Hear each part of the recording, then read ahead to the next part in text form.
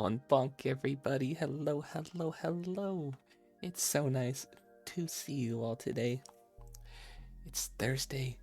We're back, and we're not out of touch.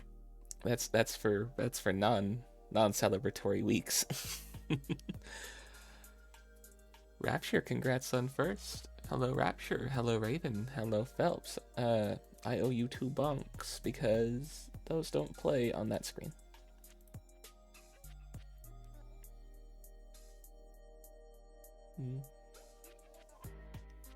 Bonk Doko. Bonk Doko.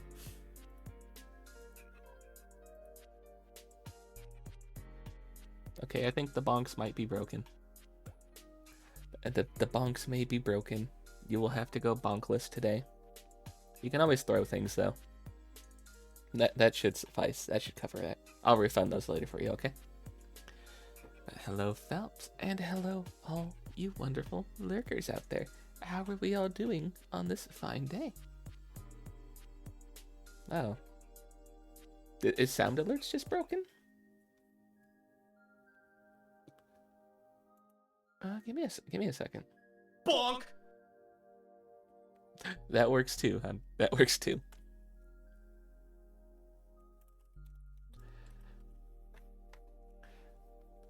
Thanks, Scout. Oh, I'm logged out of my stream element. My sound alerts. I don't know how that happened. Give me a second to see if logging that back in helps.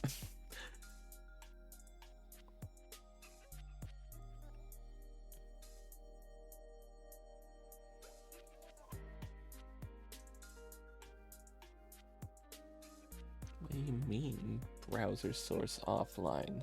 Huh?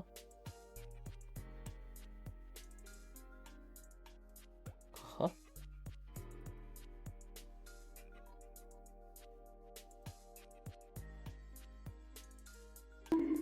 There we go. Alright. How many bonks do I owe? I owe 2 bonks and a hog rider. Okay. Okay.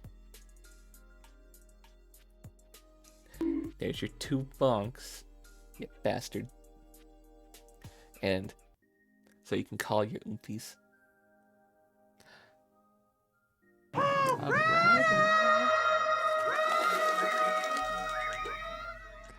Alright, there. Now your points haven't gone to waste, and I don't need to refund you.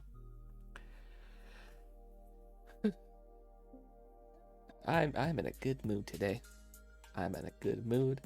I have my breakfast, which is, I think it's a plum, but they said it was a peach. It's kind of fuzzy, but it does not feel like a peach at all. It's got like the texture of a plum, so I'm not sure what this actually is. Maybe it's a plum that's just hairy. I also have a banana, so that's my breakfast. A pleach. Maybe it is a pleach. I accept this newfound fruit hybrid known as the pleach. Oh, I got some apple juice too, so that's my drink of the day, is some apple juice.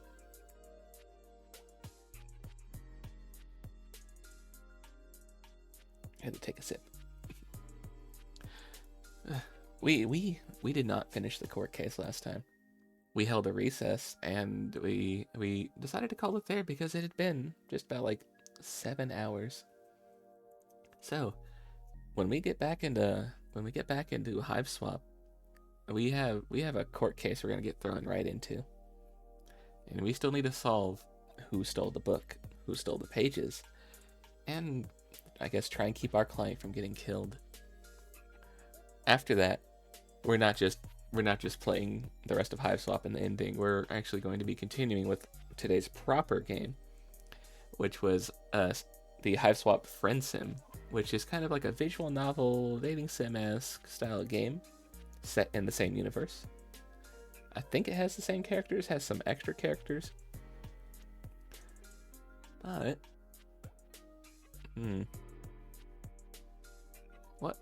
what to teach you guys today? What should I teach you guys today? I don't know. I don't know what you guys need to learn today. I don't think we have a lecture today. I just like chatting with you guys before we get started on things. I just like talking with you guys, vibing with you. Like I said, did I go over all the famous trolls of each zodiac? I have not. But considering Saturday we're doing a 24-hour stream of reading the story, I think that it's okay to not introduce them now, because we'll be able to introduce them as they're actually introduced in the story. And that's right, people who still aren't in the know. On Saturday, I'll be doing my first ever 24-hour stream, non-stop, maybe some stops, reading Homestuck. It's going to be a blast. We're going to start at 10 PST PDT. I think that's GMT -8, or minus, I think it's -8, or is it -7? I don't want to give you the wrong time. I know I have that pinned in the Discord. Give me a second.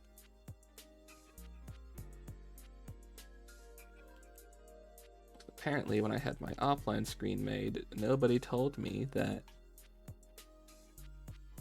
people don't use Central European time. Instead, they just use the UTC. So, I have to get that changed. Alright, so at -7 UTC. Starting then, on Saturday, 24 hours, reading Homestuck. We'll be doing breaks, of course, getting up and stretching breaks, eating food breaks, making food. But for the most part, it's going to be like the rest of this week has been. Just all exploring the weird universe that Andrew Hussey has made up in his weird little mind.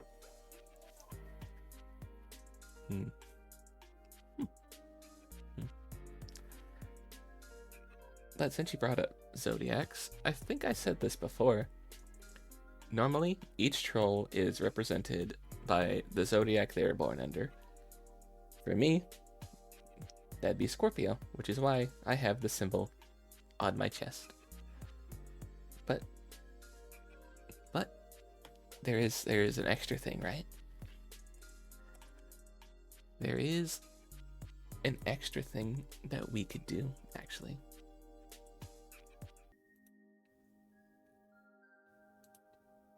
We can actually... Hold on, where is it? There we go.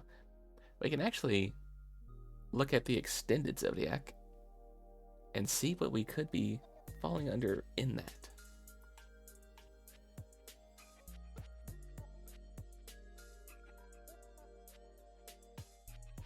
And by the way, each one is actually assigned a blood color in itself. I think we will.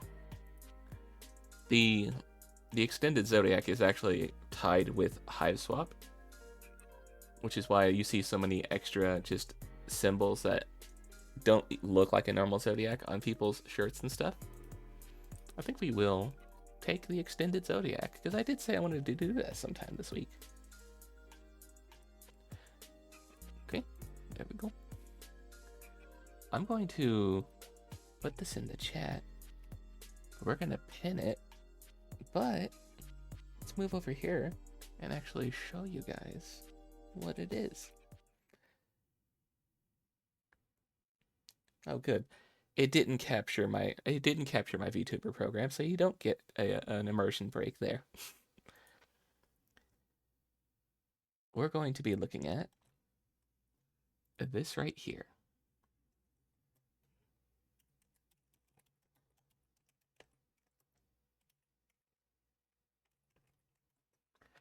Which is also going to be pinned, probably for the duration of the stream. And of course, it doesn't want to let me pin that. Raven, could you pin that for me and make it a pin until the end of stream? Don't put a timer on that. Highly appreciated. Thank you. I don't know why my pins aren't working. I don't know why. It won't let me do it. It won't let me do the thing. They've been broken for a few days, actually, now that I think about it, and I have no clue what it is. I have no clue what changed. Let me actually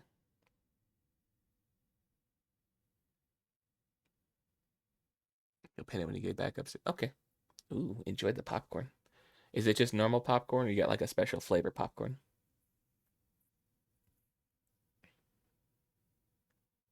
I think what's happening is it's actually trying to pin, but it doesn't show on my end.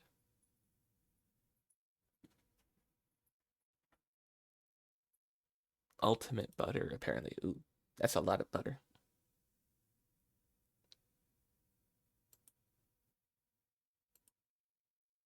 Yeah, because it's telling me.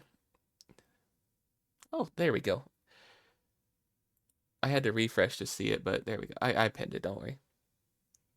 It's telling me, like, oh, hey, you could pin this, and then I click the pin button, and then it just doesn't pin things. I think it just does, and I'm not seeing it on my end. I have to refresh to actually see the pin.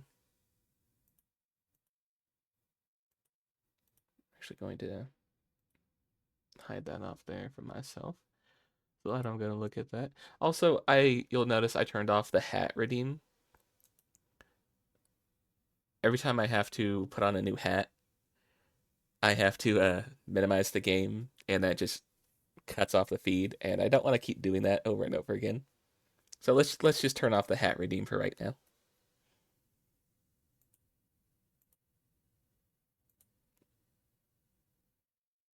Oh, right. I did set the I did set the land assignments to one per stream per person. So if you did want to re-roll from what you already had, Evie has posted them all in the Discord, so you can see what your old one was. If you wanted to re-roll, you can try your luck. But let's take a look at this, shall we? The Hiveswap Extended Zodiac. As you can see, oh, they got a lot. Oh, they got quite a lot. Introducing the Extended Zodiac, an updated astrological profile for an expanding world. Unlike the traditional zodiac, this system takes into account certain features of your personality and perspective, rather than simply the day you were born. By taking the test, you may determine which of the 288 below is your true sign.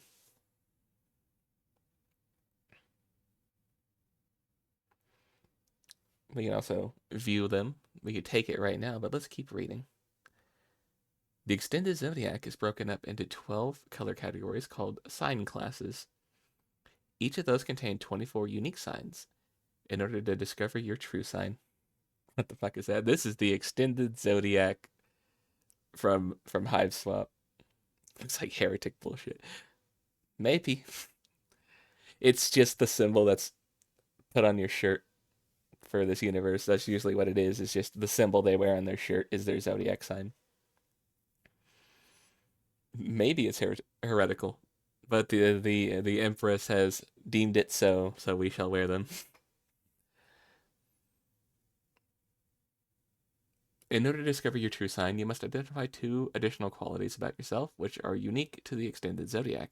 The first is your lunar sway, a designation which says things about your perspective on life. There are two possibilities for lunar sway, and the second is your aspect, the ruling force over your personal narrative. Think of it as the source of your power. Your aspect, as I said before, is your it's one half to the class aspect, right? So it's the power you would have, whereas class would be what you can do with those powers. So me having said myself, I would be the Witch of Heart. My powers would be of the heart aspect, which include like emotional stuff, manipulation, bringing people together, taking people apart, all sorts of things of that nature. So they'll be asking us what our aspect is as well. It's the source of your power. And being a witch, those are like reality manipulators. They are in more of an active class rather than a passive class. The way you move through the world, there are 12 possible aspects. The lunar sway and the aspects are assigned based on character traits and tendencies. In order to determine yours, you will need to take a couple of brief personality tests, which will then be identified by one of the 288 signs of the extended zodiac. Your true sign will include a much more specific and personal astrological profile than your birth sign alone conveys. Well, let the heresy begin. Let's see what I am.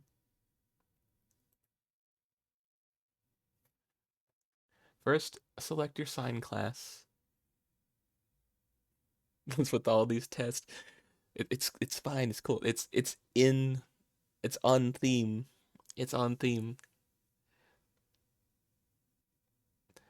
The extended zodiac expands on the meaning of your traditional zodiac sign by determining your true sign. First, select your birth sign according to the traditional zodiac, or you can pick the sign that you most closely identify with. Huh? Can't SMH tilted clone from chat. You didn't study for your zodiac test. Or you can just pick the sign you closely identify with. That's kind of dumb. You don't get to just pick that. It's just the one you were born under. These are the signs that you've heard of, like Aries, Taurus, etc. But in the extended zodiac, those signs refer to each category of sign. You dropped out. Based, though. Starting at the bottom is Aries of the Rust sign, Taurus bronze sign, Gemini gold sign, Cancer lime sign. Limes don't exist anymore.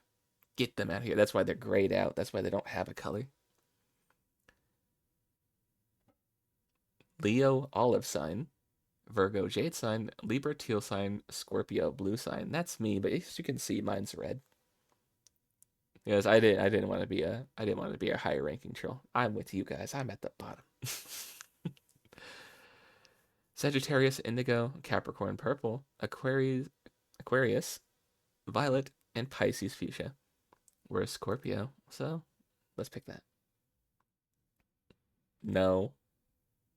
No, no, no, no, no. No. I guess I can go into this, but we'll learn much more about this. You selected the blue sign. This means your true sign is one of the signs below. Ooh. So eventually we'll just narrow it down to one of these. Blue signs are powerful, effective, and potentially incredibly destructive. Magnetic and hypnotic, they tend to have many friends, but only allow an elite few close. Get one on your side, and you'll have a valuable ally.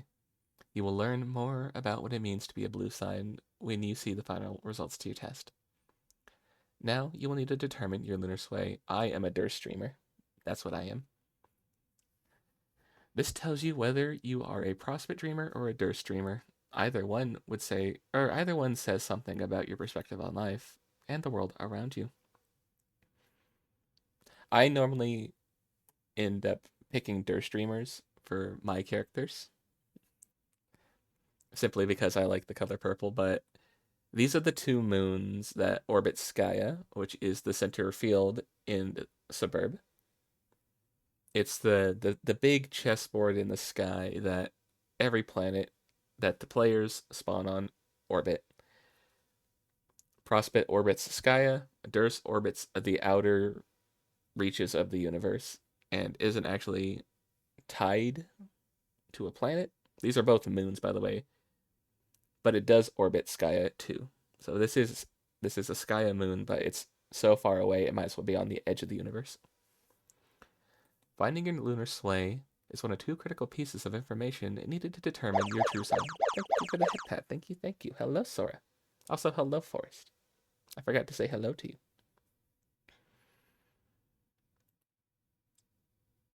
So, two critical pieces of information needed to determine your true sign. For each question below, choose the answer that most closely reflects your perspective. We're taking our extended zodiac test to see what our true sign is in the Hiveswap universe. Me being a Scorpio, it's going to be one of these. I could be true Scorpio. I could get an offshoot of Scorpio. Number one. Right now we're doing the test to find our moon, whether or not we're a Durst dreamer or a Prospect dreamer. Number one. Some people on the internet, are negatively discussing something you hold dear. You could just let it slide, or you could get in there and defend it with your life. How do you respond? A. I leave it alone. I'll rejoin the conversation when the topic is passed. B. I'll stay out of it for the most part, except when possibly to correct some factual errors I might notice, which could be negatively influencing their view of things I like. C. I'll chime in with my opinion, stating that I like the thing, but I won't really argue about it. To each their own. D. I jump in and defend the thing, stating why I like it and why the criticism is wrong, but I won't take it too far. Or E. I will die on the hill for the things I like. I love to argue in their defense as part of the fun. I think I'm more of a B. Like I like Homestuck. I will fully admit, yeah, no, this thing is aged poorly. I'll tell you guys that. There's some things that don't hold up too well in 2024. There's some things that it actually kind of predicted too. So it's got its good and its bad. For the most part, I'll just give you everything you need to know to make your own opinion. And from there, why do I have any choice of what your opinion is? Here's the facts. Do with that what you will. You're all set to cook dinner when you realize you're missing a couple of key ingredients from the recipe you're using. What do? Toss out the recipe and wing it. Find a different recipe that you have all the ingredients for. Honestly, depends on what I'm cooking or if it's something I've made before. Follow the recipe but make a couple of substitutions. Use it as a guideline. You should usually always use a recipe as a guideline, not a actual like you need to do this or it's not that. Or E, go to the store and get the ingredients you're missing. What's the point of having a recipe if you don't follow it?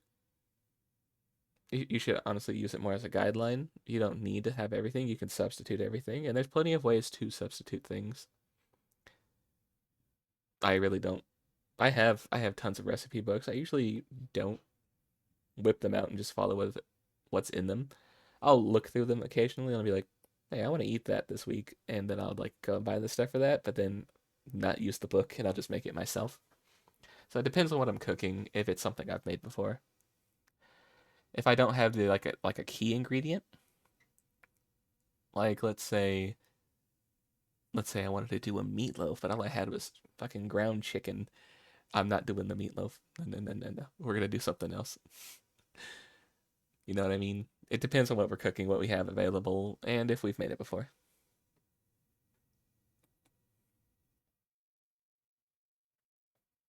Hello, Celeste. Hey, we're doing zodiac stuff. There's a pin right there, right up there at the top of the chat. Do you want to find your true zodiac sign for the Hiveswap universe? Hello, Celeste. You're already doing it. I knew you would, you fucking nerd. Gotta call out the cosmic goddess Fox.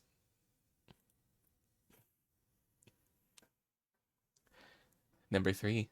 How do you feel meeting online friends in person for the first time?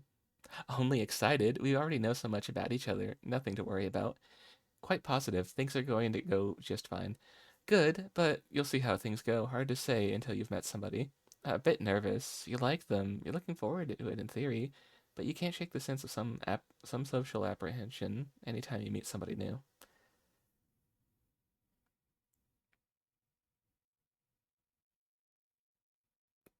Sending me the coloring thing. Huh? Coloring thing? What? Or E, anxious. Even though you've gotten along online, it can't help but worry how it'll go in person. I feel like everybody is a bit of an E.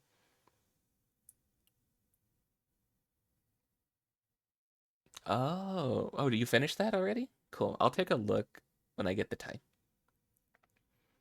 I think, for me, I think it's quite positive. I think things They're going to go fine. I feel like people around me who I surround myself. You got your true zodiac sign. Really? You got true Scorpio? Nice, nice.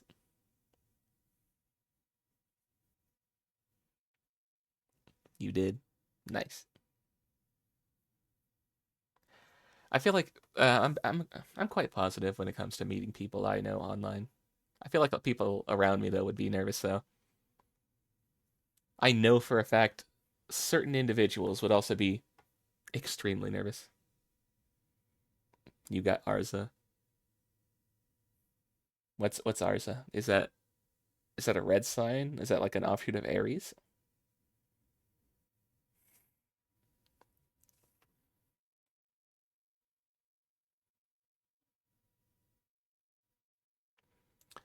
You're having a hard time grasping a topic in class that everyone else seems to be fine with. You raise your hand, immediately straighten things out. You probably just misheard or tuned out. Lean over and ask a friend. They'll probably be happy to explain it.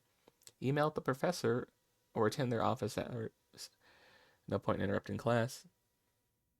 What are you supposed to do with True Scorpio? I don't know. Aries, Durst, Mind. Ooh. Also, this is just like an easier. I think this is a more in depth way of assigning rather than doing the thing I normally do with the rolls. This one actually takes into account your perspective rather than just trusting a random dice. What are you supposed to do with the true Scorpio? I don't know. Just keep vibing. You're already there.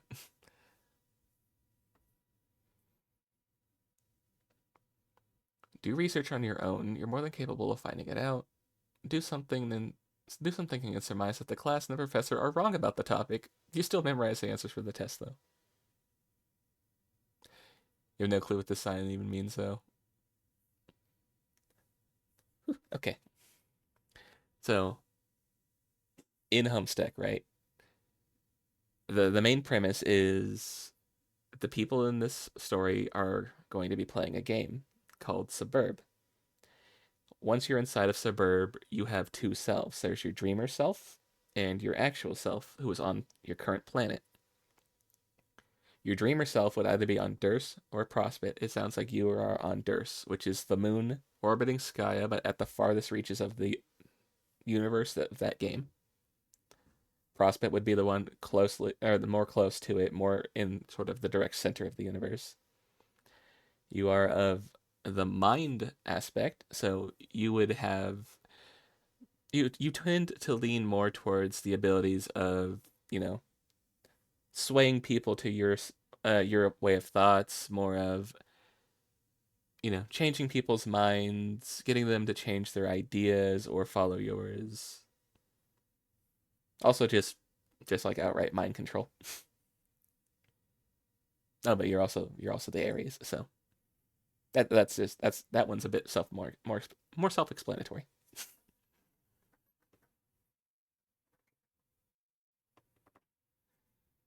Cult leader, hell yeah!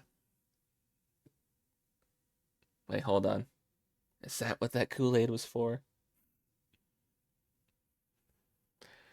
What are you supposed to do with True Scorpio? What are you supposed to do? They didn't give you your moon. They didn't give you your aspect. They didn't tell you whether you were Durst or Prospect. They just said, "Yeah, you're a Scorpio. Get fucked." Uh, I don't know. I'd probably just lean over and ask the person next to me, "Hey, did you catch that? What the hell did the teacher say?" You start taking lessons to learn something you've wanted to for a while. A language class, an art class, bartending lessons, etc. But you decide a few weeks in that it's definitely not your thing. Do you decide to stick it? Or you decide to stick it through, or uh, stick it out though? Why? Ooh. So your prospect, you're closer to the center of the universe. Your light aspect, which means you rely more on, and this is funny because no, no, you're a not light aspect at all. Listen, I'm calling you out there. That's wrong. Light players, they rely more on knowledge. They have good luck. They're bright, but you are bright. You're bubbly. You're bright. I will admit that. But their powers more so rely on luck manipulation, using knowledge, which we know for a fact that you only have the one brain cell. Come on now, we know you. Also, yeah, just light manipulation too. Bully, yeah, maybe I bully you. Light manipulation, so they could snuff out your son if they get strong enough. Yeah, I deserve that. They, I deserve that. I'm not saying I don't deserve that. I'm just saying that knowing you, no.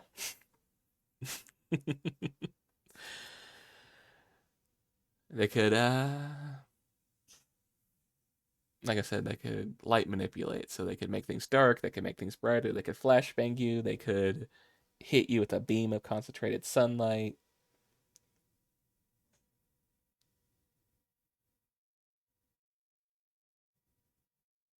Why does it describe you? You don't like it. It's supposed to go more in depth into what you are based off of things you've answered rather than just telling you, okay, you're this because you were born at this time.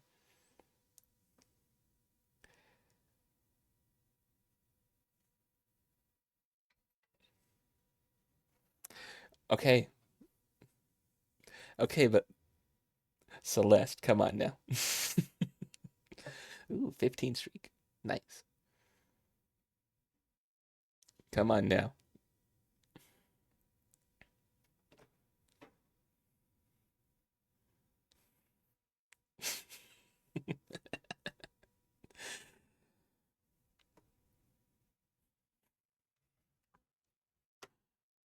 Are you telling me I'm wrong in saying that I don't think that you're a light player?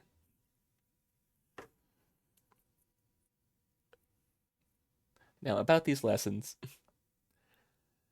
why do you stick them out? You never know when it might you never know, it might grow on you. You spent money on it, so you might as well finish it.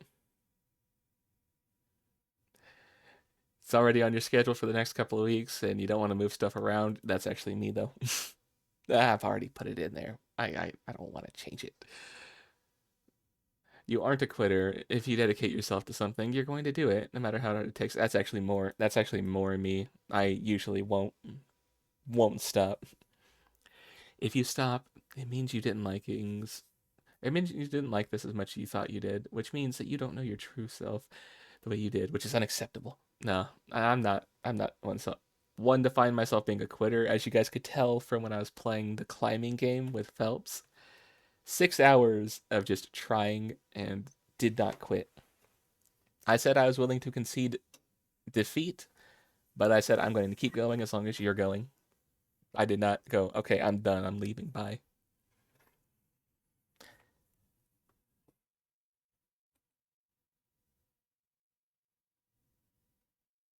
Oh, how did we scroll up on accident? When you're on holiday, do you prefer to leave your itinerary mostly up to chance or plan it out ahead of time? I like to leave things up to chance. Why not? Maybe there's like one or two things I'm like, well, if I'm here, I kind of want to go there, and I'll set that aside in a bit of a schedule, but I'm not going to plan everything from, all right, we land at this time, I need to go to the hotel here, I need to do this, that. I'm not going to do that. I'm going to go have fun, I'm going to go wander around, and I'm going to have like two or three big things I wanted to do that I'll make time for. So, no planning, it's a holiday, who wants a schedule? You keep a few, you plan out a few key things, but mostly play it by ear, which is what I just described. It can go either way, depending on the situation, or where you're going, etc. Having a few things left open is fun, but for the most part, you like to plan it. Thorough planning, hard to relax unless most things are considered in advance. No, I'm like a play it by ear.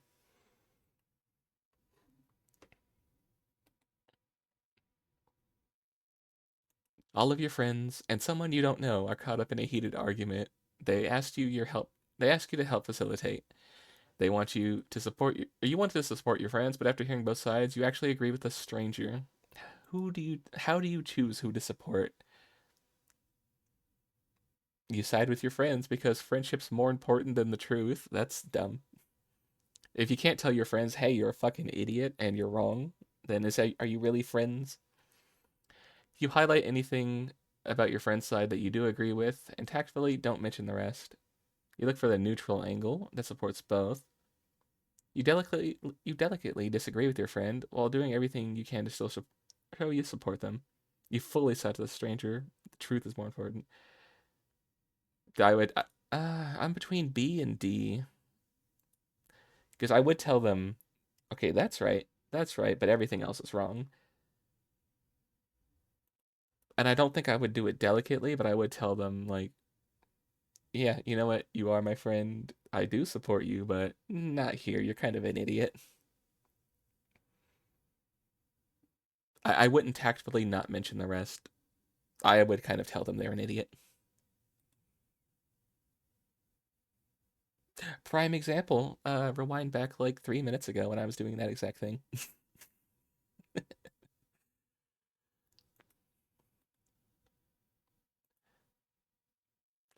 Love you too. You know I'm only doing it to tease.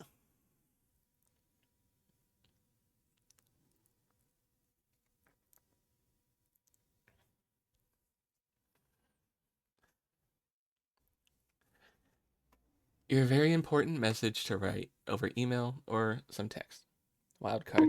Ah, you've made my mouth bigger. That's all you did. Now I can yap more. You have a very important message to write over email or some other text communication method. It's a sensitive matter, difficult to compose, possibly of an emotional or confrontational nature. When you're done writing, you're about to hit send. What next? You click it immediately, better to get it over with. Not just yet, you want to give it one more read, maybe change a couple of things, and then send it anyway. After giving it another read, you decide to take some time and come back later with refreshed eyes. Maybe a friend will read it too and get their opinion on it. You save a draft and decide to sleep on it. When you look at it again, you might have a second thought about sending. You save a draft to revise later, but when you do, you start to agonize. Maybe rewrite once or twice. Then the doubts continue to creep. Past experience tells you there's a decent chance you may just never send it. I think I would, yeah, I think I would look it over. Maybe check my spelling. Make sure things are worded so where things won't get misunderstood, and then send it anyway. If it's important enough, be it confrontational, be it emotional enough, you just got to do it. Otherwise, things aren't going to change. Any guesses? I'm thinking Durst. Prospect.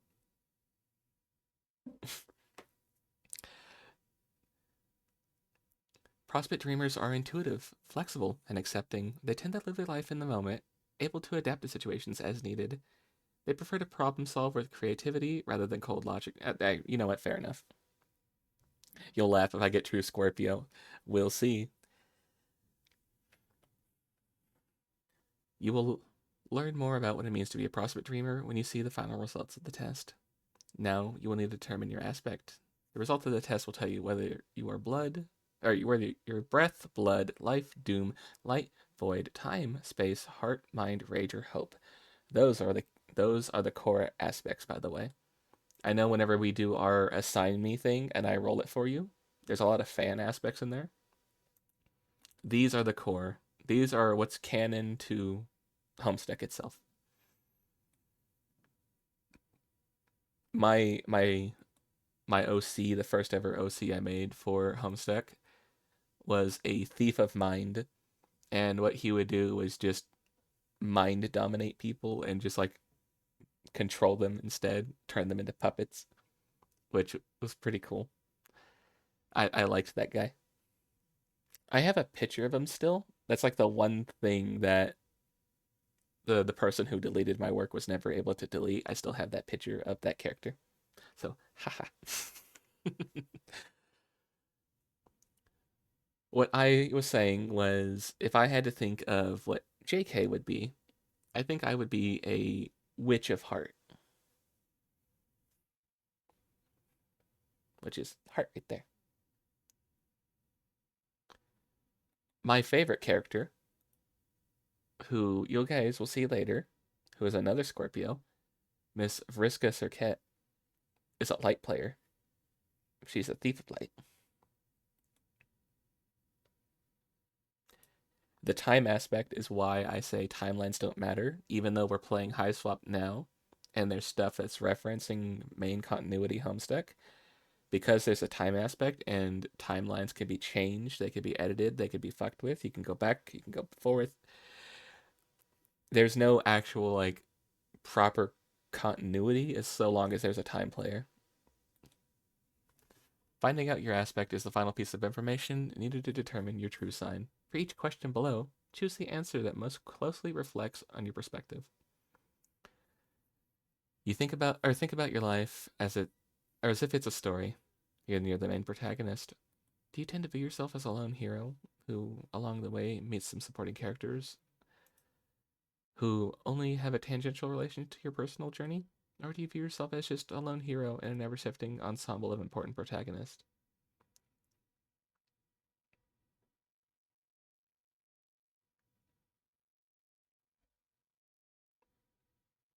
Before I started streaming, I would probably have said often alone, but not always. Since I started streaming, since I started making friends with people, since I started opening myself up more and inviting people in, I don't think I'm the lone hero anymore. I have people I can rely on. I have people I can reach out to and say, hey, I need you, and they'll be there for me. So, while you may see me with different groups, often part of an ensemble, not always. A lot of times I like to do my own thing, but probably more so than often, I love reaching out to people. I love dragging people in. I love kidnapping people for collabs and stuff. I will kidnap you if I like you enough. Isolating Baka. Shut up. How dare you call me that?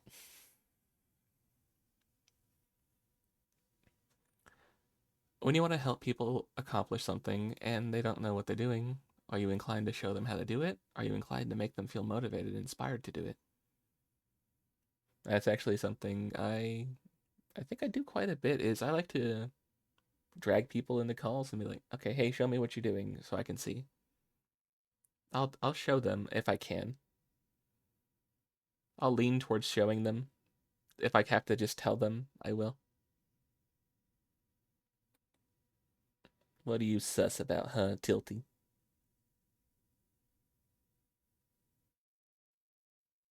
I'll lean towards showing them. Mm-hmm. Not always people are going to want to be like, okay, here, you do it for me, or you look at this. Sometimes they'll be like, hey, I just need like a little bit of information. And I don't mind a little motivating either. I don't mind telling people like, hey, you got this. I do that quite often. If I know people are in a bad mood or in a bad way, I'll reach out to them and try and be like an emotional shoulder for them and a motivating factor that not everything is bad. Hydrate? Okay.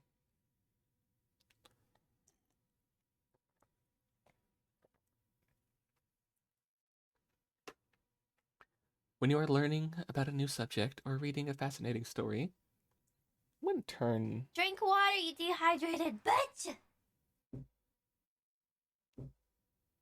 I will drink water. I'll turn this on too.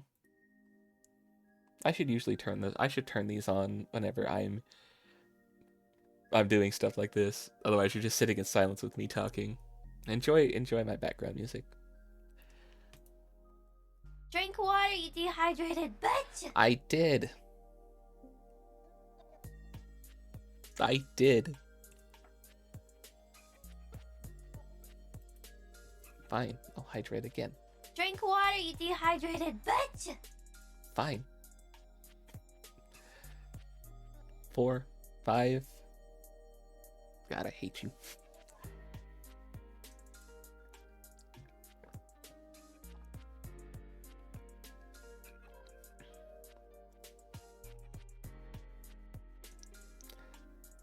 One, two, three. Oh God.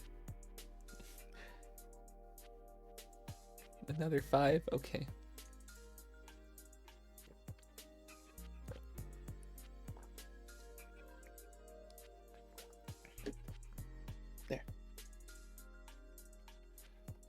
4 bits. Yes. It's no bits because I wanted that one in particular to be free.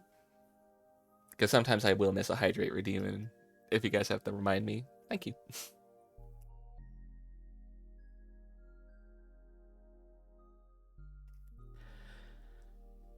When you are learning about a new subject or reading a fascinating story, do you feel a strong desire to know everything about it and have all your questions answered, or are you more compelled or inspired by the feeling of the mystery surrounding not knowing everything? Listen, I'm autistic, so I will dig deep in lore. I will casually watch 7-hour lore videos and just listen to that shit in the background for fun. So, probably more on the side of getting a question answered. Like I know a lot about this stuff that I shouldn't have all this information about fucking Homestuck in my head, but I do because I liked this and I was like, okay, I'm going to immerse myself and just learn everything about it.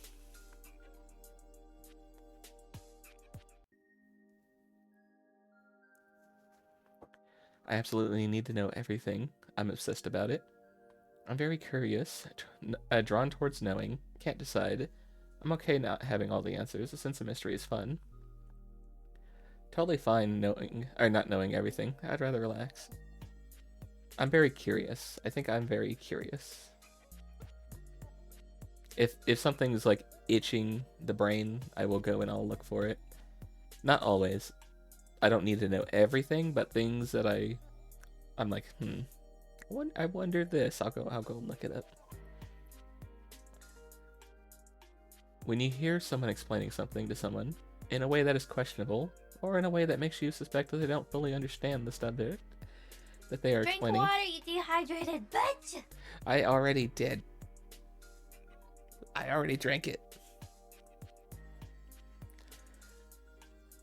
Or in a way that makes you suspect that they don't fully understand the subject they are explaining. Are you more inclined to teach them everything you know about the subject to set the record straight, or just cast doubt on the misinformation without offering much in the way of correction? Okay, I will drink water. I shouldn't have told you that I had like 9 bottles of water that I hadn't drinking yet. Ow.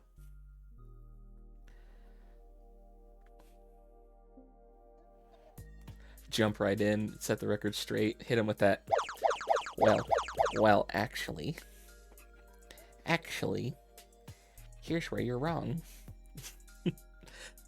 I'll provide a correction or two, but won't get carried away. That's probably me, actually. Okay, nerd.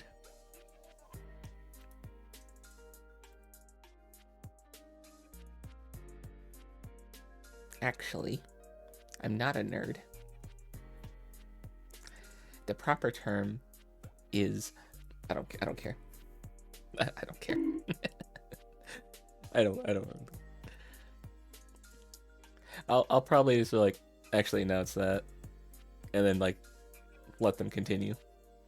I won't hit them with a well actually. I'll just hit them with like I'll do that.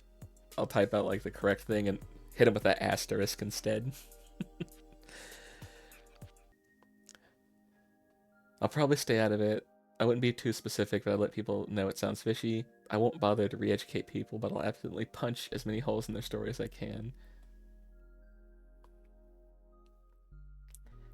I feel like a lot of these, the more I think about it and I assign it to other people, like, this definitely sounds like a light player, especially the punch as many holes in the story as I can. This could also be a light player. Just jump right in, gotta let them know everything, gotta info dump on them, let them know why they're wrong.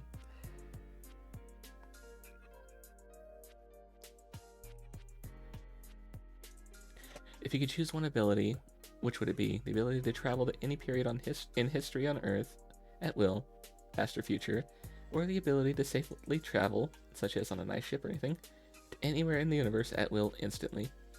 I think I would take basically that's teleportation. I would take the teleportation. I know where I'm going to first. Definitely time travel, leaning more towards time travel. Too hard to choose. Towards space-time, or space travel. Definitely the space travel.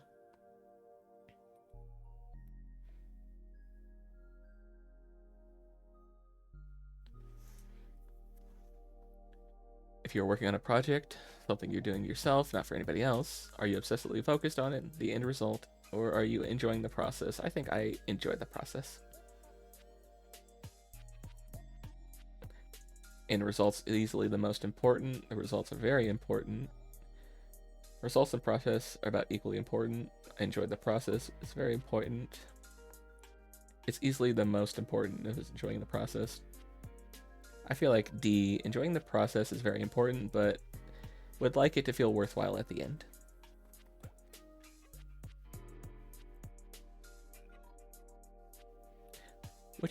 Which option best describes what's more important to you? Understanding yourself and fully knowing who you are, or thinking rationally and making strong decisions? Definitely understanding myself. If I had to pick one over the other, that would be a clear priority. Leaning towards understanding myself, can't decide. Leaning towards thinking rationally, definitely thinking rationally. If I had to pick one, that would be my priority.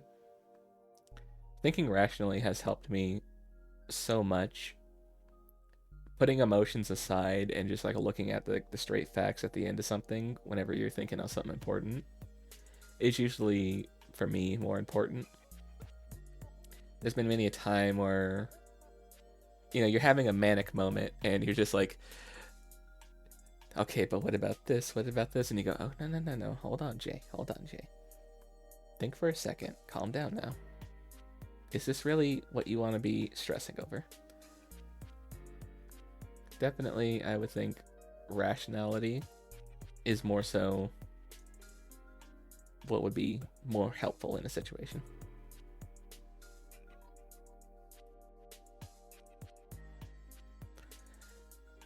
What idea is more important to you? The ability to fully understand your potential as a person, or the ability to fully understand all potential consequences of your actions before taking them? Ooh, that's a toughie.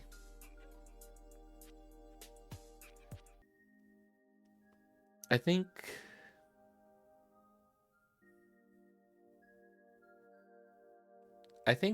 knowing the potential consequences would be interesting. I kind of feel a little worried about the ability to just know where the personal potential lies, because at that point, there's a wall. That there's a point where once you hit that potential, it stops there and you stop the growing. And that sounds a little scary to me.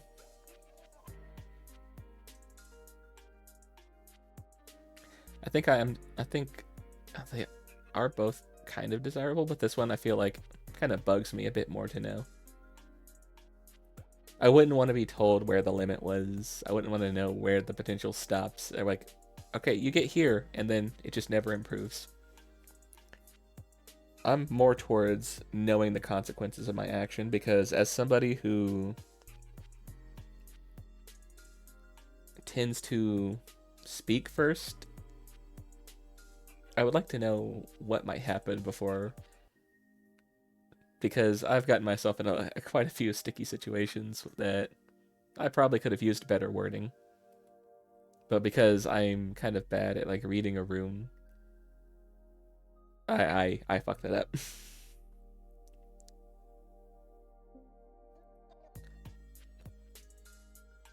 Which better describes your attitude? Having great conviction in certain beliefs or ideas you're attracting to, or casting strong doubt on the beliefs or ideas you dislike? I think having strong conviction is important, because if you don't have like the strength of will to follow through with your beliefs, then why are you fighting for them? Casting doubt on beliefs you dislike, I feel like it's just like a natural part of the other half.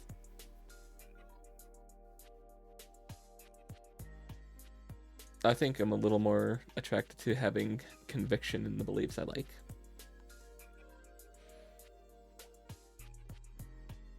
When circumstances are intolerably bad, which are you more inclined to do? Come up with the best alternative for a solution and work as hard as you can to make those happen, or don't worry about a better alternative, burn it all down, and whatever follows, you'll just deal with that as it comes.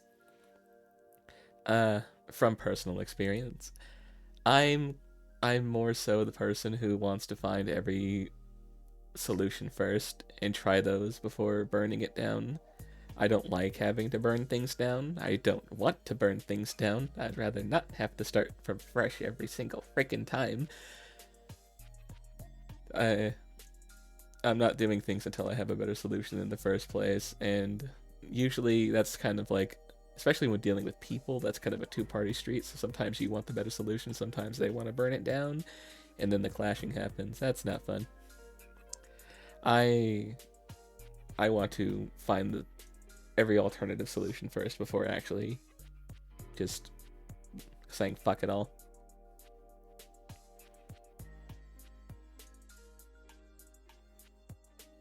Sometimes somebody says you can't. People say you can't turn a bad situation around, but sometimes it's bad because there was a misunderstanding,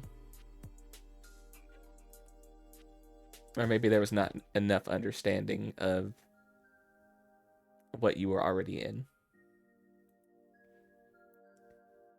If you see someone suffering, are you most inclined to? What are you most inclined to do?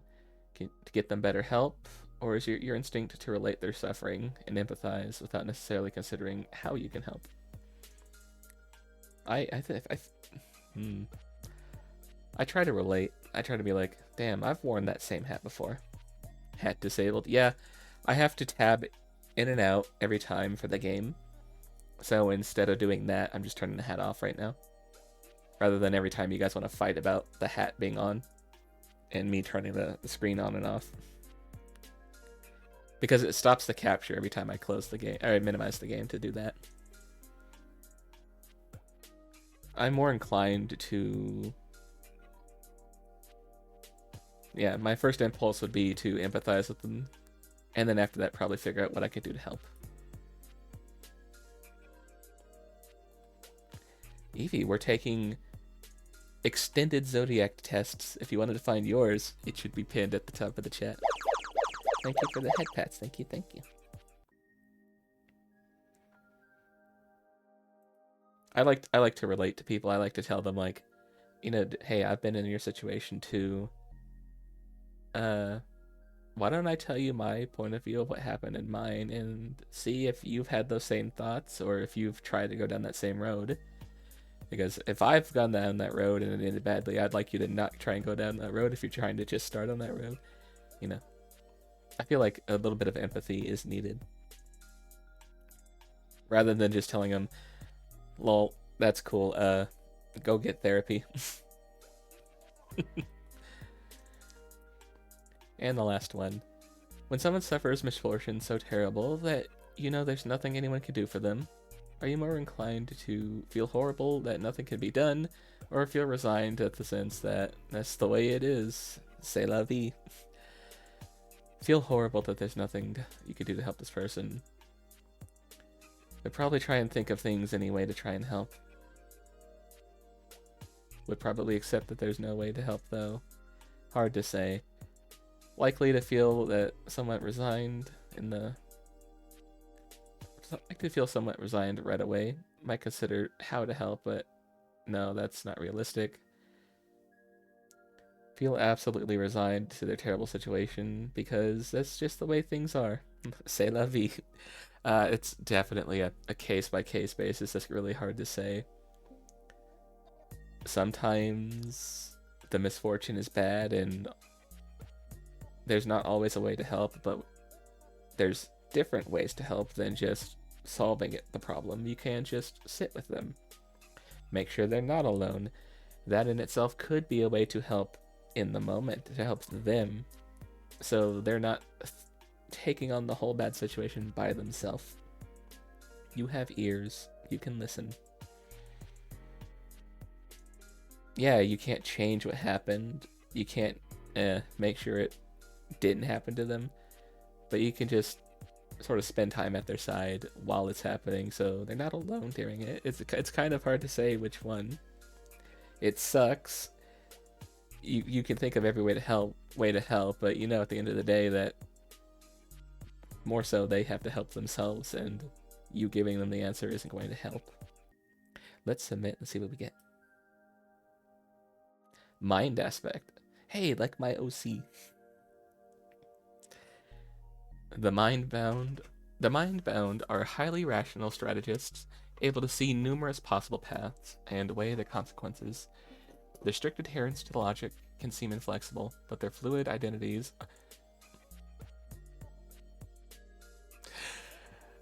more than make up for it. You will learn about what it means to be a mind-bound when you see the final result of the test. You now have enough information to determine your true sign. Let's see what it is. Let's get a drum roll. And it is Scora. That's cool. We're not true Scorpio. We're one step from true Scorpio. Scora, what is that mixed with? What's the raw from?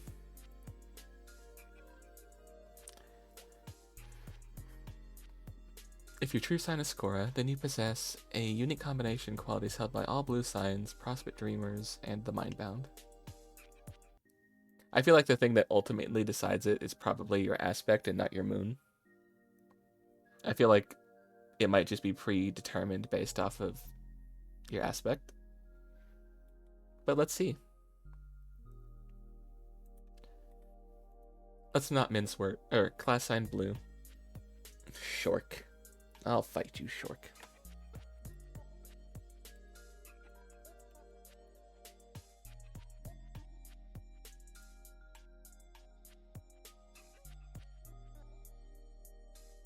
Damn it.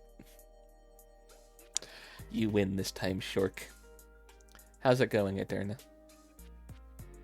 You also took this test. If you guys are in my Discord and you've taken the test, post your results. I want to see them. Post them in the other screenshots one, where like normally we put stuff. Sign class blue.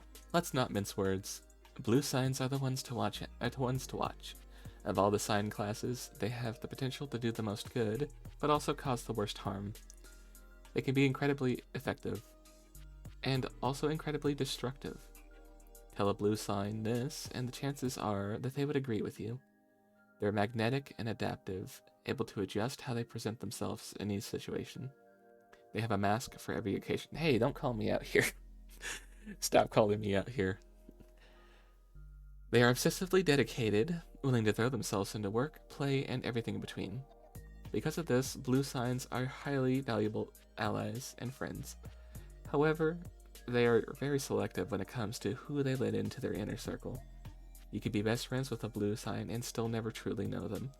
They are powerful and successful, but they also tend towards jealousy. A little bit. They often resent those who they see as more well-positioned than they. A well-adjusted blue sign is fantastically competent and inspiring, but a blue sign at their worst is a force of chaos. In love, they can find themselves having to choose between their ambitions and their relationships, which are often with great difficulty. You're gonna try and fix your sleep schedule over. You're on an overnight this month. Ooh. Well, a 24-hour is definitely a way to start. The lunar sway, prospect. Marked by flexible optimism, the personalities of prospect dreamers are reactive and intuitive. They naturally exist in the present, rather than looking towards the future or obsessing over the past. Nah. Like I said, I usually would get Durse, but I think lately I'm stopping looking at the past, obsessing over the what ifs, trying to move past being afraid of what happened then and move forward. I'm here now, and that's what matters. When making decisions, process dreamers tend to rely on gut instincts and whatever emotions they are experiencing at the moment. This makes them quick to act and reliable in a crisis. It can also make them capricious. I think that's the word, capricious? They have trouble thinking things through, and their feelings towards specific situations and decisions can change from day to day. They solve their problems with creativity rather than cold logic, often seeing multiple options with ease and clarity. Because they generally take things as they come, prosperous dreamers are less rebellious than they are adaptable instead. That's weird wording. Are less rebellious than they are adaptable instead of struggling against authority. Huh. I feel like there should have been like a punctuation somewhere in there. They will find a way to coexist with it. Possibly because they are so instinctually inflexible. They like having a defined set of rules, a safety net for their passionate lives. Naturally trusting, they have trouble with deception or hiding their true selves, and will often worry about what others think of them. The self they project to the world is often not under their control. The mind aspect. Those bound to the mind aspect of mind are, you guessed it, at the universe's great thinkers. I am definitely not a great thinker. Sometimes. But don't for a second think that means that they have all the answers. There you go. They are very concerned with remaining rational and have such a firm hold on the constant conjunction of their thinking that it is easy for them to see the multitudes of choices laid out before them, which often leaves them frozen and unable to act. That said, when a mind bound finally launches into action, they can execute a plan with unbelievable grace and precision. Their identity is fluid. It can change from day to day, from thought to thought, from interaction to interaction. There's a lot of fluid in here, and that's really kind of funny.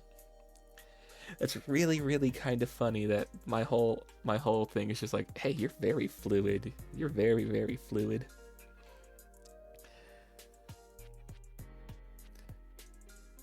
Remaining logical is more important to them than building up a solid foundation of self. At their best, they are great innovators, architects, and creators. At their worst, they can be nasty, inflexible, and indecisive. You can also get shirts with your thing on it. Play Hiveswap? Yeah, we probably should. The sign of the impromptu. I think that's actually kind of right. Oop. Whoopsie.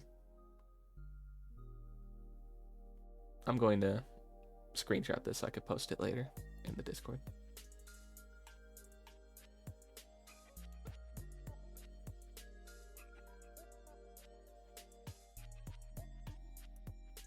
I have no issue with being very impromptu.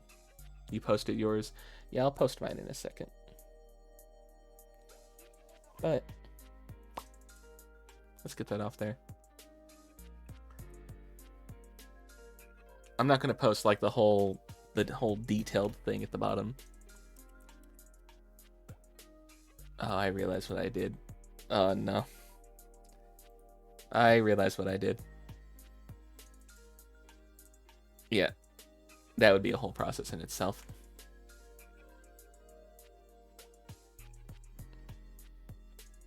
I forgot that I deleted my cookies to try and fix something, and so my Discord would not be loginable on the browser window.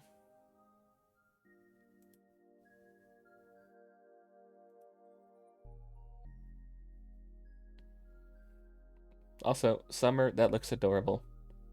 That looks very adorable.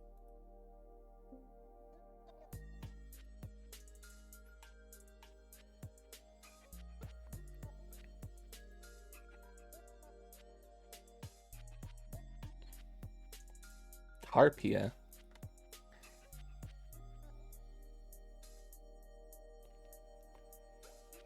and you possess unique combination qualities held by bronze signs, Durst streamers, and the Lightbound. Ooh, you're a light player.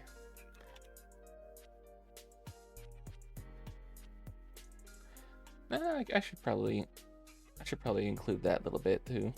All I did was screenshot the part where it's just sign of the impromptu. Give me a second to include that last little bit that was onto it too.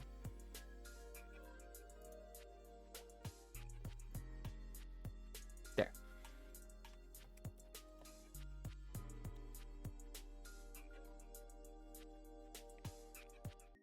But for the rest of you guys who happen to be in the Discord, no wonder you don't get along with Shadow J. You're lightbound. Shadow J is the Durst streamer. But you're also a Durst streamer too, apparently. So how are you gonna do that? I could tell a little bit more. I know I told you guys exactly. Hold on. I need to get this up as well for when people ask to be assigned their thing. Okay, there we go. I guess, you know, we went into a little bit of detail talking about how Frostbit and Durst work, how at the center of Suburb there is the great the chessboard in the sky called Skya. Orbiting it is the golden moon of Frostbit, and at the edge of the universe is the purple moon of Durst. These two moons hold two different monarchs, two different sort of like, I don't know, monarch is a good word, just put it like that, but two different consorts, right? And much like chess, it is very, very much a black and white situation. I believe it's Frostbit that holds the white pieces and Durst that holds the black pieces. The whole point of Suburb is to, as you defeat your denizens on your planet, eventually start moving the pieces onto the board and getting ready for the final war. Once that happens, well, you'll see on Saturday, whenever we actually read. But what I'm going to do right now is get the game loading. We'll need to change our category. And then while the game's getting ready to load, I'm going to take a little idle break, and I drank a lot of water. I need to refill. No, I don't need to refill. No, stop me from refilling my water. I have more bottles. Let's swap over to Hiveswap Act 2, get in that category. Perfect. And let's launch the game. We also have Friendsim after this. Currently we're in the middle of the recess that was happening during the court trial in the Jade Cart. We have an option that we can click that we didn't click. We're gonna click that when we get in, but while things load, I'm going to take a quick idle break, and I think instead of getting more water, I'm just gonna get some ice to have with my water. BRB.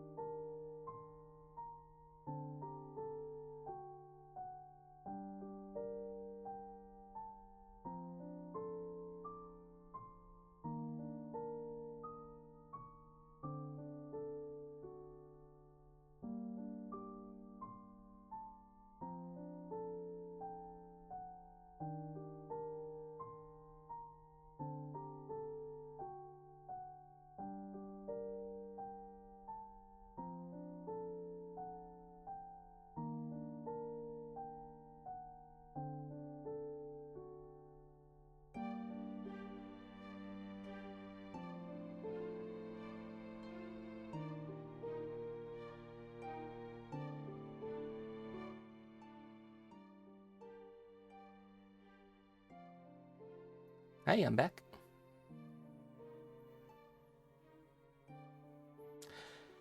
You think I've broken? I told you guys I was taking an idle break. Also, Cursa, hello, hello. Am I winning? Yes.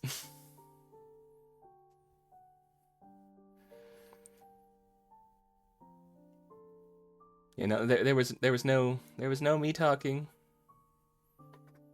There was no me talking. I was BRB. I just didn't swap to the screen because I wanted you guys to look at the cool artwork for this. Also, now that we know we're on a train, this kind of doesn't bode well for us. My model was going haywire. Oh, there's a ghost in here. Whoa. We know we're on a train, and this does not bode well for that, now does it? Aren't we supposed to be trying to swap the tracks to the express lane? I hope this isn't a sign of things to come.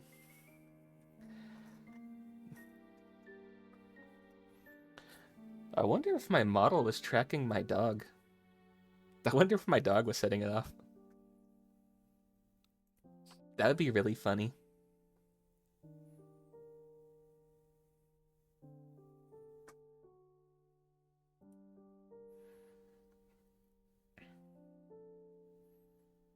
God, if my dog was ghost walking my model, that'd be really hilarious.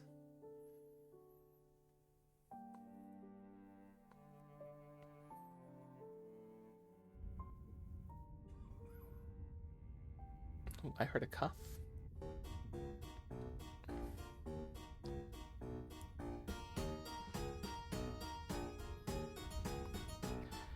Alright. Last we left off, we were currently in a recess. We had been trying to, I guess, prove him as the one who cut the lock off the locker. Which, when you look at it, actually none of these locks look like they've been cut off. He admitted to it, and then somebody who was helping us, our defense here, actually proved that no, he didn't, because his sword's actually a fake replica and dull and couldn't cut even a carapace. So we called a recess. We have presented new evidence from her, being her diary, saying that our client did not do it because she was doing something else. You withheld evidence that kind of makes me think that you did it. Also, you stole her diary, so that's stealing a book, which was the whole thing that we were on trial for anyway. Was our actual client was accused of stealing a book. So let's talk to some of our Jades here and see what's up. Haven't you put us through enough already? I think you did. Yeah, sorry. You're right, I'm sorry to bother you. Just please stop trying to make a habit of it. Why were you hiding the evidence? What is it? I'm not saying the last one. You want to be assigned, I will assign you. I shall assign you.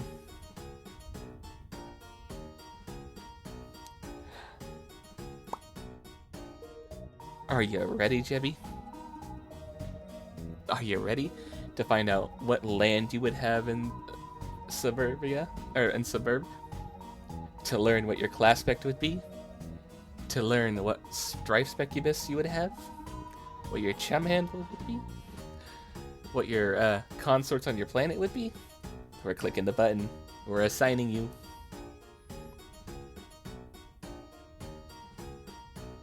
The land of insanity and bubbles, the host of mind. You are a teal blood. Ooh, so you're in this cart. Your interests include video games and meta. You wield the wrench kind specubus and have combined your monkey wrench with the orange box and SBHJ poster to create an awesome weapon. So you just made You're wrench kind, but you combine the wrench with the orange box. Isn't that Half-Life? Did you make a wrench crowbar hybrid? Your chum handle, which is kind of like a Discord name, is Acapella Juggernaut. The consorts of your land are gullible cerulean manatees who like nature. Don't forget to screenshot this and put it in there.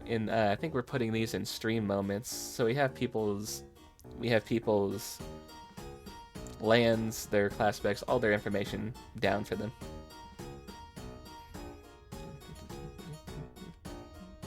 Okay. I hope that was enough time to get your screenshot, because I'm not screenshotting it for you.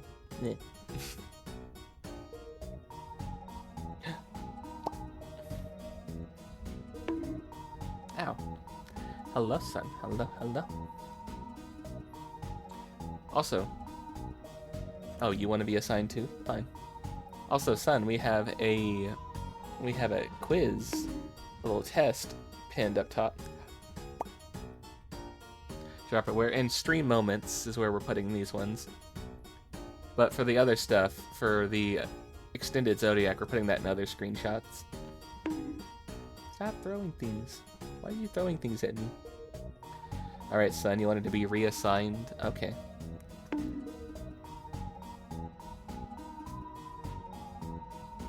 The land of fur and Bastille. You are the spy of might. Your interests include cooking and sports. You are a bronze blood. You wield the wrench kind Specubus, combine your pipe wrench with your cooking for dummies and a hockey stick to create an awesome weapon. The consorts of your land are swindling pink dolphins who like money. Oh no. I have a feeling you're not gonna like this planet. Your chum handle is Royal Blacksmith. Knowing what I know about you, I don't think you're gonna like this planet. I don't think you're liking this planet's consorts.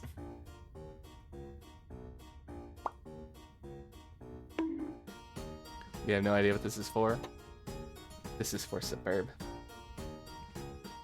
You're very much the anti-corpa, anti-swindler, anti-money guy. Back to the game. Unless somebody else wants to get assigned to. The extended Zodiac, which we did, which everybody's posting their thing. As you can see, these symbols on people's shirts is their Zodiac sign. The feds are here. Run. What is it? That's nothing. Nothing from now. Oh, darn it. I thought you wanted to chat. Oh, she looks so sad. Let's talk to our client. But she does not want to talk. Lanique, do we want to talk to you? Yes. Nothing. I'm not trying to go and accuse any of our clients. Except maybe you. You probably did it. So you're not even going to talk to us. Okay. If we're accusing these guys, we don't really need to talk to them anymore. We have all the information. Let's talk to our co-counsel. Well, did you want to finish the trial after all?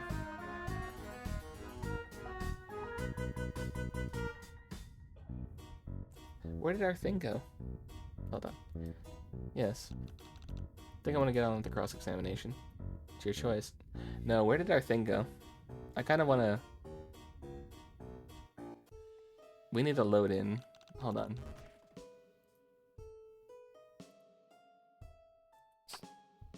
I need to load for the last one and see. Because we had a thing that happened before we talked to them, and I want to see what that one was.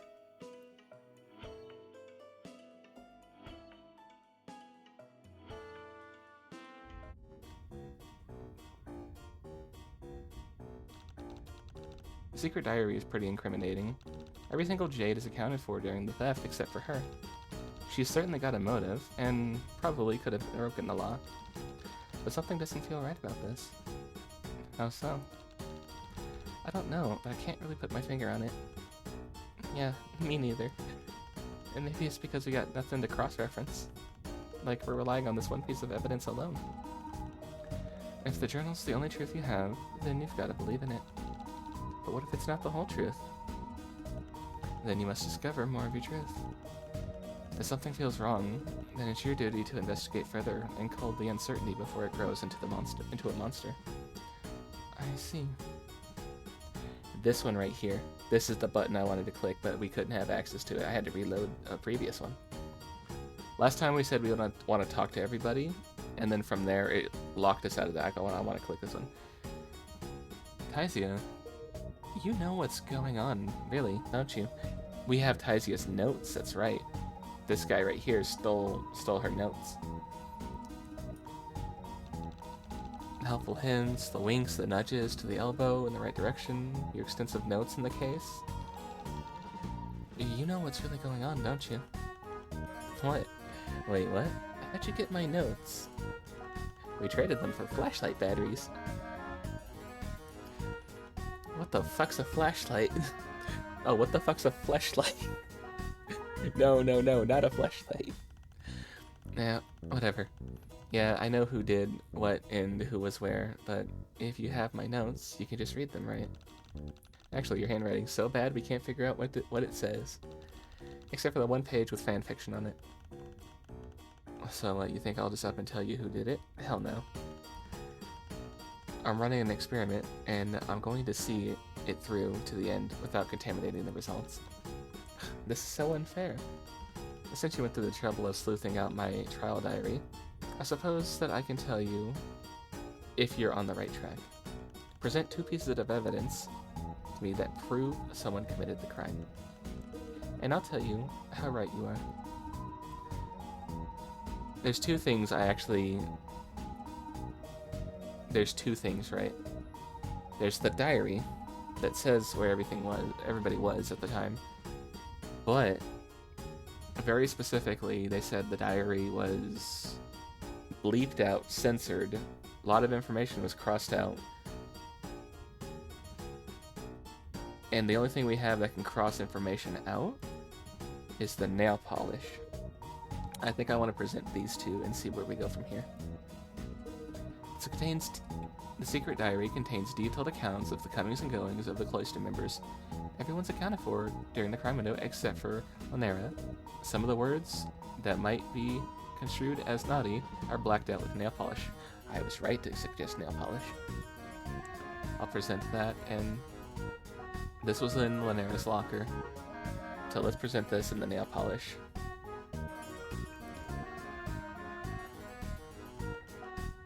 Ding ding, you got it. What?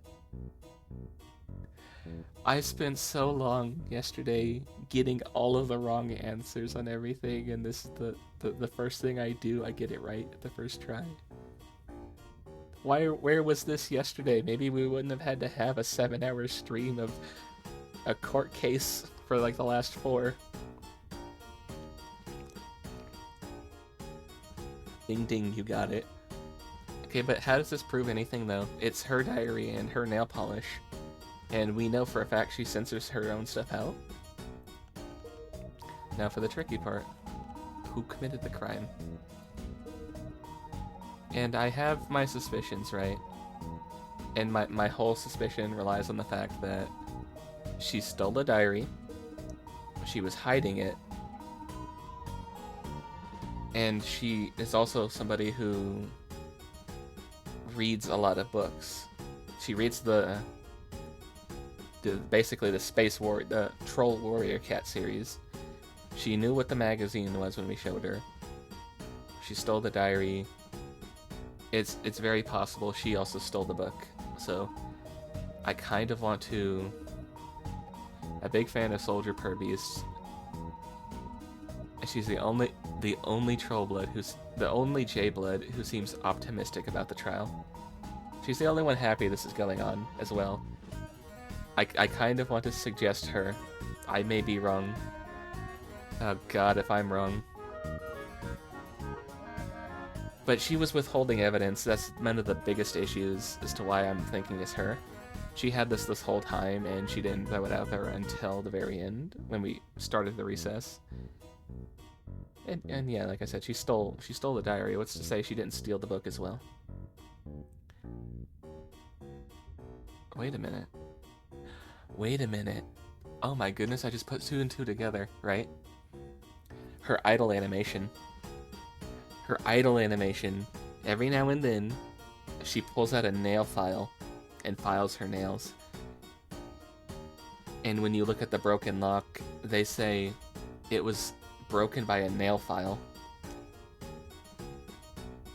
But we have the other person's nail file, right? We only found that in her locker, not on her person. We didn't take it from her. It was inside of an already locked locker, so if she needed the key to get in there to get her nail file, she would have had the key and she could have just opened the lock without breaking it for the other one. The only one we've seen filing their nails is also Wanshi. I think it's Wanshi. Oh god, my brain is expanding.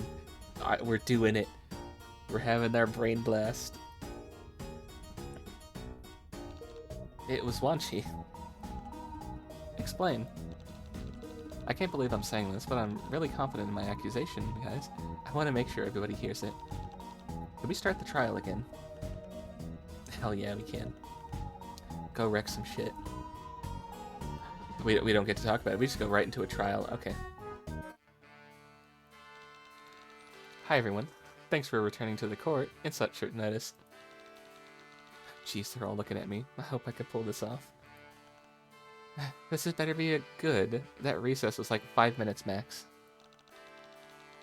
I would like to call Wanshi back up to the stand, please. You wish is my command, Joe. Winky face. God, I fucking love this clown, man. Is there a problem, Miss Legislator? A big problem, Miss Wanshi. You see, I've discovered something unscrupulous. Unscrupulous? One of those two is right. I don't know which one. Oh dear, I hope none of my precious friends turn out to be guilty. Also, I don't like the fact that you're ooh-wooing and oh-woing. That's another reason I'm blaming you too. You just talk funny. Your friends? Guilty? No. You're the guilty one, Wanshi. Me? But what have I done? You've framed one of your fellow Jades, is what you've done. What a ridiculous claim, this delicate sweetheart. What a ridiculous claim. This delicate sweetheart couldn't even frame a picture. Excuse me. This is a serious accusation, and I'm prepared to defend it. Wanshi stole Nara's diary. Yeah, she stole a book. We know the whole thing involves stealing a book, too. Falsified the contents within, and presented it to the court to make Lanera look guilty. She wanted Lanera to be convicted. She wanted everyone to know Lanera hated Daria, and that Lanera wanted Daria to disappear. But once she made it all up, oh please, you cannot possibly prove any of this. Lanera's journal is very clear on the matter. Don't you see? Wanshi altered Lanera's journal, and she was the only one who could have done it. We know from the previous testimony that the Jades didn't know Lanera even had a diary. Wanshi was the only person who knew about the existence of it, and also the only person who knew Lanera censored random words with nail polish. Which is super weird, but whatever. All of you were shocked when she presented it before the court, and Lanera treated it as a fact that random passages were blocked out with black nail polish. But Lanera also said that she didn't write everything presented in the passage you read, Stelza, which means some of it was made up. So all signs point to a frame job perpetrated by Wanshi. Huh? Huh? Okay. Snore. With all due respect, your accusation is wrong. I'm not capable of hurting any of my beloved friends. Don't fucking add the ooh woo at the end. It just makes you look more guilty. I'm perfectly innocent. Objection. As much as the witness may try and deny her guilt, I have irrefutable proof of her crime. I have a sample of her handwriting.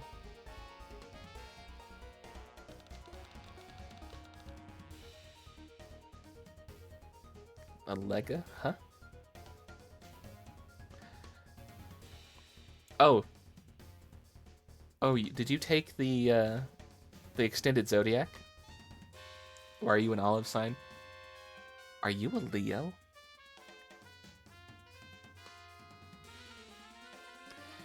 It's your true sign. That's what that is. We're posting these, by the way, in the other screenshots tab in the Discord if you wanted to drop it there. But this is your true sign in the Hiveswap Homestuck universe. Want to buy your true sign? No, I already have mine. Is that from my Slow Burn Soldier Per Beast fanfiction journal? If you compare the page I presented here to Linera's diary, you can see the striking similarities in penmanship. The swoopy loops on the funny curly letters don't match up with the rest of the entries in the diary, but they do match up with Wanchi's own notebook page.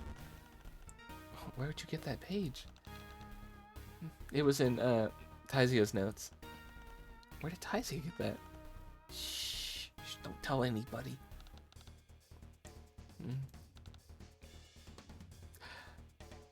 Ooh, woo. Why'd you make me say it? That's the only thing you said. I guess you caught me. You're right. I wrote the fate stuff in Linera's journal and slathered some extra nail polish on it to make it look like she wanted to shove Daria off the train. Sorry for lying, everyone. Won't she? How could you? How dare you? You're admitting to it. Just like that? Well, yeah, I did it after all. I have had enough fun. I might as well give up before anyone gets killed. Wait, killed? I thought my plan was pretty clever. I'm surprised you found me out. Wanchi, you're in for a very thorough scolding once we return home. You will experience limited access to the Soldier Herbeast books in our library, no desserts for a perigee, a very long time out, boom, and confiscate her hatch to dance merchandise too. Now that's just too far. Are you kidding? She tried to cull me. Ugh, wait, what is even happening here? Just some dull interpersonal drama. I'm getting fucking sleepy with all this plagiarism shit. Well, yeah, I gotta say it's a pretty dumb conclusion. I thought the climax would be way more exciting. Not exhilarating. That's another word that could have worked. Conclusion. We still don't know who stole the book. No, wait, Joey, please don't try and argue. Nevertheless, I believe my experiment has run its course. Particularly if His Honorable Tyranny and most of the court wants to tune out before anyone gets called. Should we call it a day, Honorable Tyranny? Yeah, we done so. What's the formal jargon for a closing ceremony? How about we call this a mistrial? Mistrial called, let's get out of here. Nice. What do you mean by a mistrial? There was no hemofluid spilled. How am I supposed to be satisfied with this? Babe, if you need satisfaction, I can provide plenty of that later. Oh dear, I can't argue with that, I suppose. Fucking yuck. What are you guys talking about? Gosh, what a wild ride with an anticlimactic ending. I feel like we all learned something important today. I can't tangibly define what said lesson is, but I'm sure it's critical to our personal development in some way. Don't stress, Stels. I'll teach you everything you need to know with the longest, hardest lecture you've ever received. In front of the other passioners, why ZZ, you're giving me a case of the vapors.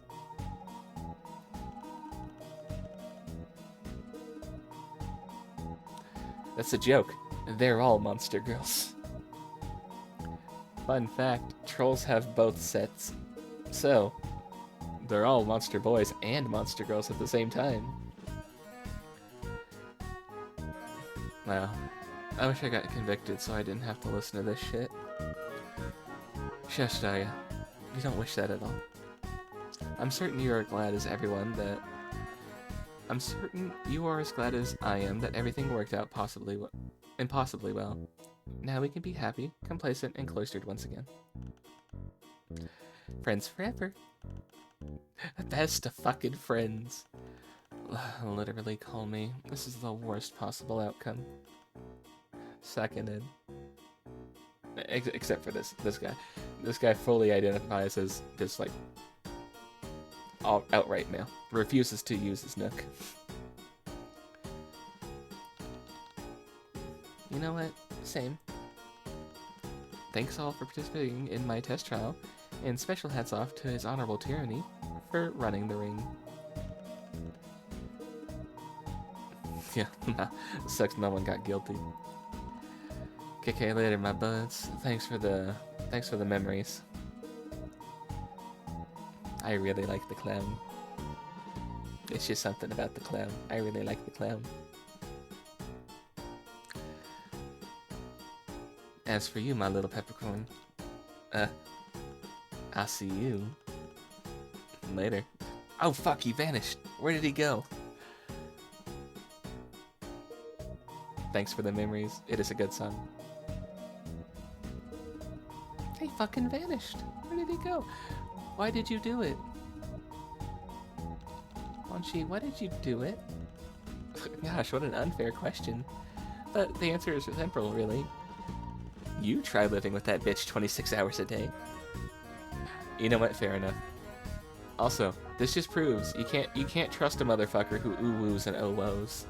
You just can't trust them. They'll literally try and get you cold.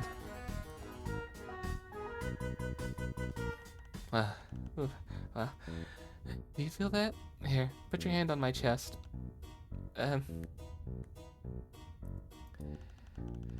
That's my pulse. That's my pusher. I don't know if it's going to go back to normal.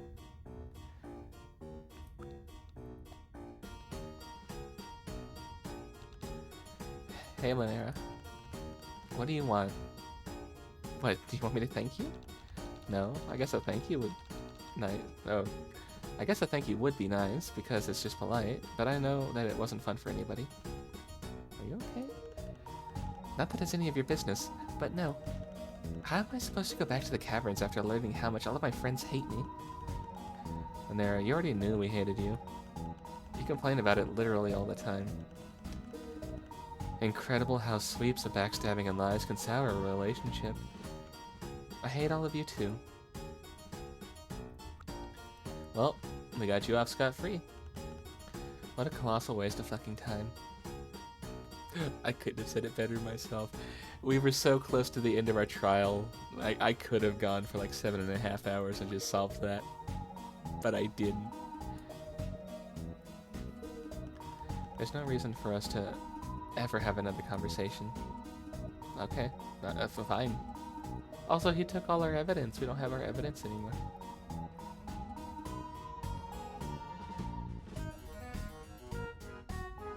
Son, thank you for the follow. Thank you. Wow, it's so great to have you here. Don't talk to me. I must retreat to lick my wounds. It is profane for you to gloat over me while I do so.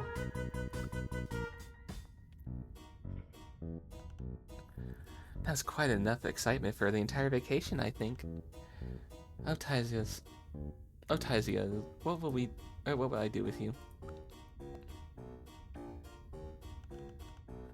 That was stressful. You surprised it doesn't drop the VIP because one of the requirements is to follow? Really? Are you just trying to get rid of your VIP? Because I've got news for you, buddy. You not. I can't wait to leave the planet and spend the rest of my life in a library where I will never talk to another troll unless they're on the other side of the interrogation chamber.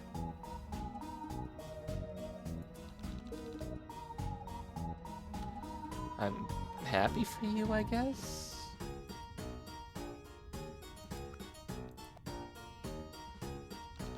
Well, didn't turn out like I thought it would. First of all, we didn't even solve the book theft, we just hyper-focused on some random crime. And second, who knew that a random crime would be an attempted double framing?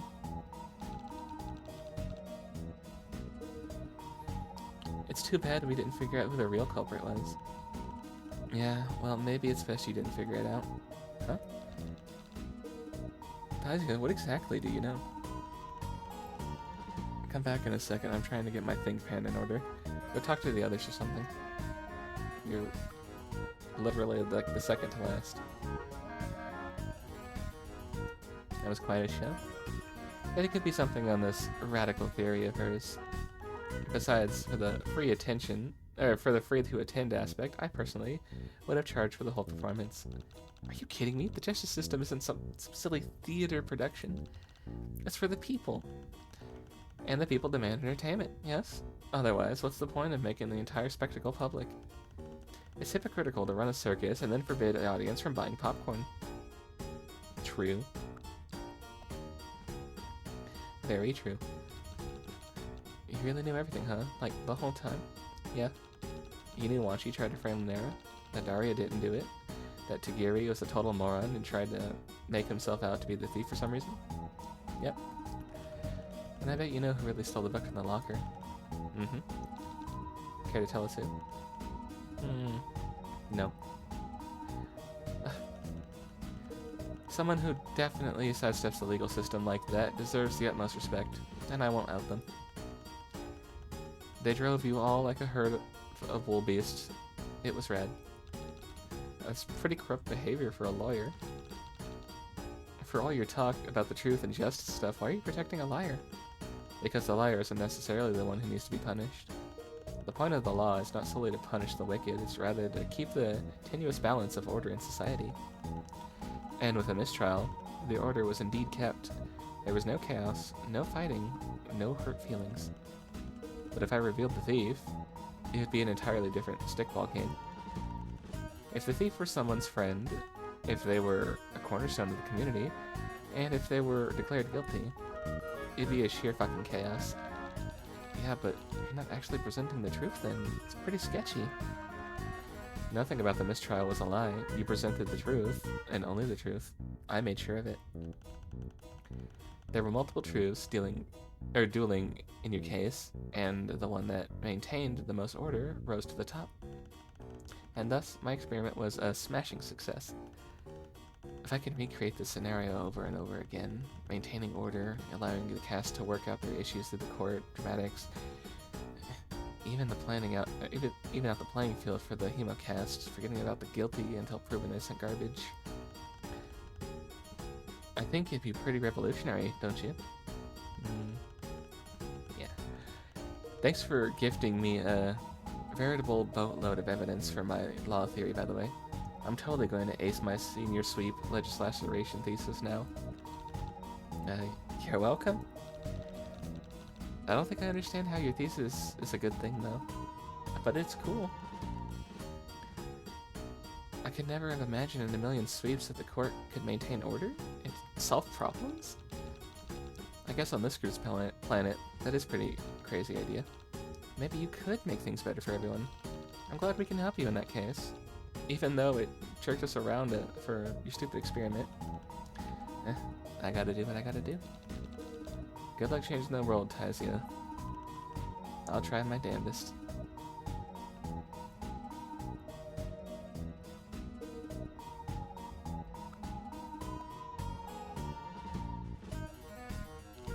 Okay, you got the same dialogue. You said it was a cornerstone who was a friend. I wonder if it was just her who took the book. We'll never know, we got a mistrial. But apparently there were multiple truths, so I guess there's multiple different outcomes to the trial. But we should be able to go to the next one now. This should be the indigo and no, not the purple, the indigo cart. That was crazy. I'm really glad to be out of there.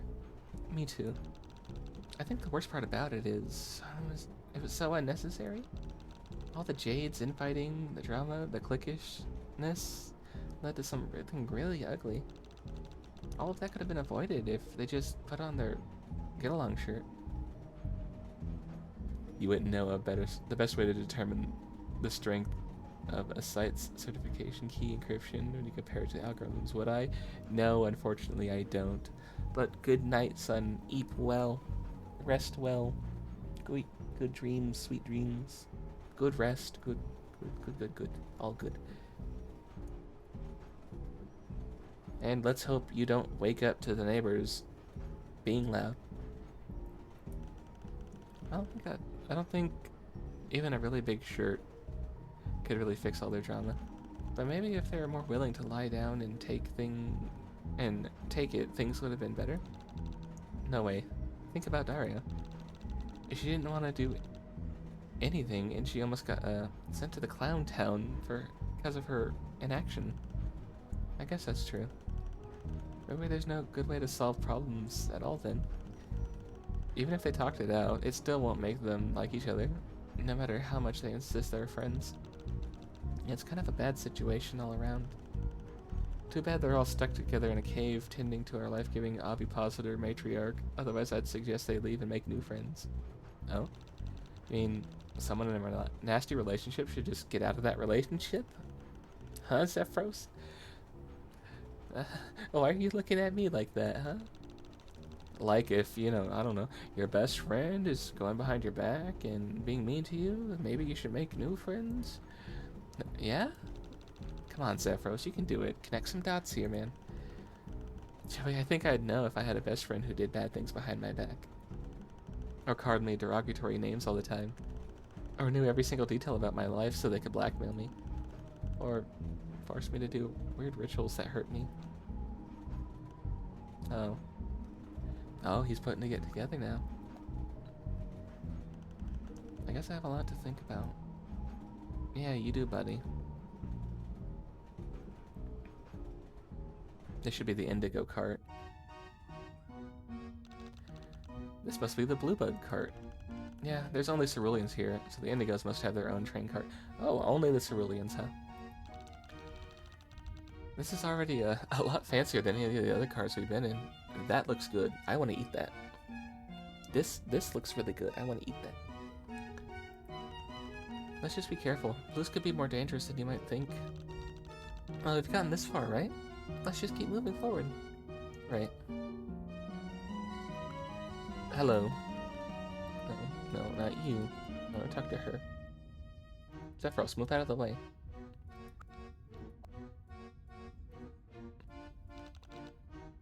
Hello there, lowbloods. Remiel? Hi. You sound a little down, darling. Are you doing alright? Oh yeah, we're fine. The last car was just pretty intense. You were tangling with the teal bloods? No wonder. But rest easy, us ceruleans are a lot more laid back. Are you blind in one eye and then your other eye is just the cool symbol? A lot of ceruleans actually have weird shaped eyes. Everyone here is always ready to strike a deal. I don't care about what blood color it is, as long as you got the cash. Cash? For what? I won't perform any of my services without exchange for something. Services? What in the world are you talking about? Do you seriously not know who I am? Wowee. Let me fill you in. I'm a very important artist and writer. Remiel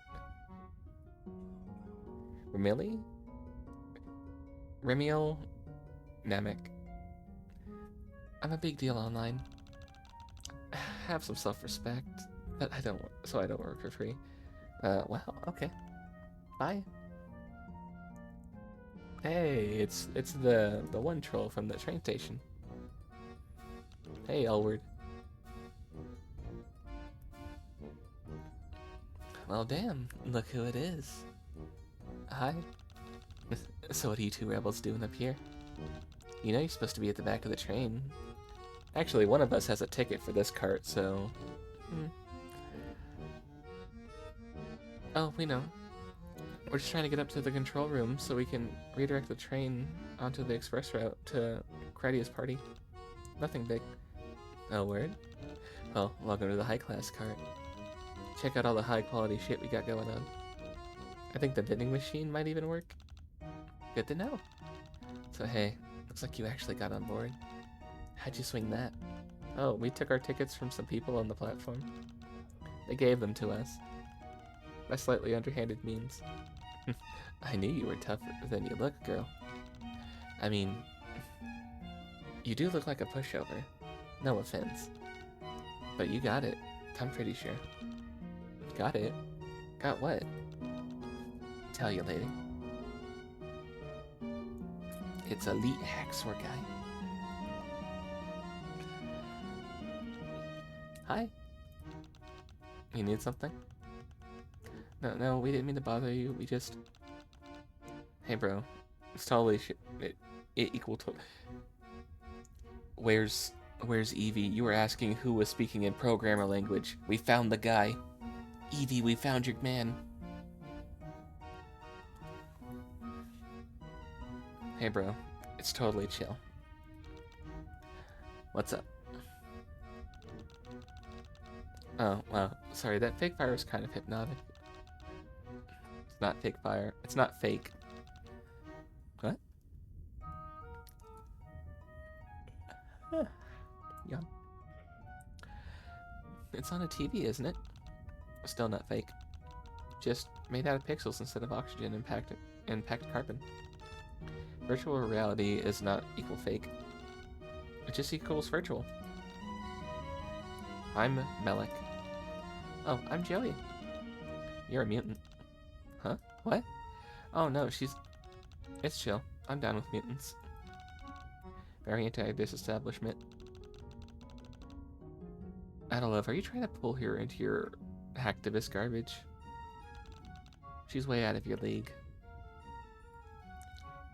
Anyway, that's what we got done here. Communal soda machines and fake fires. I thought you just said the fire wasn't fake. Right, it's not fake. Just hollow. And a lukewarm reflection. That's how it's always been on Alternia. But that's going to change. Catch you later. Bye?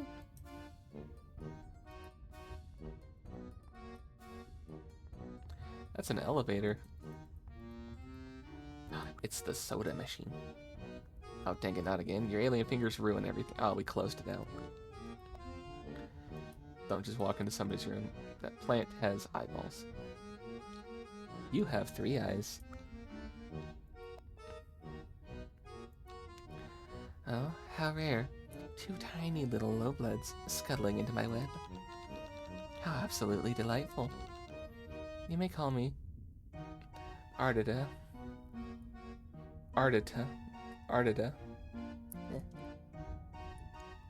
Ardita. I'm Zephyros. I'm Joey. How lovely. Are you okay? Do you need a soda? No, imbecile.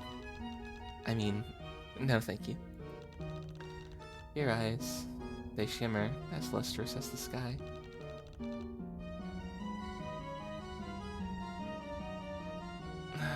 With that, I could pick them like ripe fruits. Zephyros is I think you have a better sense of who's making fun of us and who's serious. And who's just kind of, manic. How can you draw any conclusions from insufficient data? Perhaps we should get to know each other better. Would you two care to join me in my room? It's so very noisy out here in the main cabin. You were just talking about taking out our eyes like ripe fruits. I don't think so. You know what? That's really nice to offer, but we need to keep going. Thanks anyways. Yeah, no, I don't trust like that. we just leave? Oh, it's the Empress. Hello, Empress. Oh, is this a double-decker cart? Okay, cool. There's a lot of wrestling up here. A lot of wrestling. Turns out, you didn't think anyone had worse taste in art than your dad. Turns out you were wrong. Actually, your dad should have been the one to get sucked to this planet instead of you. He loves stupid adventures.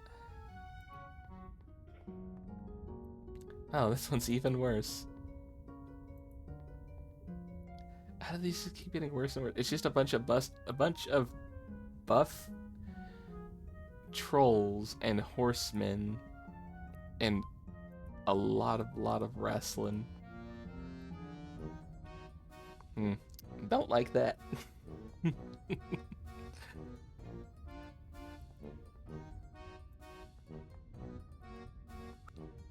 Can I just leave? I don't have to talk to you guys, huh?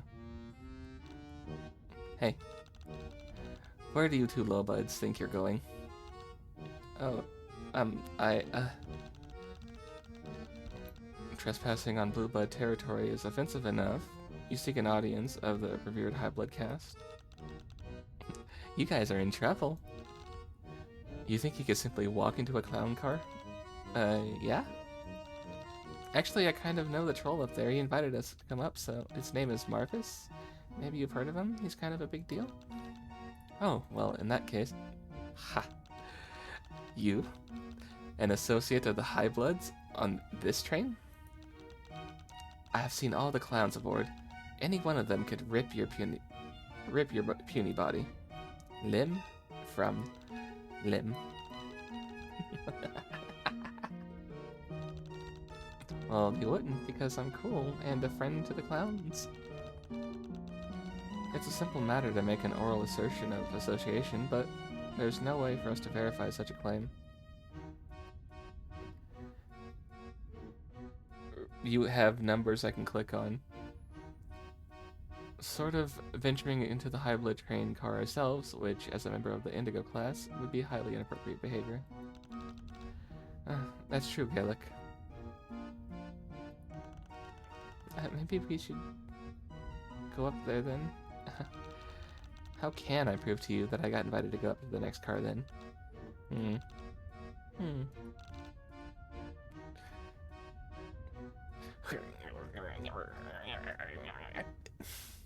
It's the best way I can imitate that. Whatever the hell that is. Well, as I'm sure you know, the Purple Blood caste is absolute peak of heuristic and cultural sophistication of our culture. The apex of creative and intellectual potential. And this individual you cite, Marvis Zoloto, is simply the best of the best. Perhaps if you can prove to us that you are a troll of sufficiently cultured stock, that it may indeed have been possible for such a refined class of being to have graced you with the gift of their respect. Oh, great idea, Gaelic.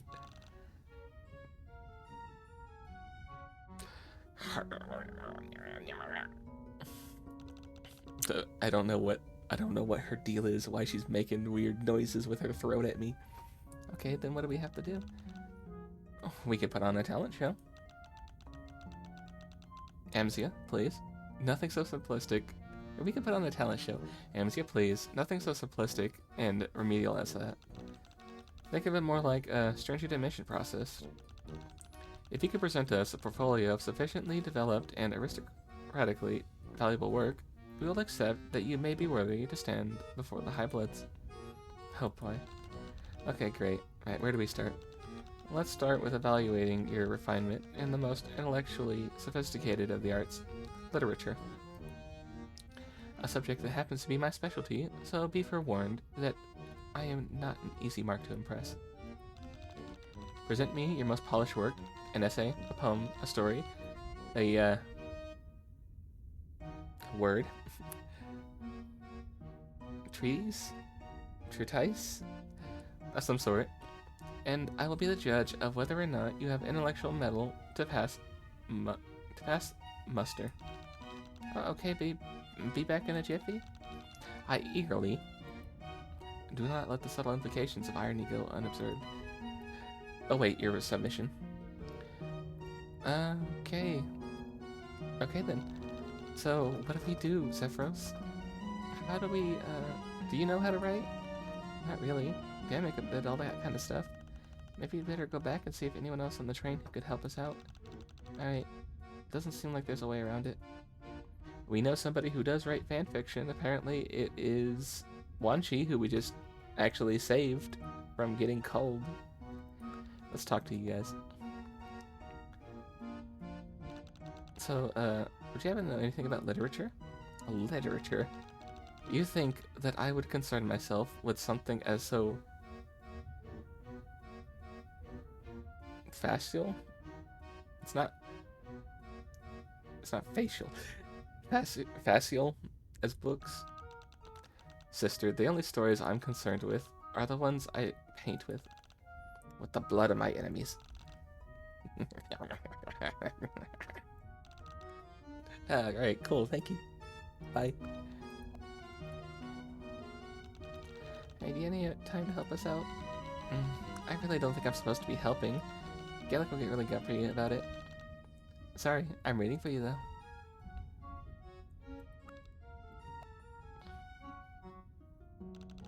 Back so soon? Yeah, what is it you want exactly? Can be true?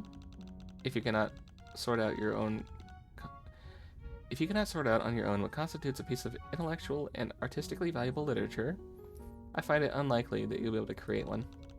So, questions such as these are not worth working in the favor of my estimation of your intellectual chops, so to speak. Great. Thanks for the help. You're welcome. Let's go talk to Wanchi. She was somebody who wrote her Beast fanfiction. Maybe that'll work.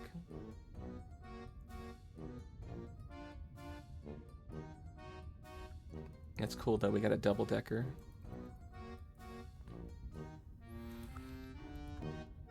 Hey, hacker man. You're back. Yeah, I should have known that this was gonna be weird and mundanely frustrating like the last 3 carts. The people upstairs won't let us pass until we get past some culture test. I'm pretty sure they just made up on the spot. That's classic Indigo. The guy up there at Glasses wants us to bring him some cultural literature. Do you have anything like that lying around? I can find you something. Really? That was easier than I thought it would be. For sure. I'll find you something super rare. It'll blow that blowhart's mind. Just one thing first. Yeah? I figured that'd be something. Or 2. Or 5. A bunch of my devices died hours ago. If you can find a way to charge them, I'll find you something radical. What do you say? Sure. Rad. Let me know when you get it done.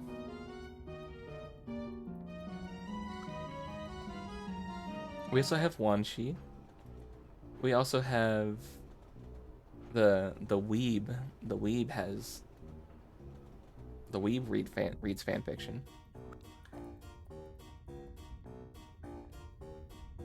And you edit work, so maybe you have something? Books? What is it with today and low bloods with books problems? No, you won't talk to me. How about you? I only curate the rarest and purest forms of literature. Philistines wouldn't understand. Alright, Wanchi, how about you? Can I borrow one of your fanfics? Oh, what you guys? What's up? I know the last thing you probably want to do right now is think about books, but... What? No way. I told you, I love books. You think one silly trial would change that? Well, that's good. Yeah, seriously. Are you here to talk about books? Sort of. We're trying to prove that we're cultured. Oh, what kind of culture are you looking for? Probably literature? Wow, that sounds boring as heck. Honestly, with this guy, I think the more boring, the better. Oh, you could try this. Oh, she just gave us a book. What is this? Soldier Per Beast, Series 8, Arc 4, Part 7. Everyone agrees that this is the worst and most boring book in the whole series. Even I could barely get through it, and I've read Lanera's Diary. Wow, thank you. Are you sure you don't mind us taking it with? I'll just use Brony's Troll Amazon account to get another one. Speaking of, hey, can we borrow the Hemo Teeth book? What, you need literature? No, the only books I have on this train are the ones that made me lose 20 sweets of my life. No, okay, we can't do that book. Lanique, do you have something? Literature? You're joking, right?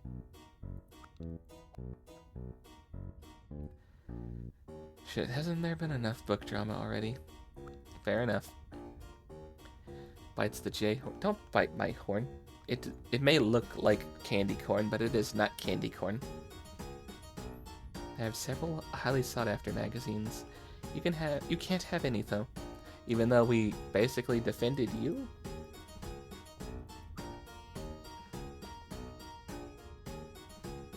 The only one I guess with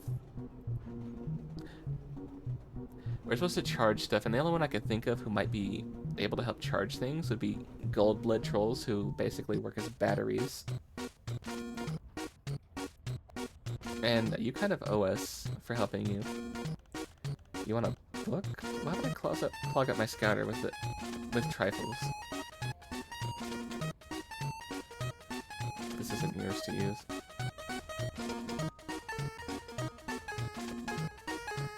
Grab it, Sahoj. Grab it. Do I have literature? Oh yes, let me grab something. Oh, looks like I left my manifesto in my other coat.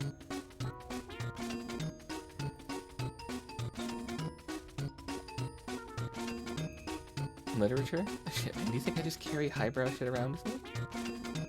Can you charge this though?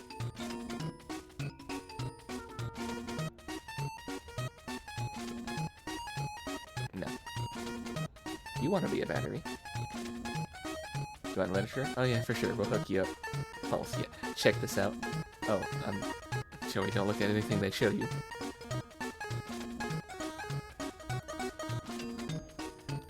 Hey, you remember me? No, the void rots my brain, same as my body. Really? No, idiot. Of course I remember you. Neediest rusty couple on the train. They can't really argue with that. Oh, you're blushing. He said couple and you're blushing. Why are you here again?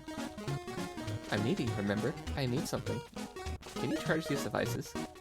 Show me. This isn't rusty tech. You stole this. No, I didn't.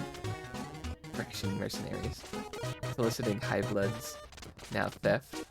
I am impressed. Follicle.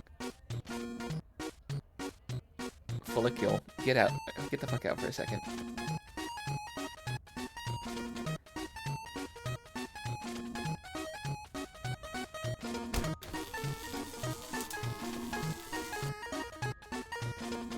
That. She just drained 10 years off your life doing that. Are you okay? I think so. What did she feel like? She felt like food poisoning. And you feel like siphoning off a block of wood. Are you sure you're even alive? I've had better days. Alright, so we have this fully charged and we have a book already. We also have the Big Book of Beasts.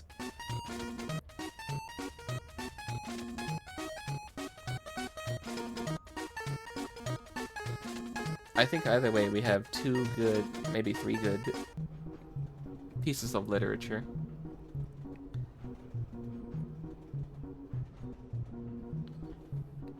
I kind of want to give them the soldier per beast and see what they do.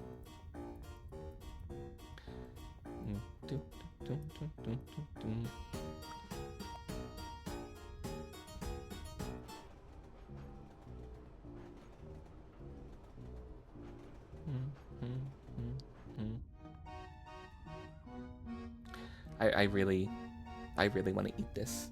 I want to eat that. Hey, here you go. Any luck? I've already got a PDF ready to go. This shit is super extensive. It wasn't easy to find. Yeah, here you go. Sweet. Check your tablet. Already sent. Oh, thank you. Wow, this is long. Favor for favor. I like that guy. He's very simple and easy to deal with. That guy's just very simple and easy to deal with. I like that guy. Okay.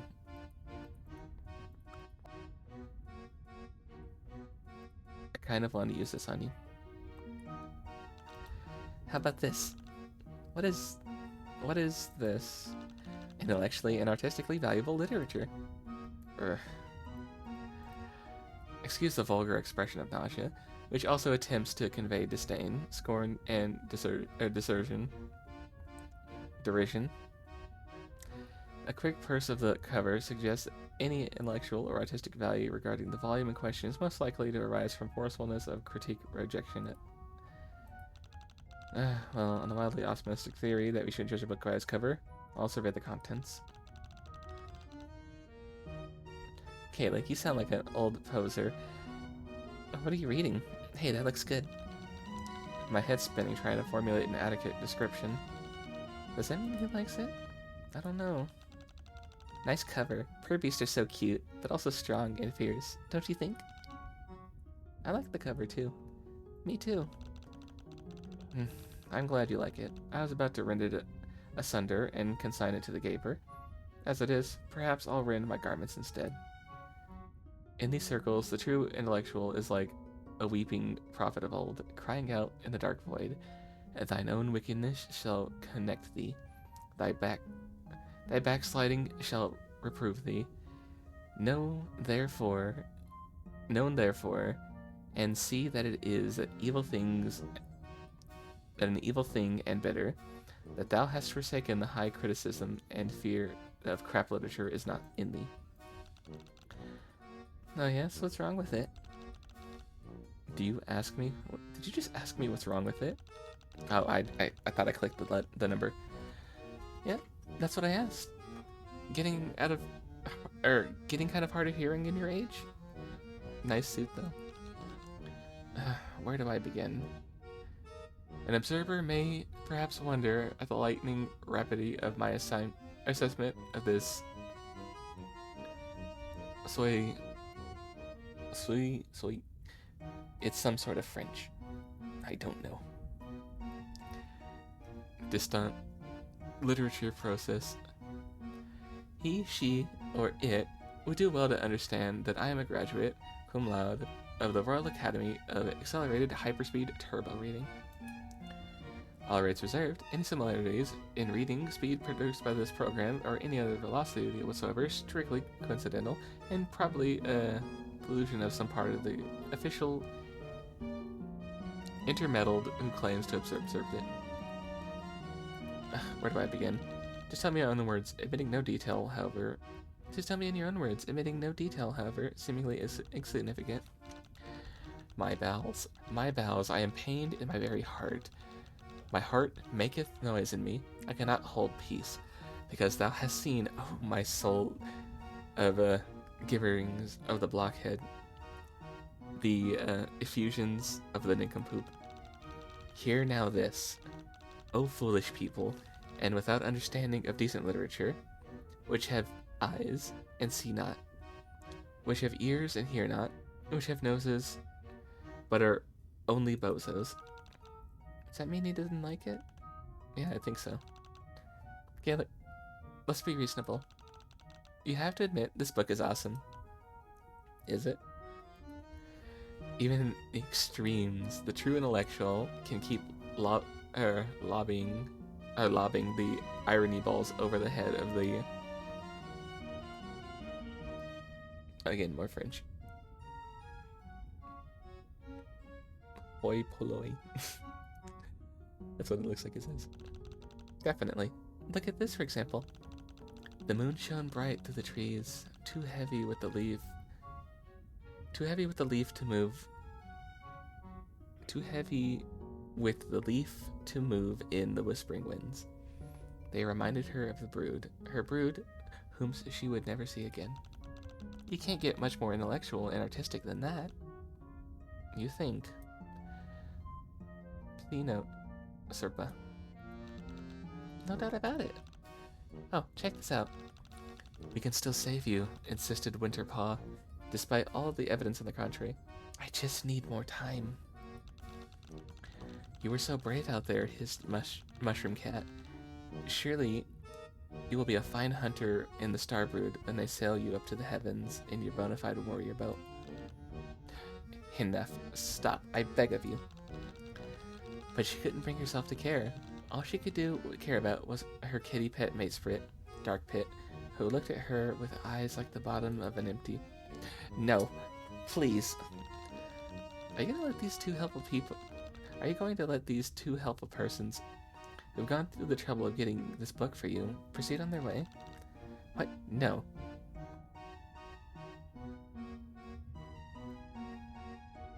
When Azygius sets a literary test, the thoughts made me sick with fear. She cannot die feeling fear. And she cannot die feeling fear.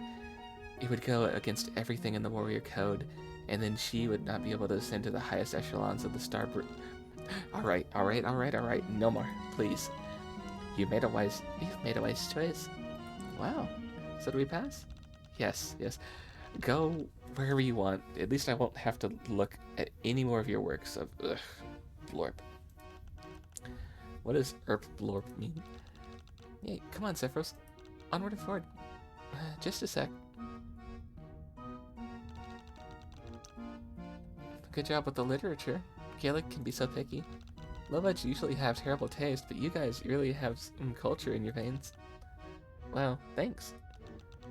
I bet you're an amazing artist. I would love to see some of your stuff someday. Actually, no day like today. Oh boy. That looked really fun, so I think I want to play too. Bring me a piece of art, and if you want to pass. Wait, again? I already proved that I know culture and stuff. Yeah, you played with Gaelic, but I don't care about books. I want to see art. Ugh, this is so... Gaelic, can you please tell her we've already passed your test? Oh, this absolutely has nothing to do with me. I also don't care. Joey, we should just do what she wants. You're never going to argue a blue bud down. Fine. One piece of fine art coming up. The person downstairs said that she was an artist.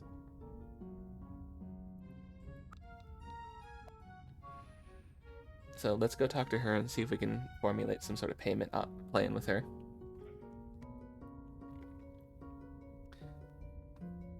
Although I think if we want to also maybe talk to the hacker man and see what he's got.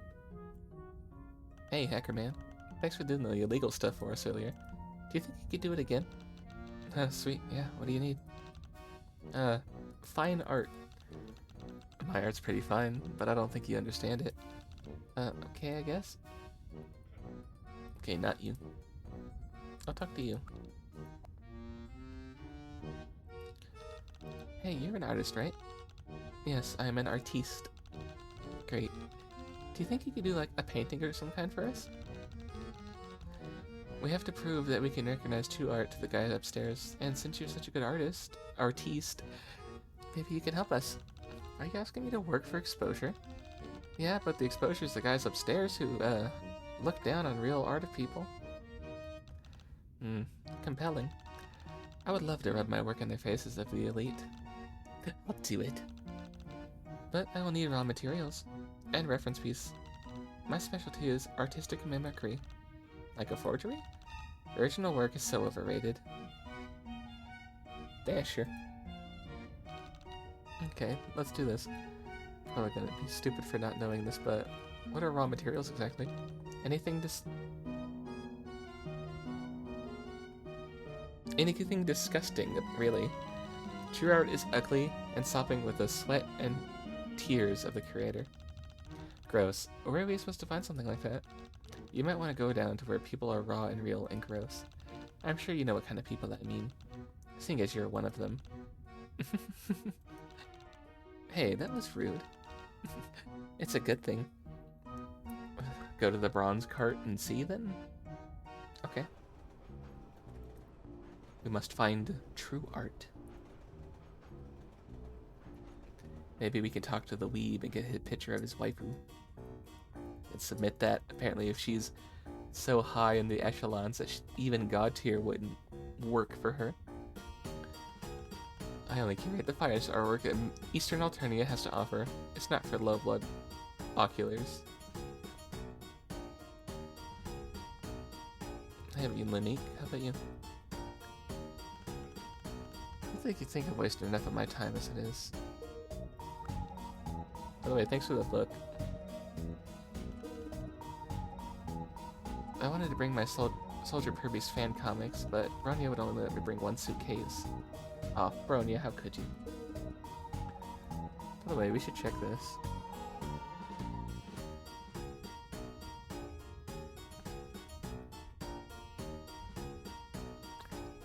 Hello, Ran. Hello, hello.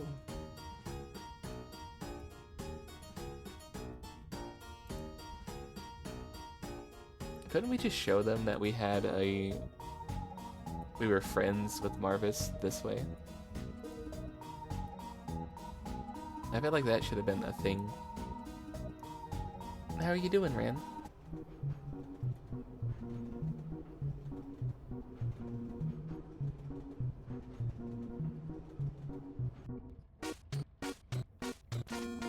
Go back to the lower blood cards and try and find a piece of art. You do video art. You ripped out your eye for art. How you doing? Pretty chill. How about you guys? We've been chilling. We're trying to get to the front of the train, and these dang blue bloods keep making us play stupid games. Whack. Do you need like something, or are you just here to say hi? We need some art. Okay, you're gonna have to be more specific than that. There's lots of different kinds of art. Just art. I don't think it was actually said matters all that much as long as it's stunning and original. Yeah, I got you. Let me see that tablet. Okay. Oh, okay. Say grab sauce. Huh? Grab what? You just take a picture of me? Hey. There you go. But, is this just your art? A picture of me? The genius, right? It's a terrible picture. Oh, it's not that bad. You're welcome. Okay, you know what? Use it wisely. Okay, so we have a picture of us as art. You want art? Yeah, check this out. There's so many censor bars that I can barely tell what this is. That's what I was expecting from the weave, honestly.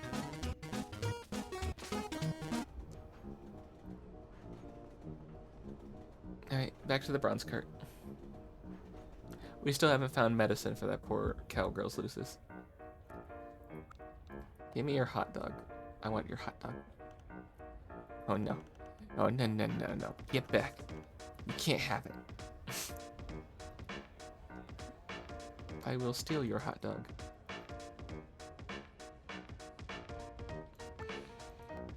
You're kind of philosophical. The only altar I worship is the altar of flight. Great. That's nice. Talk. Alright. All this guy's a couple of photos of me and my Lusa. Can't imagine any of those highfalutin folks would be interested in those.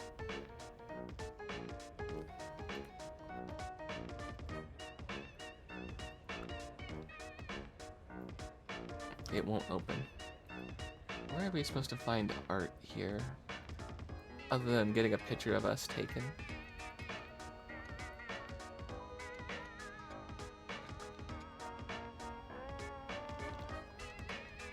Hi, Hey, Marsty.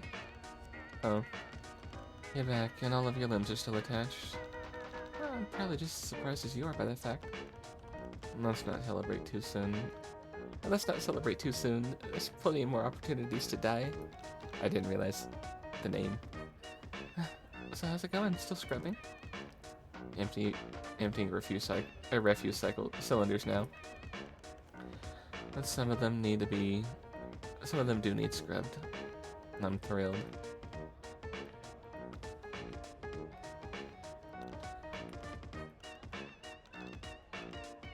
Okay, same thing. Thought maybe you'd have more dialogue. So nothing here then. We've talked to everybody in that cart. That train car. We've also talked to 2 of you, but not all of you. Alright. Hello, Olive Blood. Grandpa. Yeah, let me just... no. Do you have art? I know I have something somewhere. How about you two? That would be an absolute superfluous addition to my array of skills. Alright, I could draw you something real fast, but the train is sort of shaky. I want to see your drawing. Get it here.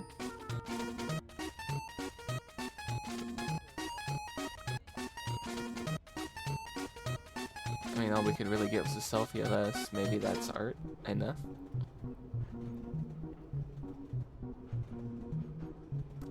Wait, she said it's not a good picture. Maybe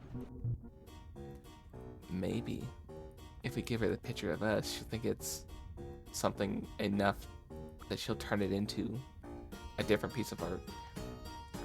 Yes, art is lovely, darling, but honestly, who has the time?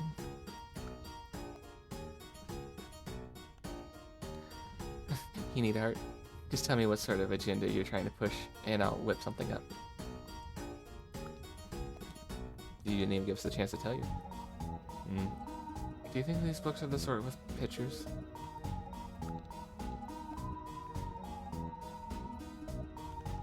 Before we begin, let me remind you that because I am not an active participant in the current puzzle, I will be charging by the word.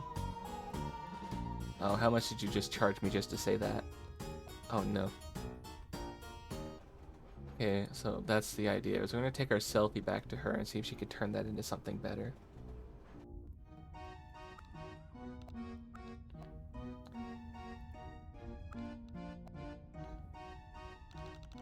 Oh, do you have something for me to work with? Hey, check this out. This is just you. Yeah. Are you an alien? Huh? What? No, of course not. It's super not a big deal. I'm fine with aliens. No, I'm just ugly. I can work with that. Stand back while I create art. Oh, there she goes. I was right. That's cute. Feast your eyes on my masterpiece. This is some of my finest work. Oh, wow. That's kind of... oh man, it's so good. I'm obsessed with it. I call it Ugly Alien in Repose. I just need you to sign here. Why? No big deal. It's just distribution rights. You still retain ownership of your face. Oh, that's a relief. And thanks, I sent my work to your tablet. Now repost or reclaim it as your own, or you'll get a nasty call out on Chitter. That's actually really, really good. That's really good though. Where's the picture? I want to see the picture.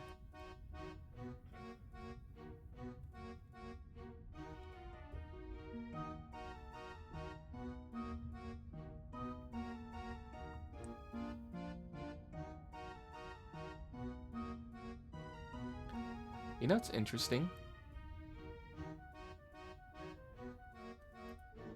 Is Krydia has one less follower than the monarch of the planet. And I wonder why that is, because she has ending in 182 and she has an ending in 181. I wonder who that one person who's not following her is, and I think maybe it is Trizia. Or Triza. Triza. I'm gonna say Triza. I think maybe it's Triza who's just not following her. You may be forced to follow the Empress. That may just be the thing. That is such a good picture, though. How did she just whip that out in seconds? I absolutely love somebody who could just whip out art in just like a couple of minutes out of fucking nowhere. Oh, are you ready? Yeah. Then come forth, lovebuds, and be judged. I've always wanted to say that. Hey, check it out. It's called, I don't remember. Person lying down. This is absolutely fantastic. Really? This creature is so repulsive, so fascinating. Thanks. So, is this what you're looking for? We pass? Absolutely. Wasn't that fun? Yeah, lots of fun. It was kind of cool, I guess. I'm pretty ready to move on now, though. I'm feeling so inspired now. I think I'll work my own masterpiece for a while. Alright, both tests passed. Now we can... Not so fast, sister. Oh boy. You may have impressed those two pipsqueaks, but do you really think that you could possibly stand up to the might of me? Nike Mula. Shoe money. Nikkei. Maybe Nikkei? That's another game too. Infinite time champion of Alternia Muscular Theater. Don't make me fucking laugh.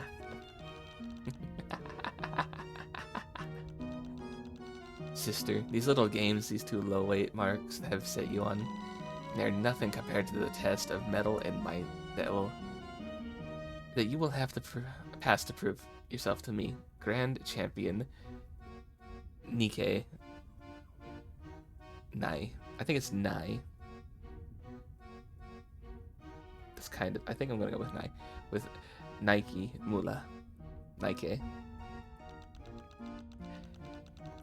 It's time for you to show me your strength in the only area that really matters. Muscular theater. Oh, come on. Me and Gallic both got to play our games. It's only fair for her to play it too. Indeed, muscular theater is muscular theater is one of the most refined arts.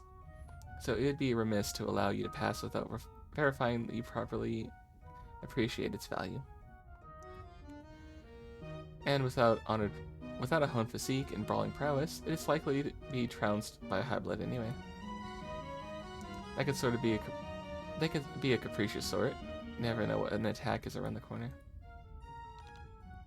Good grief. Okay, so what do we have to do? You may pass if, and only if, you can best me in a test of muscular prowess. At first I thought she was kind of scary, but the longer she goes on, the more ridiculous it gets. No comment. What are you two maggots whispering about? Nothing. So I take it you got to, like, wrestle you? That's an excessively rude way of putting it, but yes. There's no such thing as excessively rude. Erudite?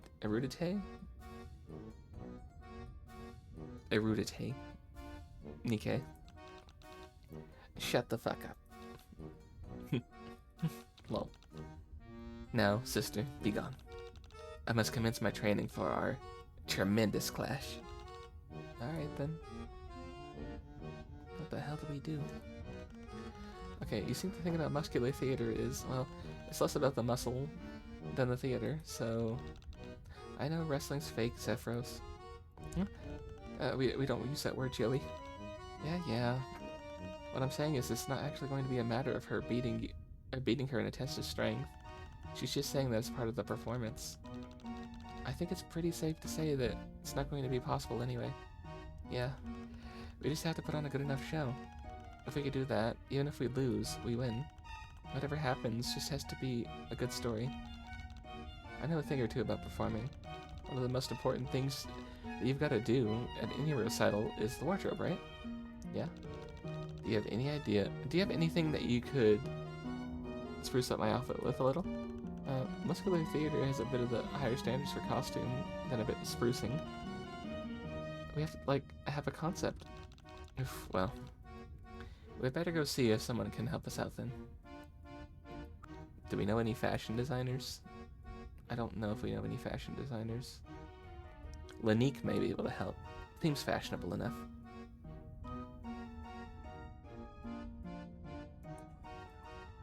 Also curious about you.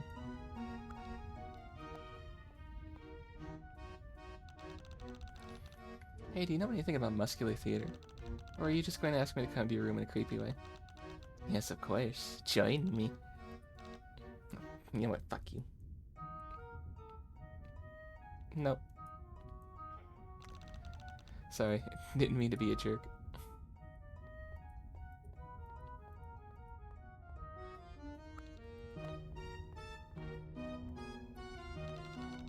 It's kind of a weird question.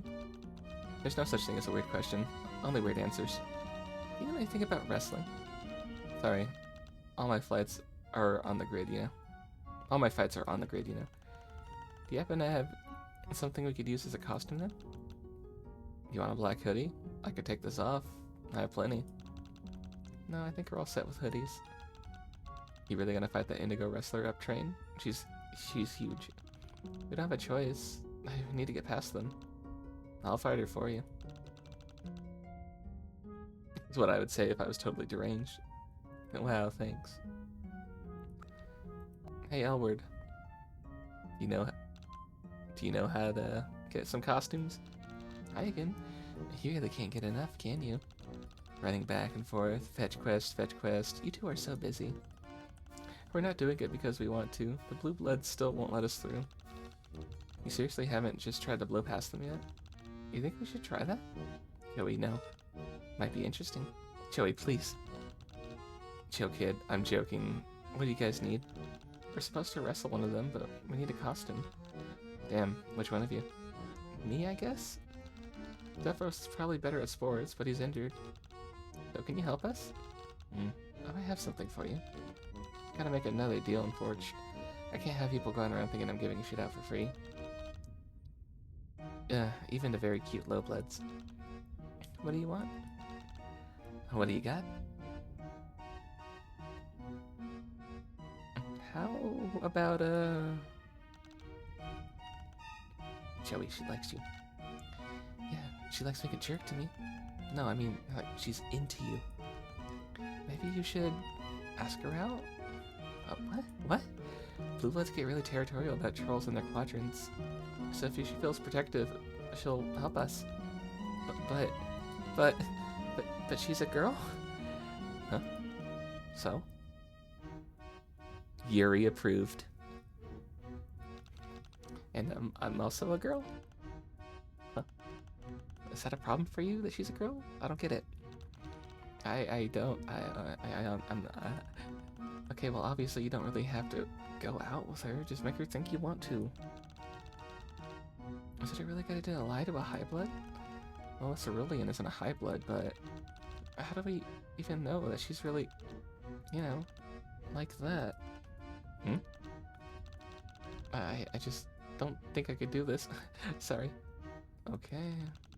Hey, what are you two weirdos whispering around over there? It's creeping me out. Nothing. Nothing. How about we pay you back later?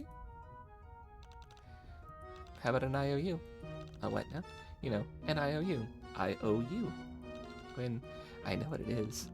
I'm just wondering what made you take me for some kind of chump. I'm running a business here.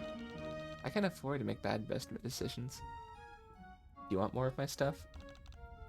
Here, I'm gonna stop you right there. I'm not doing any shady deals. I thought you were all about shady deals. Yeah, on my terms, but I've been burned before. I don't even know what kind of shit this is. It's only stuff I have. I don't have any money. Do we have money? Nope. Well then, I guess you'll have to come up with something better. I'll get back to you. Don't wait too long. This offer won't last. Maybe we should tell her we'll go out with her. Hey, you're friends with Elward, right? Who? Elward? The girl right there? Why would I know her? Well, you're sitting with her. It was either her or the smelly hacktivist who has never heard of it.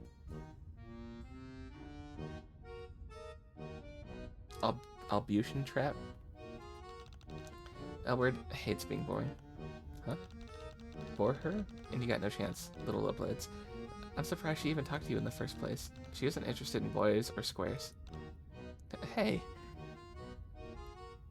Oh. We need to not bore her. I'm kidding about the offer not lasting. I don't have shit to do.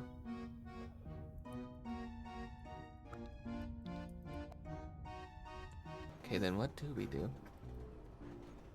What do we do? What do we do? Bum, bum, bum, bum, bum, dum, dum, dum, dum, dum. I did want to ask Lanique about fashion. You're back. We found the guy who was talking in code, by the way. You asked which troll would eventually talk in like C++. We found the guy. You want to charm a cerulean? I don't know. Bend over?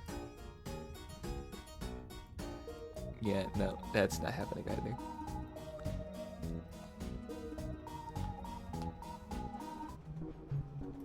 Let's go talk to the least boring person we know.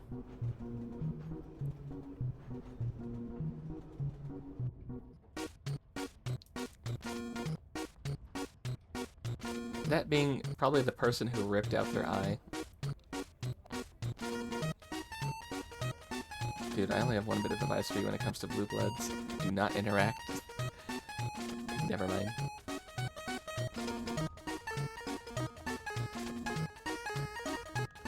A girl? I tell her she sucks. Girls love it when you neg them. That's funny, but no.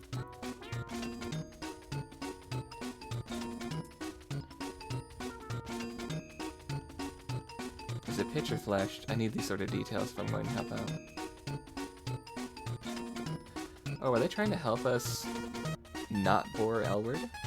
If you don't want to press the cerulean, then maybe try jewelry. Something pretty. This one circumstance is where I won't be much help. Alright, you two. If love is what you seek, challenge her. Bring her low in one-on-one combat. Problem solved. Are you okay? No, I'm thinking. Okay, you're not much help either.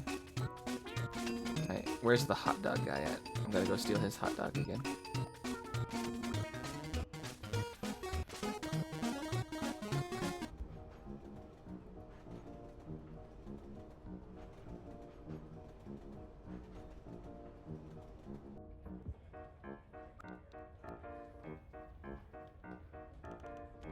You wanna impress a girl?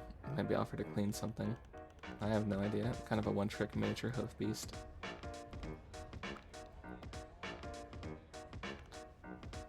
Offer her your warm sausage. Huh? Huh? What kind of thing to offer her out is that? Huh? I don't want his advice. You really don't like him, do you? He's just very optimistic. Why do we gotta just try and avoid him?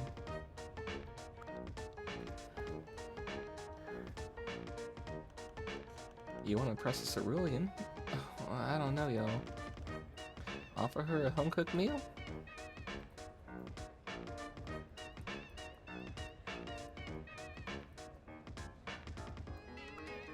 I think that's what I would do to try and impress my love interest, would be to just show them all the food I can make and just be like, hey, doesn't this look good? Wouldn't you want a bite?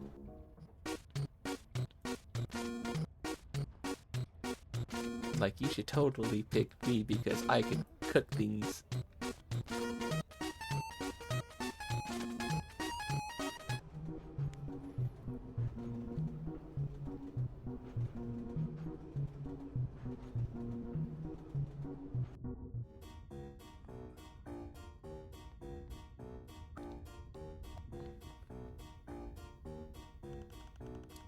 Huh? A girl? I don't know, usually a little bit wiles or something. Whatever the fuck. What would I know about ruling ceruleans? Absolutely nothing. You, Daria, you went to the cerulean cart to go get a snack. So, come on, you should know. Alright, Wanchi. If there's a girl you like, you could bring her a gift. In Soldier Purbeast Book 4. No, tell me what they brought each other in Soldier Purbeast. If it's a fucking rat. I am an upstanding, rule-abiding cloistered jade.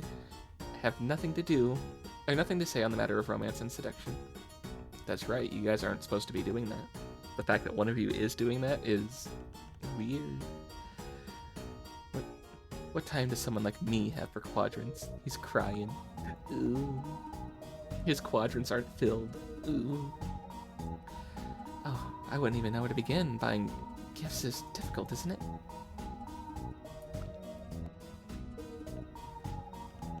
All I got is memes, you guys. Give me your memes. I'm not that great with girls. Stells and I were kind of an accident.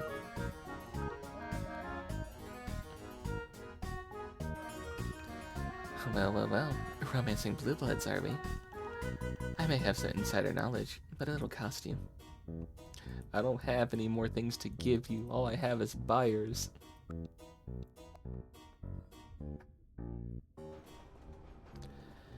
Alright. We need to figure out what we can do to not be boring. Also, Evie, this is the guy who talks in code.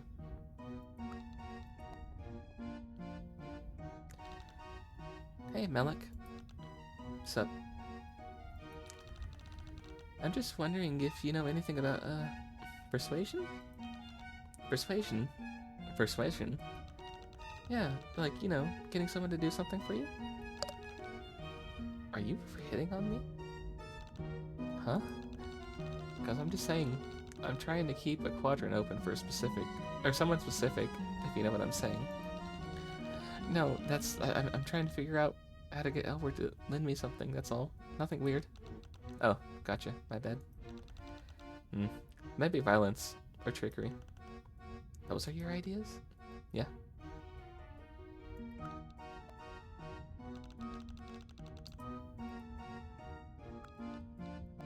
Don't be boring, get her a gift, violence and trickery. We've talked to literally everybody but you.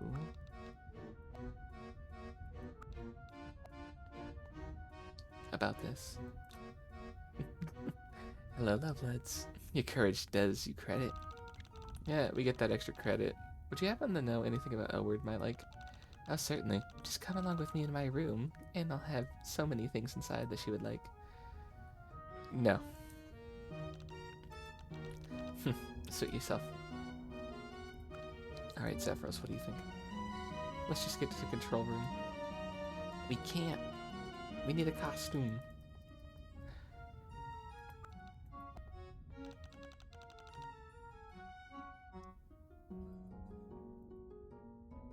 You'll pass on the goofy dance for now. You aren't feeling up to dancing. Alright, buyers. Let's not put him through more trauma. He's already suffered. She likes us, but she isn't even added us on Chitter.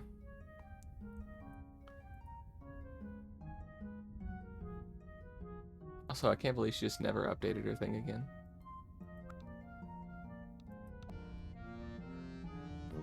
It's Elward. You weren't expecting her to see her so soon. You can see her just fine without a flashlight. She's hard to miss. Are you sure you have nothing for me? Word. She's not the sort of chick you fuck with. Yeah, I'm getting that idea.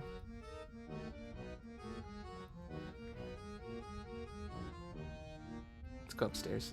Maybe they'll have some advice.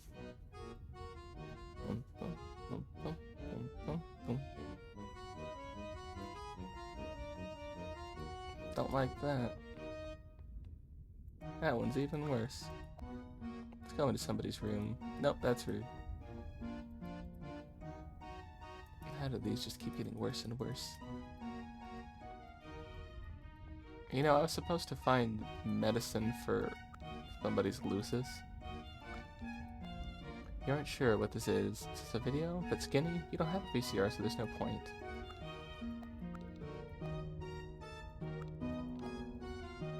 These dust jackets are weird.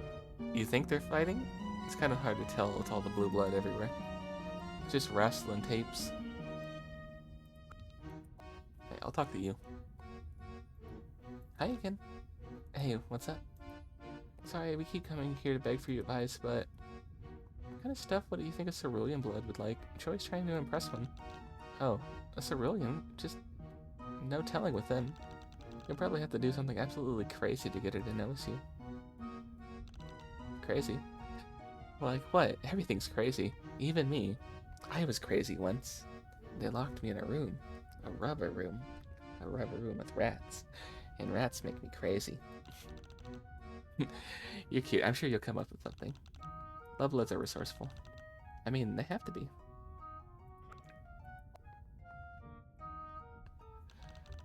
Sorry to bother you, but you appear to know a lot of stuff. Explain exactly what you mean by stuff.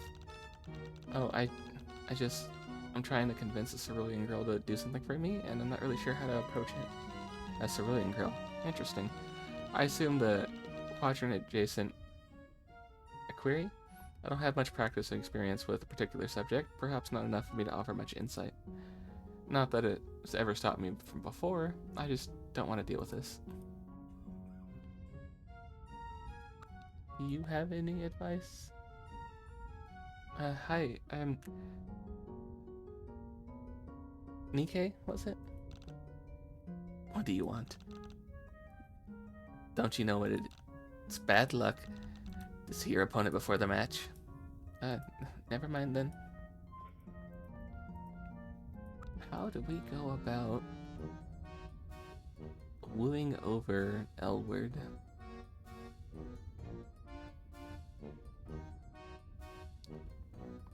I think we're just like one cart away. We can't get to the control room if we can't get a costume.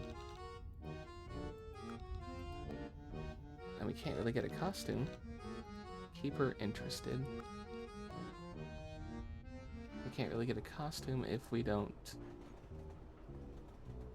know exactly how to interest her.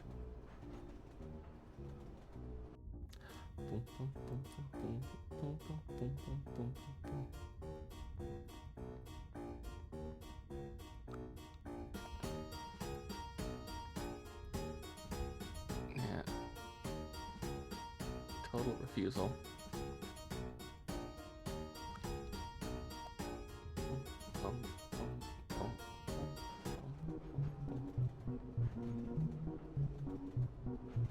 I could go ask the other couple, I think.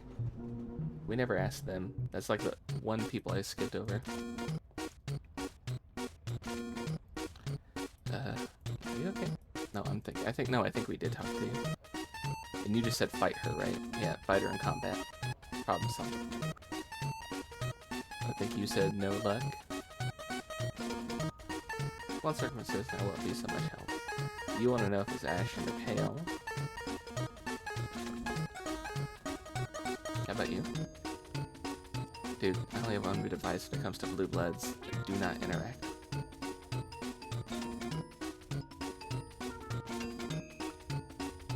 How about you two? Just tell her she sucks.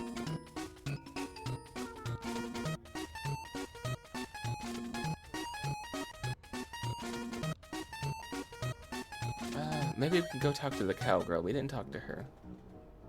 Did we talk to her? Home cooked meal, I think she said. Yeah, we did talk to her. And you said clean.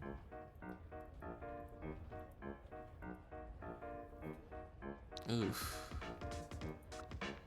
Kind of at a loss here for what to do then.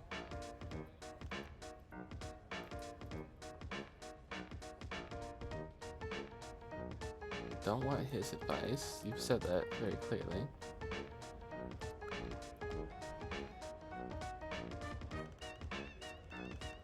Offer her a home-cooked meal. Well, we don't have home-cooked meals.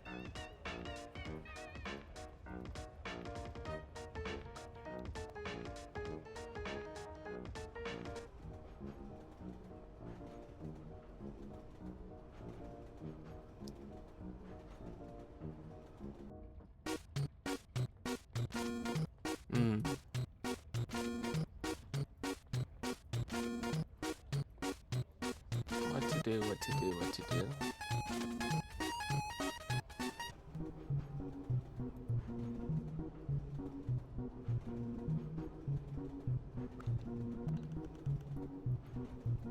Zephyros doesn't have any ideas either.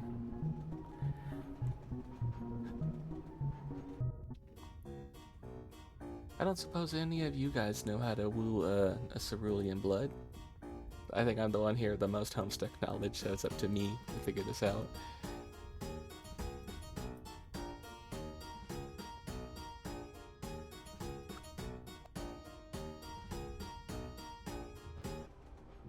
I think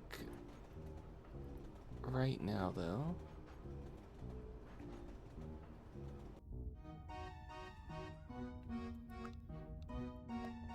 you say keep her interests. You keep talking about the offer being good. There's only one person we haven't really taken up on anything. Wop to Xanax. She doesn't like boys, and he identifies as a boy. I think before we go into your room, I want to save.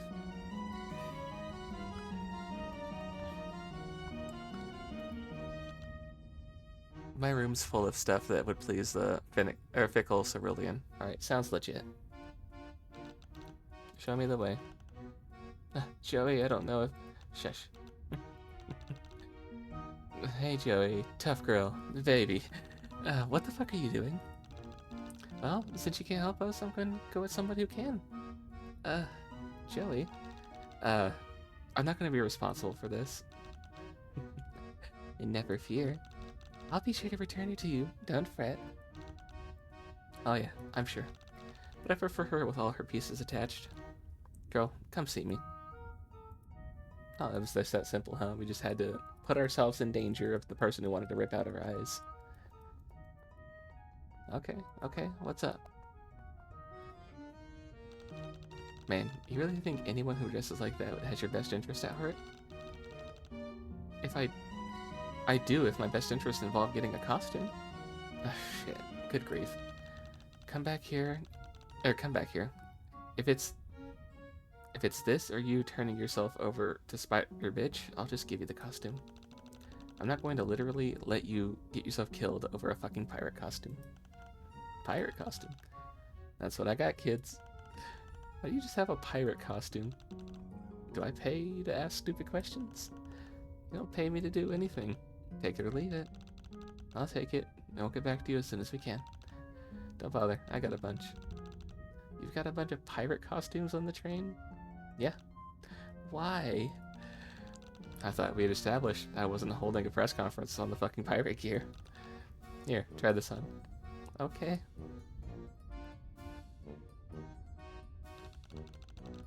Yeah, it looks great. It looks good, babe. You're gonna tear it up in the muscle square. Great, thanks. Okay, there we go. All we had to do was just go say, hey, we're gonna go get our eyes ripped out by Spider Bitch. And she's like, okay, you know what, fine, just take the fucking costume.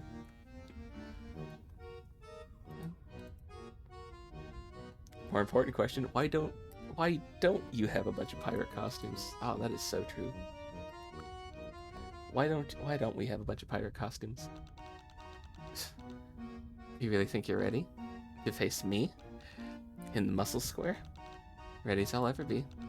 I'm just going to change into your battle raiments. My battle raiments. And then I'm gonna trounce you. Ha! Bring it on, sister.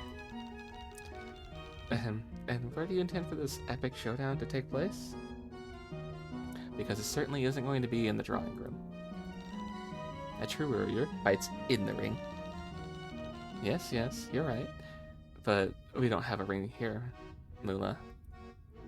I believe they had plans to build one, but lacked the adequate funding necessary. The lack of adequate funding necessitated it be scrapped. In the absence of a ring, a true warrior makes do. Stand up and face me, sister.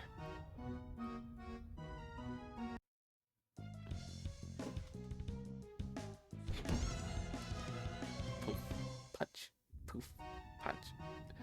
Ouch, oof, my face. Joey, wake up. What just... Oh, thank God you're alive. What happened? Victorious again. Oh, I was wrestling and I lost? My head hurts. I guess we failed the test. I failed? No, sister. That was tremendous. What? My body is surging with adrenaline. My muscles bursting. What a contest. What stirring theater. I, entertained you enough to pass? By getting punched in the face and passing out immediately? Simple girl. There could be no winner without a loser. The strong cannot rule without someone weak to subjugate. Your pious defeat has only solidified my iron grasp on the belt. Okay, cool. You are a sister of culture, after all. Yeah, thanks.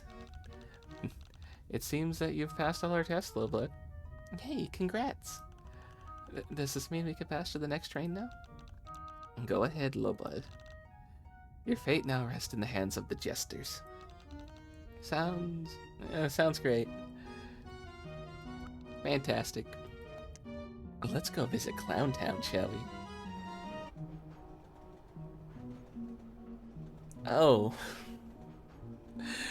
Okay, then. I guess there's a door drawn here where there should have been a door.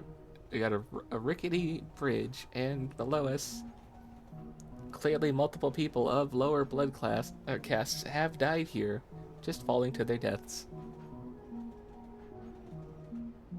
Also, this is just sort of screwed in. If it just spins ever slightly wrong, it probably won't be the best.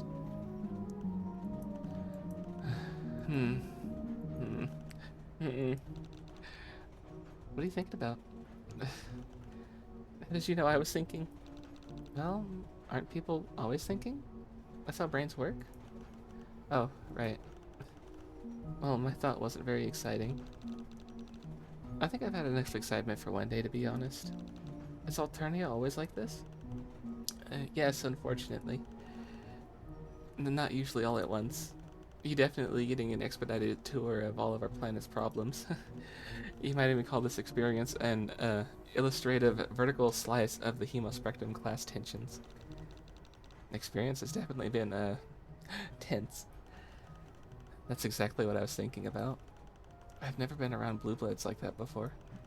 I mean, I see them in line at the nutritional requisition market sometimes, and I usually try not to get their attention.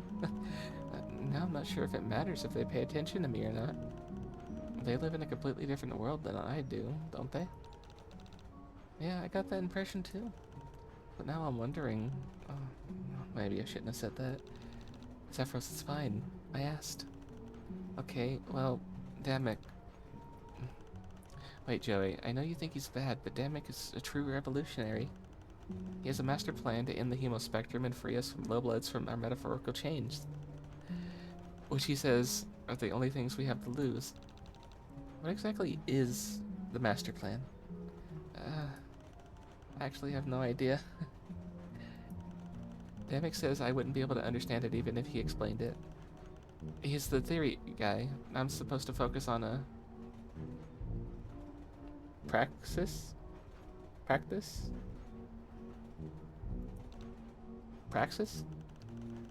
Huh? Yeah, she's confused. Come to think of it, he doesn't let me do much of that either. What does he let you do? Let's not get into that right now. Trust me, Joey, Damek is trying to protect me. He wants to protect me so much that it's what inspired him to destroy the hemospectrum. Uh-huh. And he says we could do it peacefully, too. That if we make a commotion caused with the high bloods against the injustices of the Empire, we can create a new order where everyone is equal. But after talking to all those blue bloods, I don't have anything to lose by overturning the existing order except my fake chains. But high bloods have everything to lose by giving me more rights. What possible common cause could we have? It seems like the more privilege you have, the more blind you are to the existing flaws in the system, because they aren't really flaws if you're benefiting from them, right? The hemospectrum is structured so that the perks are given to every caste are brutally extracted from those beneath them.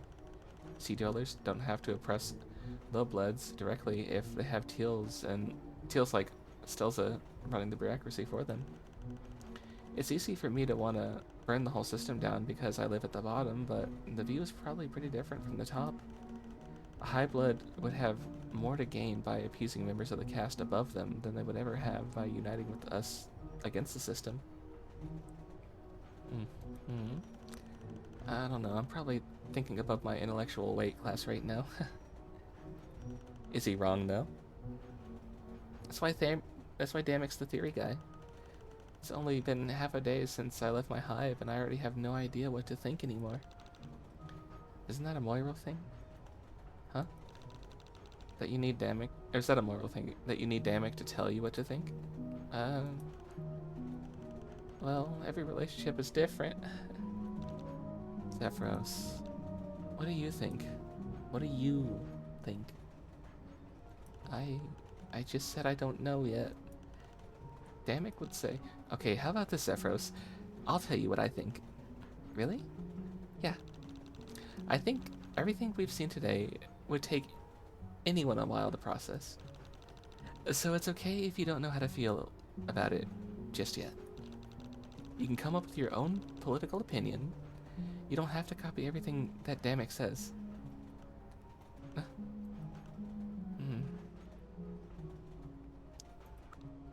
You good, Zephyros? Are you alright? You look a little... I just don't feel comfortable here.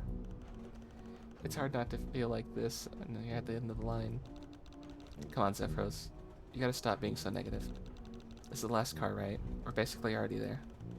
Yeah, but this is the high blood car. I'm never going to understand why you hate clowns so much. Look, Marvis is down there. I'm sure he'll help us go right through to the engine. He did say he would help us get through here unmolested. So we are definitely looking forward to not having that happen. Okay, let's just go. Yes, that's what he said. He said, I'll help you get through there unmolested.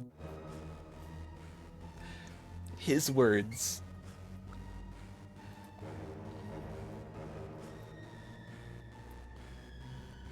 Oh, hi, big clown lady. I fucking love the purple bloods. I love these guys so much.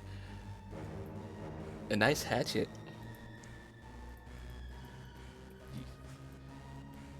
How about you guys? Do you guys like the purple bloods too? Are you guys down with the clown?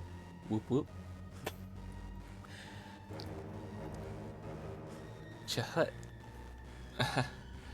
Look what we got here. 2 little farm fresh resties prime for the picking. You children even know where you're at. The high blood cart?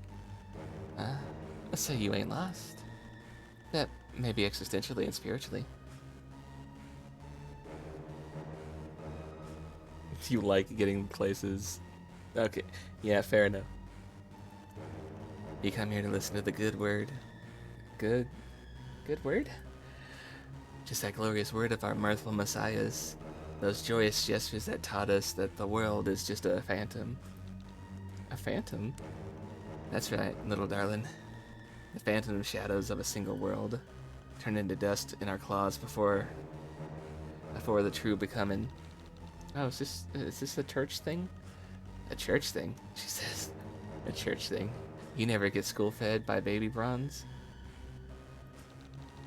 I guess I never really paid enough attention. That's true way of it. Never had a think pan for political or figuring. And my best blue girl tells me that I don't know bulge from horntip when it comes to most things. She and I are on our way to a party at the end of the line. And I'm half a pedigree away from exile. You've done some shit if you're gonna get exiled. What did you do? I also like this little guy's 1 gold tooth. I like the little gold tooth right there. What were you saying before? Is this a church? Really? Anywhere could be a church if your pusher stays open, little ones. This place is of mirth in particular. Take a knee, and I'll school you on all the things you can't learn anywhere else. All this sounds really interesting. I would love to hear about it. Maybe later? Is that right? Well, do as you must. Don't be strangers, little ones. I really like her. Maybe it's a hair. Maybe it's because of the hair. Maybe it's just because it's a dangerous murder clown.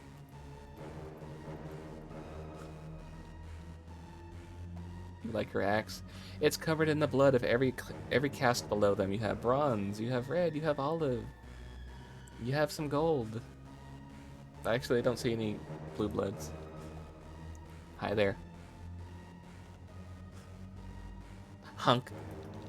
Oh, hi, what's your name? Hunk Hunk. Sorry, I don't speak that language. Clown language? Is that a thing? I don't think so. Well, I'm Joey, and this is Evros. Nice to meet you. Hunk. Hunk, hunk, hunk, hunk. Oh, you've got a necklace. Karako, is that your name?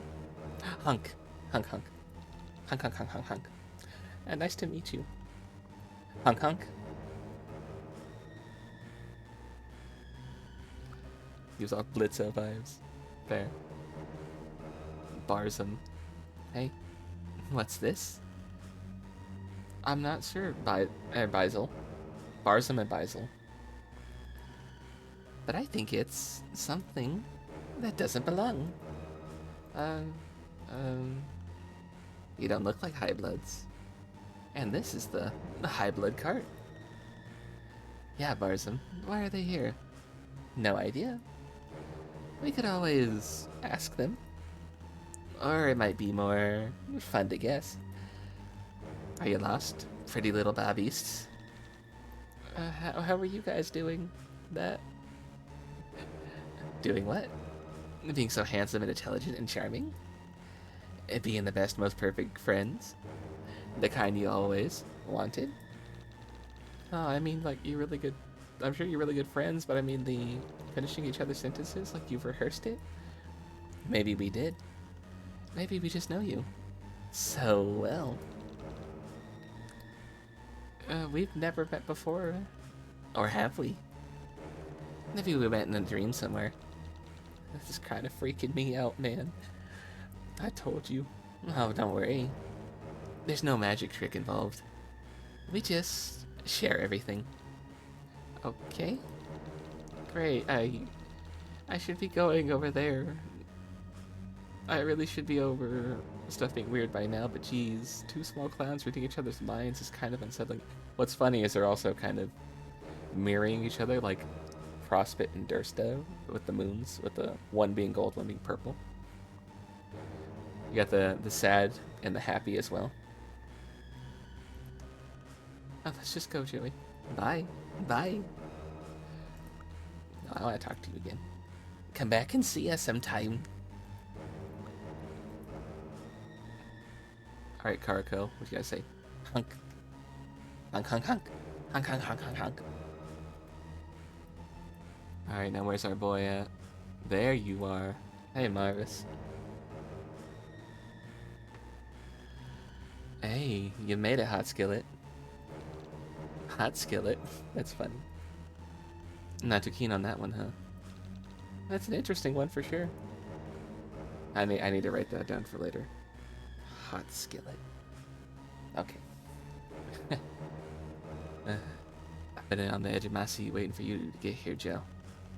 I'm really excited to see how you do. Do at what? The engine car is right through this door right here. Cool. Can you let us through? I sure can. Joey?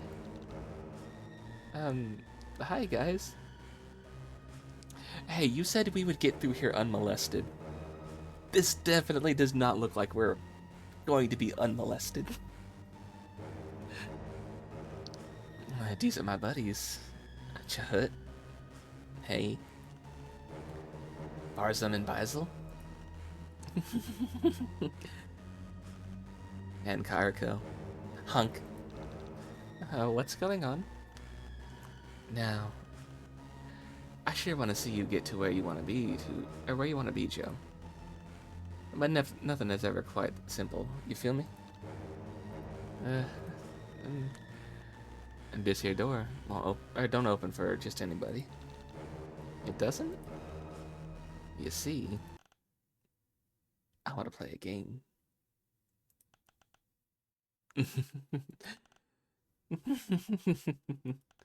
Hunk. Oh, what kind of game? It's real simple, Joe. I'm going to spin the wheel right here on this door. And whatever color it lands on, that's the color of the troll I want you to kill.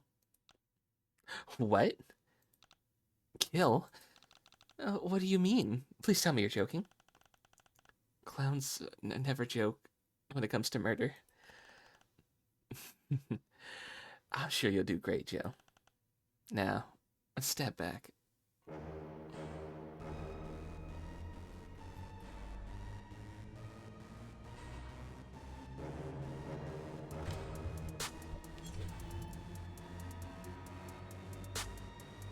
Pull the curtain. Show the wheel. It's time for the show to begin. Let's see what color it lands on.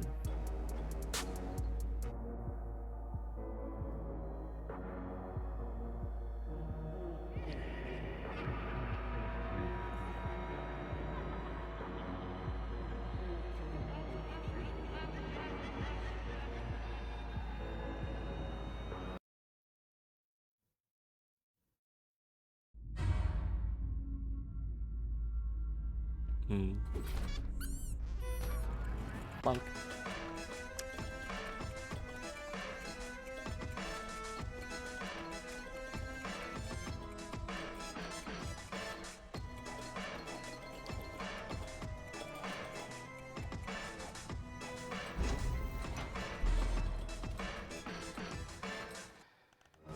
Oh, yellow. Yellow, yellow, yellow, yellow. Oh, how exciting. And then that settles it. Your first target is a yellow blood. Go and take one out and bring back proof of your kill. I... Joey, this is what I've been telling you. Yeah, first? Hold on. It's how high bloods operate. Bonk. No, I don't bonk me. I need to go bonk somebody else. I need to get through this door. Hello, Yuli. Hello, hello. How are you doing? The only thing we could do to get through is what they want us to do. So we have to do it. Oh, you real talkative all of a sudden, buddy. But you right. Hey, chin up, Joe. I'm sure you'll do great. I can't just kill a person. Why not? So much fun. First times for everything, bud. I'm sure you'll crush it if you put your mind to it. Beat, but in a good way. Yeah, you just coming back from the gym. I'm not. I can't. Marvis, you said this one would be fun. Why don't you just play with a scared little Rusty? Why don't you just play with the scared little Rusty till my pal Joe was done? What? Really? Ah, shucks, Marvis, you're a real one.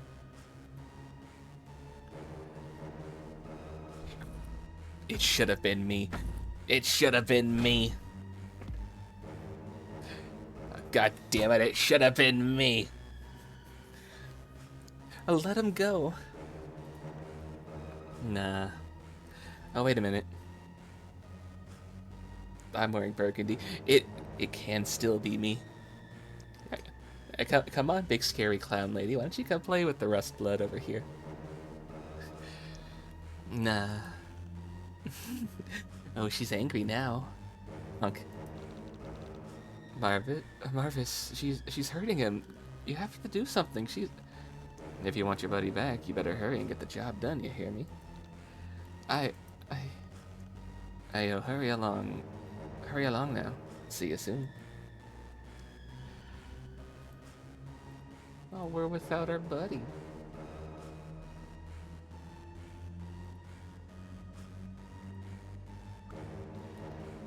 Can I have him back? Hey, let go of him. This isn't funny. And nobody's laughing, darling. You are. Oh, you got me there. But you'd still best simmer down before your little bitty pusher explodes. Take a page out from your pretty pet.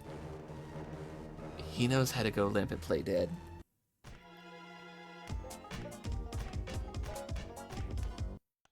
It should have been me, damn it. Ah. Okay, now I deserve the bonkings. Where's the fucking spray bottle? Chat, I need you to spray me with something. Ow. Oh, stop. Stop, stop. Oh my god, you're gonna drop him. Then you best do your duty before I break your toy. Go find yourself one of those filthy gold fuckers and come back quick. No, it should have been me. God, you're so real for that. Thank you. Sephiroth, are you okay?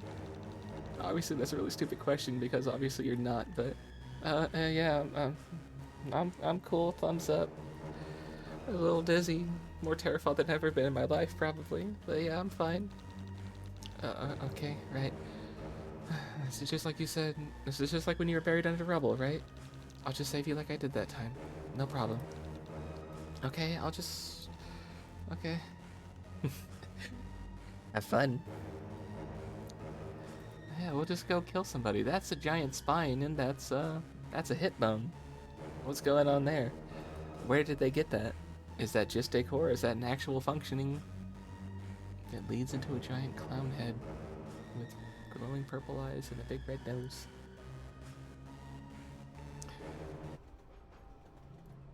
You so real for that, Evie. Thanks for acknowledging that. Yes, it should have been me. We gotta go find the gold blood to murder. You're calling it's gonna be a fake murder? We shall see. I look so sad. Look at my sad face. I wonder if the Jades like to drink blood, don't they? I wonder if I can steal any gold blood from them and just call it good there. Hey, have you guys had any snacks on some of the lower bloods?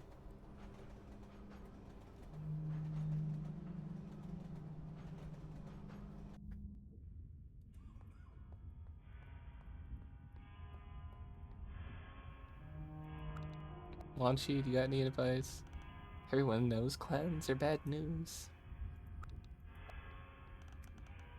Are you alright, dear? No, we're not alright. I'm not alright for different reasons. But not the same reasons as her. Clowns? Ugh. Push off. We saved you from getting killed. Whatever your problem is, don't drag me into it. Okay, so none of you guys are gonna offer me, like, the blood you've stolen from a gold blood, huh? If you even have done that.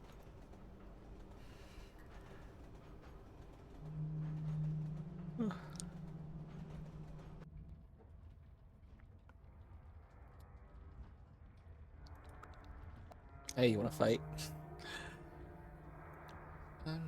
This is gonna sound weird, but I need to get to the engine room, and I got as far as the high blood cart, but the clowns there want me to kill a yellow blood if I want to get through. Do you have any idea how I could do that without killing one of you? Wow. Yeah, it's kind of a problem. Have you tried killing the clowns? I'd like to avoid that. I don't know what to tell you, but I have to warn you, I will act in self-defense. Fair enough. Hey, I got a job for you. Do you know how I could kill somebody without actually killing them? Sorry. Only one freebie per customer. I guess our freebie was using you to help. You're eeping. Oh, they're sleeping. I guess I look pretty dead as it is. Just take a picture. Nah. I don't think that'll work.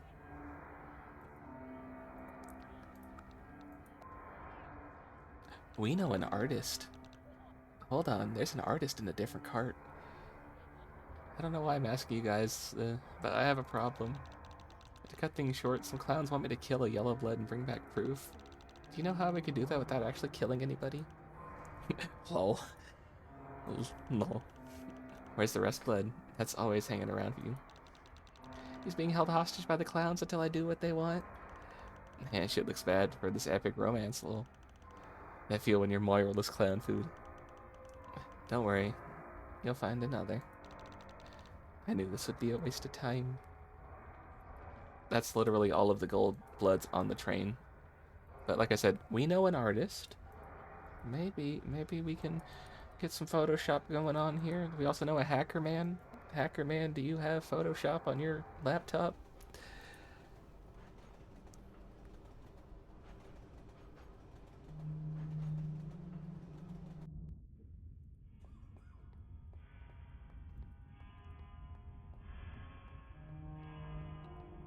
We're gonna... We're probably going to use this photo and like make it like a fake Photoshop of somebody being dead, and then it's just gonna be like out there in the news that this person's dead, and they're gonna be like, the fuck, no I'm not, and we are gonna be in so much trouble whenever they wake up. Hey, you're the artist, right? I was really hoping you guys would be good for a couple of more IP acquisitions, but oh well. No, not you. Oh, I could really use your help. Huh? What's up, girly? Okay, I went to the clown car to get through to the engine room, but it turned out that Marvis, who I thought was a nice guy, is actually an evil clown. And his huge other clown friend is holding my friend hostage, and she won't let him go until until I kill a yellow blood. I think I might have found a solution to my problem. Yeah.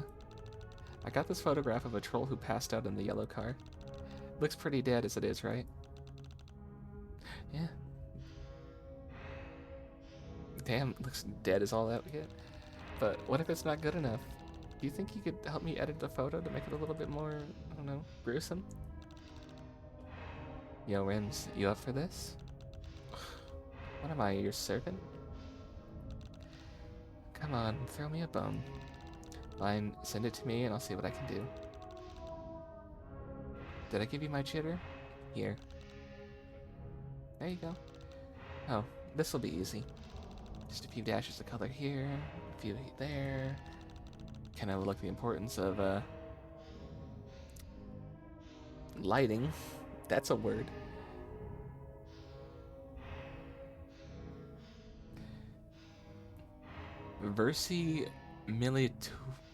Versimilituendis? To Denisiate? What the lighting. Can't overlook the lighting, right? There, piece of crab cake. Oh, yeah, you look dead. Oh, this is pretty gnarly. That's kind of gross. My girl does good work. I most certainly am not your girl. I knew trusting you. Oh, my next bet was going to be to ask you. Dude, you should really get out of here when you can. There's no winning against the high bloods.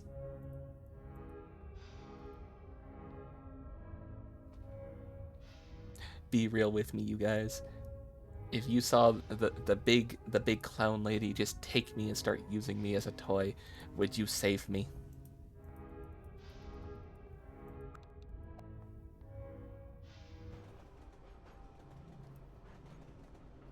I'm gonna be real with y'all. I don't know if I'd want to be saved from that.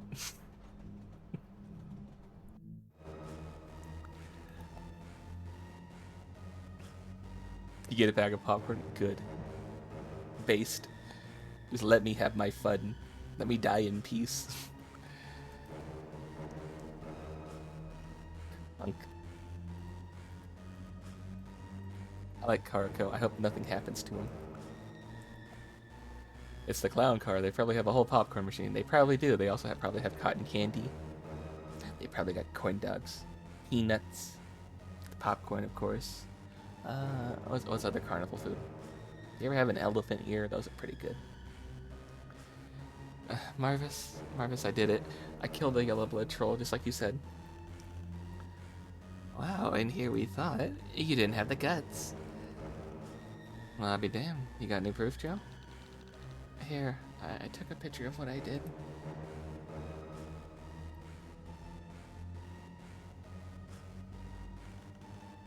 Damn, looks dead alright. Hold up. Let me get a look at this here photo. Now wait just a minute. I got a mighty suspicion that this photograph had been doctored in some fashion or another. I can tell from the pixels. Hey, wait a minute. No, you can't. Hold on now. What do you mean you can tell from the pixels? This is totally legit and definitely not photoshopped. What are you talking about? Oh, it's not. I killed them for real. How'd you do it? Yeah, how'd you kill them? I stabbed them? So many times. It was so messy, as you can see. Do you think we're stupid, little one? Damn, buddies, no need to be such a damn killjoy. I'm sure my girl Joe hears a woman of her word. Yeah, I am. Let's give that wheel another spin. He did say the first. He meant it to.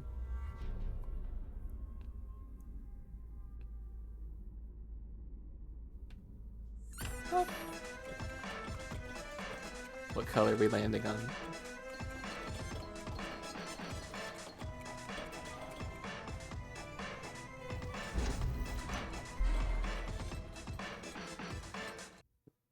Indigo. Oh, teal. Uh-oh. You love the killing wheel. I love the killing wheel too. It's my favorite. We need to implement one of those here. We'll just spin it every time somebody's acting up, and we'll just...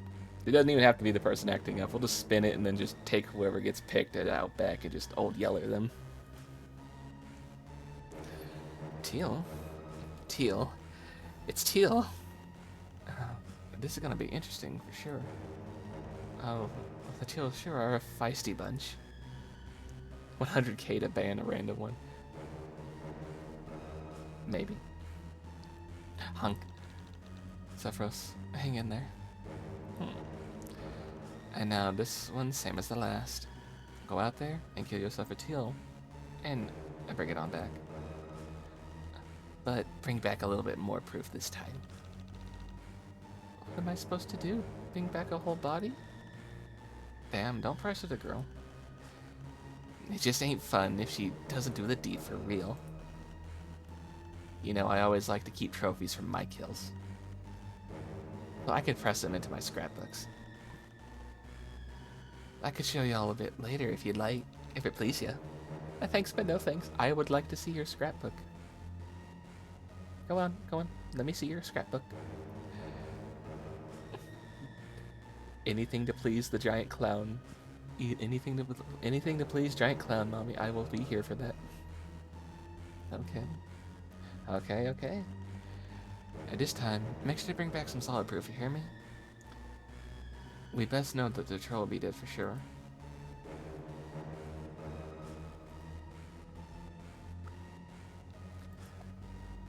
The teals. The thing is he knows all the teals too. He was there in that cart with them. So he could very easily just go back to that cart and just notice that they're still there. I don't know how we're gonna fake this one.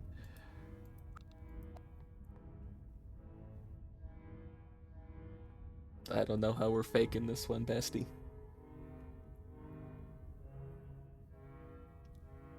Let's go talk to the teals first before we talk to anybody. Definitely don't know how we're gonna bring back tangible proof. Maybe we should kill the weeb troll. We'll bring back his sword.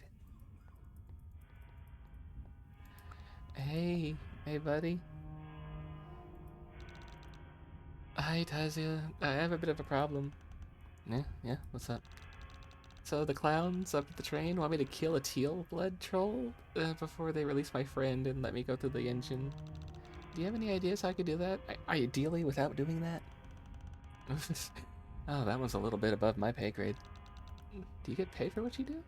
I sure don't. Just don't kill me, please.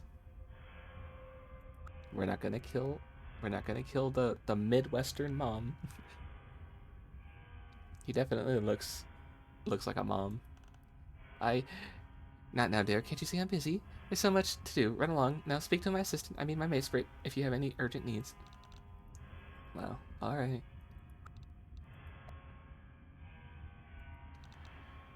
Hi, Takiri.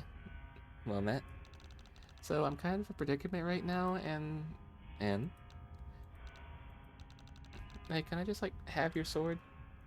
Excuse me? You mean my blade? Yes. Your blade. You're foolish if you think I would give away my pride so easily. What would get you to give away your pride? Well, what do you want for it exactly? Or what do you want it for exactly?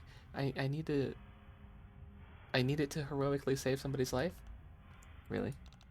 Yeah? Hmm.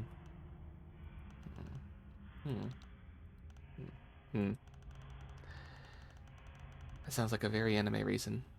I won't give you my true blade, but here you go, my Tanto. Huh? Seriously? Of course. Who am I to become between a brave woman and her act of heroism? I wish you the best of luck in your adventure, milady. I really wasn't expecting that to work either, Joey. I thought we would just, like, actually kill one of them. Okay. Oh, actually, I get the feeling that you would not be the appropriate person to say any of this to, so I'm just gonna go. What? What? I didn't say nothing. I'm not even gonna ask you for help because I know you tell me to pay for it. Wise.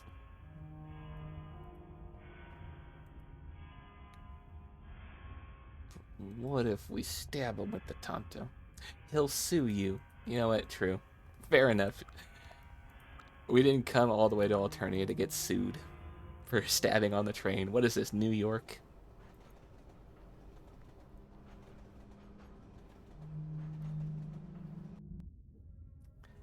Hey, do you think you can, like, give me some paint? My work is only the best of the best. Be careful where you point that. Elward, I could really use your help. What's up, girly? So, I went to the clown car to get through the engine room, but... Oh, no, okay, we read this, so... Went through all this. This time they want me to kill a tealbud troll, and I don't know if I'm going to be able to pull that off, the same sort of deal. Damn, that is rough. Teals are like roaches. I got this sword from a teal in the car because they told me I needed to bring back some proof of a trophy, but I'm not sure if it'll be enough proof. Yeah, I might be able to help you out. Yo, Rims, you down for another commission? What do you want this time, Elward? Think you could just hand over some of your teal paint? That's all we need. Do you have any idea how hard it is to come by teal paint? Make it worth your while? And how do you propose you could do that? I got one of these Hatch to Dance high-touch tickets I was planning on scalping at Javik Week. But if you're too good for it, well... I cannot believe that you would just expose me like this in front of strangers. Okay, so you don't want them? No, of course I want them, you utter hag. You had tickets and you didn't tell me? I can't believe this. Paint up the sword and, paint up the sword and Tygon's sweaty teal palm is all yours to touch, sweetheart. I won't forget this. Give me that fucking sword. Oh, okay. I think she might be a little more thirsty than I am right now.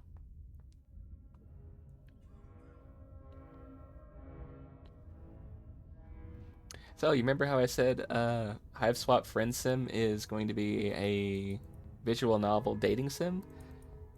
Yeah, if we could find If we could find the purple troll, I know what we're doing. I know who we're picking. Hydrate. That's not what I meant by thirsty, but okay, I'll drink.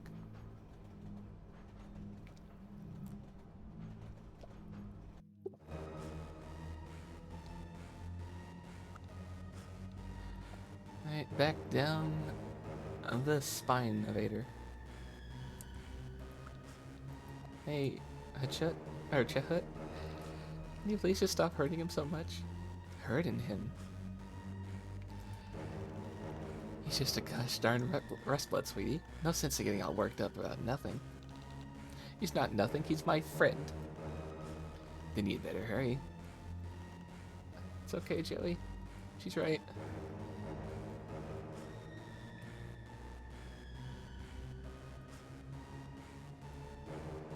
Purple and red. Hey, those are my colors. Alright, here you go. This thing is trash, but you need it. Can I not just give it to him? Can't believe... Okay, you can. Sephiroth warned you about him again and again, but you didn't listen. So you can believe that he screwed you over, but you sure don't like it.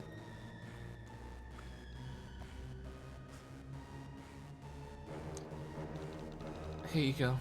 Proof of my kill. Wow. Looks like you actually did it.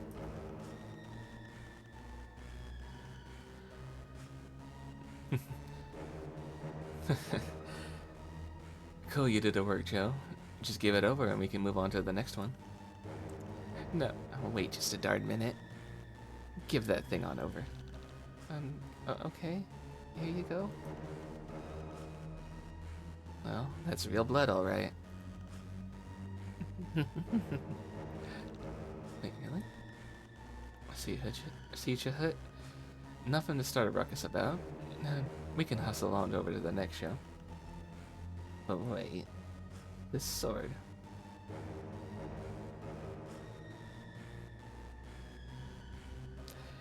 The second level is currently not being watched over by JayKayVT. Everyone can indulge in the presence of JayKayVT. You are so right. You are so fucking right. Although, here I am trying to indulge on Big Clown Lady when I have tiny fox back home. Hold on, something's not right here. This sword, it's not sharp at all. Oh.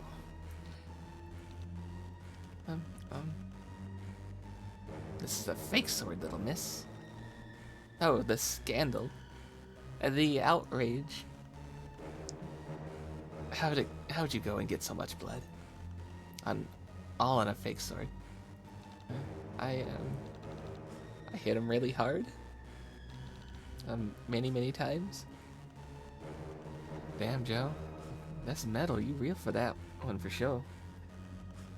Now hold up. Nah, this one be fair and square, but our girl did the work. Alright, let's give it another spin.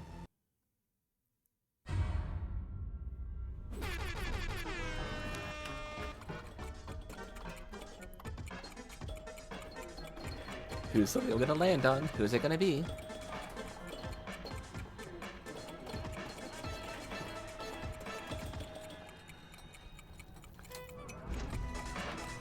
Purple. One of them.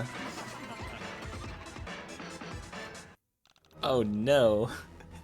Purple? But that means...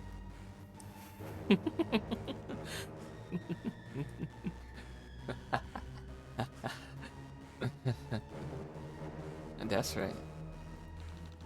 I have to kill one of you? So it seems, Joe. Hunk. No, not Karako. Anybody but our little guy Karako. This is just terrific, don't you think? Oh, I'm so excited.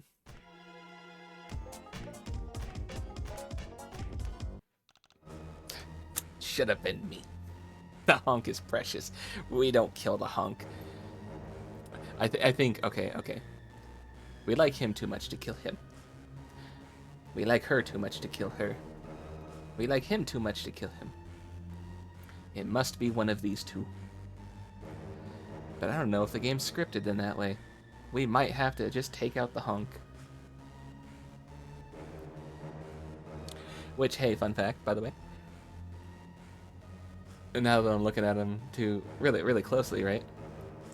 I've told you guys before, I'm Mexican and Native American, right?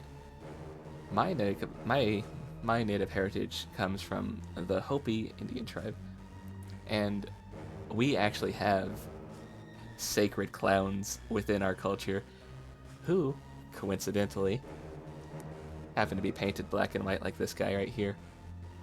So he kind of hits another little sweet spot in my heart for a precious little guy I want to keep alive, because he reminds me of like the clowns of my culture. How could we hurt him? Stop it. Put him down. I'll stop if you stop me. You have the guts to kill us. Oh. Who will it be? Me? Or maybe me? Maybe she'll kill sweet little Karako. Honk. Honk. Not the sad honk. Seems like you got your work cut out for you. Boy, oh no. Oh, this is gonna be such a party. But for a party, we'll need refreshments. Shucks, you're right. Dang it, we already went and tranked up all of the Fago. That's another thing, is one of the clowns' religious drinks is Fago. The mirthful messiahs, and the ones they base their face paint off of, our juggalo overlords, were the ones they took this drink from. And so they indulge in the drink of their mirthful messiahs, the Fago. What the Should dog always doing? be flowing. The dog is laying on the bed right now. That's what the dog doing. Well, I told you, buddies, to make it last, and you didn't listen. We should have listened. Honk, honk, honk, honk, honk, honk. Sad honk. Honk. Yo, Joe, I'm pretty sure there's some more juice stashed in the back of the Rustblood car. Why don't you pop down to the caboose, and we can really get this schwindig swangin'. Okay. Not the poor hunk.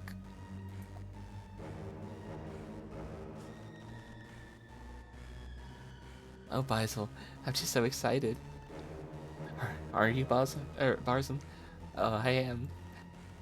But what if she kills us, Barzum? Oh, wouldn't that be quite the circus?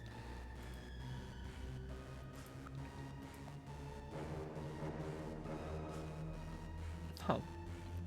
Don't worry, little guy. I'll protect you.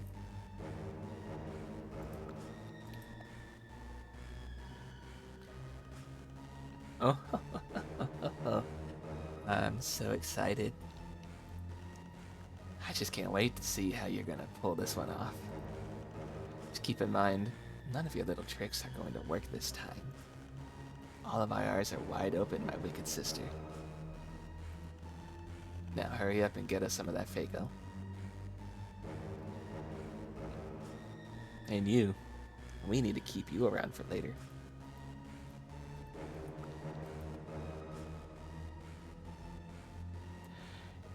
Now that I think about it, right? Now that I think about it, maybe it was wise that we called yesterday, where I did, because we're running on hour 4 and there's still shit to do. We still haven't even gotten to the car yet, so that would have been like an 11-hour stream, maybe more. Hey, can you help me fight a purple troll, this champion of the world? Hi, Nike. Good day, sister. Do you have any tips for fighting clowns? Clowns? I kind of have to kill a clown to save my friend's life, but I'm not sure what to do. When fighting high bloods, you just have to throw your weight around. I'll drive them until the floppy shoes come off. Not sure that's in my wheelhouse, but thanks for the advice. Also, realize you have a really cool peg leg. Hold on. You have a really cool peg leg that's just glowing. That's cool. I like that. That's really cool. The honk is precious. We shall defend the honk. Not Karako.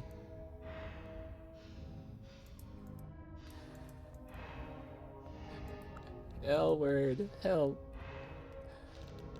Elward, I think I'm really in trouble this time. What the clowns got you doing this time? This time they want me to kill one of them. And I can't really think of a way to possibly trick them. They're all together and just waiting for it to happen. Damn. That is tough. You have any advice? Not this time, girl. I'm sorry.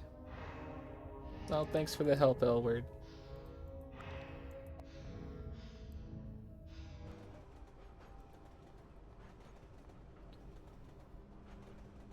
Let's just go back to the Rustblood car and go get our Faygo.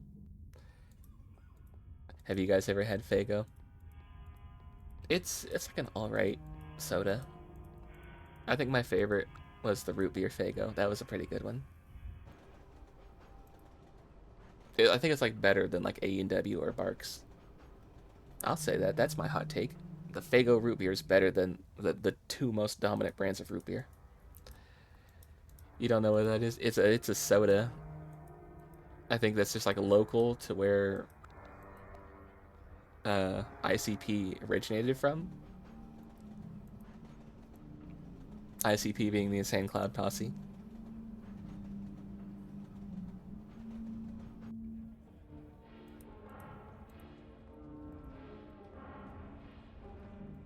They said the back of the cart. What am I even gonna do? There's no soda here. There's not even room for soda. I'm such an idiot. I need to go back to Zephyros. Is there soda back there? Joey, you look mad enough to spit. What's wrong? You know of the ICP, you just don't know anything more about the clown thing. Maybe we should do a stream. You don't know more than the clown thing and the fucking magnets. How do they work? Maybe we should do a deep dive into ICP. Did you know at one point the U.S. government considered being a Juggalo basically a terrorist organization? Did you know that? Don't worry about it, Skyla. You have your Lucis to worry about. I'm really sorry, but I didn't have a chance to find any Lucis medicine. Everything got really crazy really fast. I'm not really sure what to do. You did know that too. Okay. So for some reason, every time I tell that to people, they didn't know that. Oh, honey. It's okay. She seems to be perking up a little bit anyway. You worry about you and yours. See, I like her. She's my favorite, probably my favorite troll who's on this entire train. She just seems sweet. She's just worried about her own. She's given helpful advice. She's been kind. And I'm sad we couldn't find Lucis medicine for her.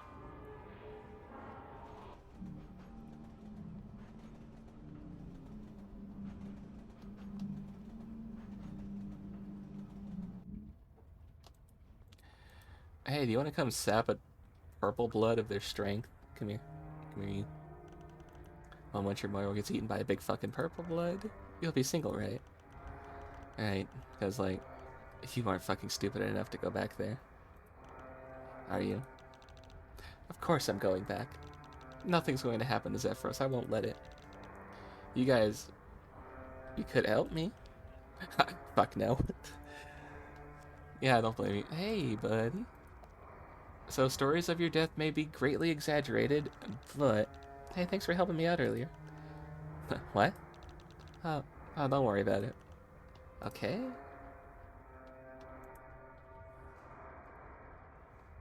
I just realized you have 69 420 followers. That's funny. Hey, you want to help me kill a purple blood? Hey, you've really got yourself into some situations that are way too big for you. I can relate. But I can't relate to, I can't relate enough to get myself killed. You're an assassin for hire, but you won't do that. Joey Claire, I wish I could do more to help you, but my information network is absolutely worthless in the circumstance. It's okay, Boulder. You don't have to stick your neck out for me. I wish my neck was more stickable. Do you think they'll kill me? Do you want a nice answer or a true one? Neither. The true one. Yes. The nice one. It'll be fast.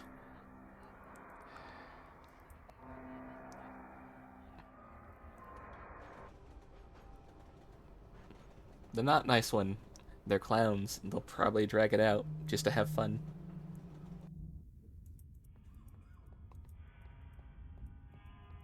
So, hey, you're not getting your Tonto back. I'm sorry. How fair's my blade? Here, you can just have it back. Okay, never mind. You can't have it back. Did it serve its purpose well? I guess it did. Thanks. Oh, the least we gave is his Tonto back. We're coming back empty-handed of the Fago. We do not have the Fago on us.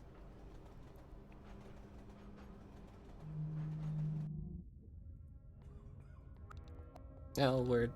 Are you sure you can't help us? Good luck. God damn it. How about you, creepy spider lady? You wanna go fight a clown for me? I'll go in your room then. Hey, you're good at killing people, right?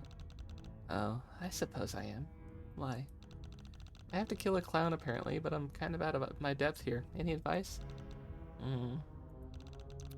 You can always invite them over to come visit me. In my room.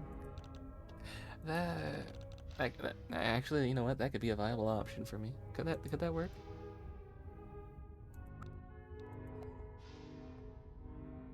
Oh, no, we can't even get the Fago from the machine. That may actually be a viable option. Hold on. Hey, there's a single cerulean waiting for you and a couple of train cars down.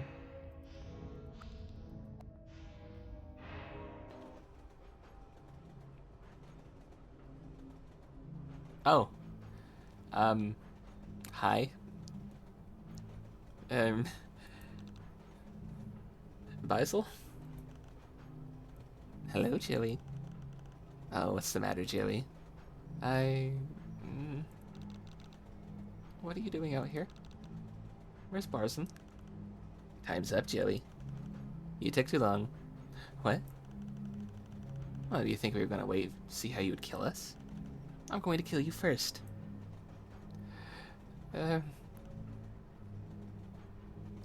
Joey! Zephyros, what are you doing out here? How'd you get away from Chahut? Zephyros?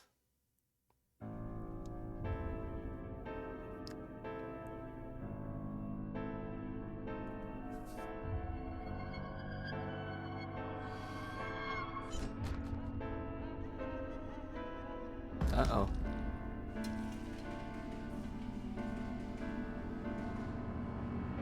Oh, shit. Oh, we got like the first proper murder to happen on screen so far.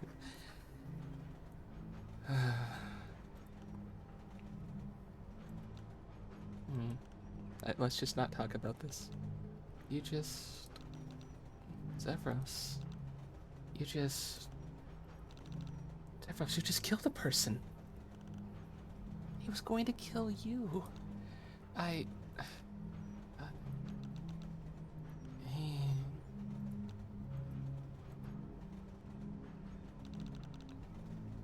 did you get free, Zephyros?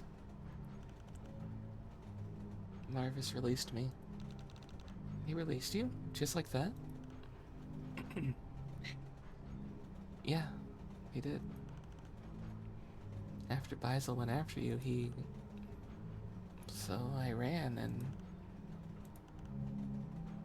that happened. I'm glad it happened here. This is the only cart there were spikes at the bottom of it. Joey, I was just trying to help you. I know, Zephyros. You did.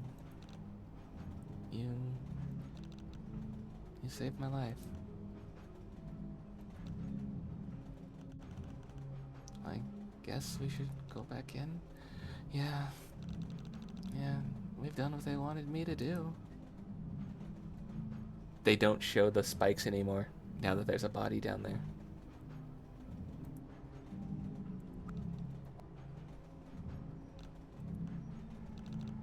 Zephyros, we killed the person.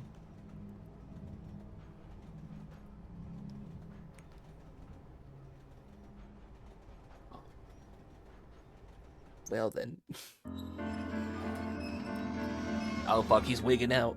He's wigging out. Hey, Joe. Ah! I can't feel him. I can't feel him. I can't feel him. I can't feel him. Ah! I can feel it. I can feel it. His head. Our head.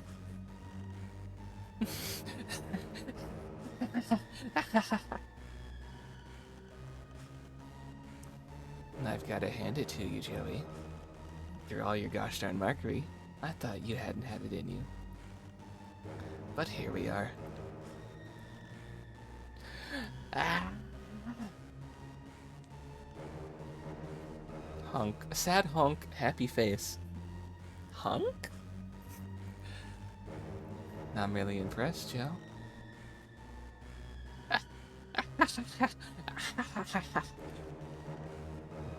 You really rose to the occasion this time. No, I didn't kill him. What? But Parson. He's dead. He's dead. He's dead. My heart, my life. He's dead. Oh, we killed him together. Joey's just being modest. Hey now, no need for that. You did a great job, Joe. Don't sell yourself short. Honestly, it's just terrific. You definitely made the best choice out of all of us to kill. Just look at Parson. Oh, what a wicked chuckle. Now that Neuralink's a thing and research about quantum entanglement continues to advance, when do you think we'll get people connected like that in a reality? Oh, I don't know. I don't know, but do you trust yourself to get connected to somebody?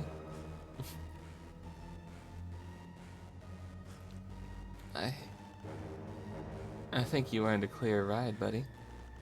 Go right on through.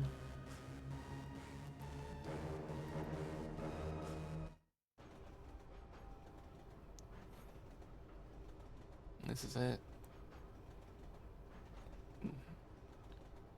You wouldn't, but some people definitely would. What do we have going on here? Joey, are you alright? No, I'm not. I'm not alright, Zephyros. How could you be calm about all this? Joey, I understand you're a human, but it's literally their life on Alternia. This is quite normal for them. Maybe not quite normal for a rust blood to take out a high blood. That's not quite too normal, but we just killed a person, Zephyros. Yeah. I know it's hard the first time. What? The first time? You gotta remember as well, he plays with his Cubat on the, was that the Grub Ball team? And they were saying if you're just weak in Grub Ball, you do get killed out on the field. So he's kind of used to that with the sport he plays. What are you saying? Have you? No. That was my first time too. Please don't be too hard on yourself, okay? It wasn't your fault. You didn't kill him. I did. I'll feel it for you so you don't have to. That's a fucking moral right there. That's moral behavior right there. Not what Damek does. That's moral behavior between two people right there. Let's just go. Wait, Joey. What? I think I know. What do you know? What? I think. About the High Bloods and our revolution? Yeah? I think the good ones will join, even if we don't offer them anything. Really? Even after? After all that? Yeah. It's because of what just happened that I think so. Because even if it's extremely hard and you don't get anything out of it, even if you have to kill to do it, or even if you have to die, defending someone weaker than you is its own reward. What do you think? I think you're right, Zephyros. But I still feel awful. Yeah.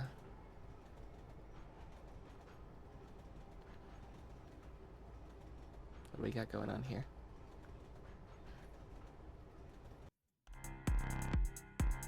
Oh shit, it's a drone. Okay, so I think we need to hit the lever right there. This lever right here.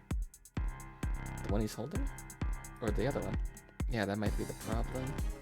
We gotta disable the drone somehow, or it'll sound the alarm.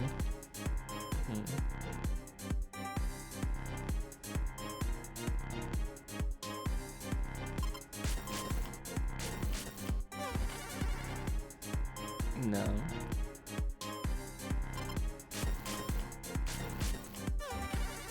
She's indifferent. How about the other one? Light is weightless. Okay, so none of that. Can I kick the door? Yeah, metal rasp-gasp. Okay, alternative plan. You have telekinesis. Can I just move this lever? I heard a click. I think the trap door unlocked. I bet it opens to the tracks like the maintenance hatch. This right here? Can I? I can. You must gather your party before you continue.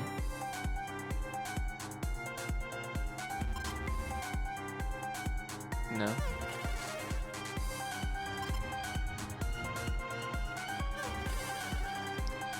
No. Can I break the window?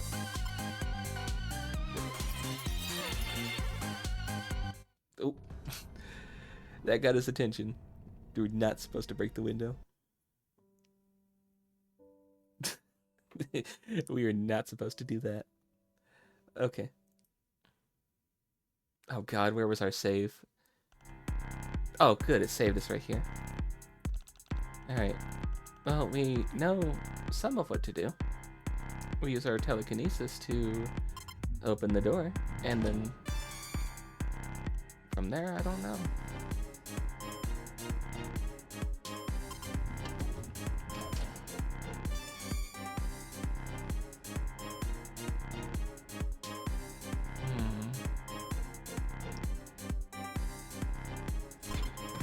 Yeah. That did not work.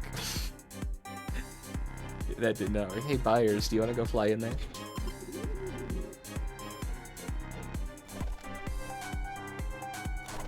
Oh my god, he's in. Buyers!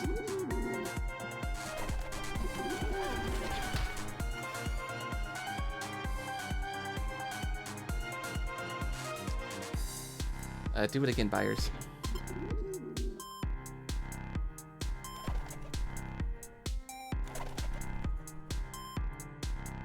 I can't switch characters, so I can't just, while he's doing stuff, distract him. Okay.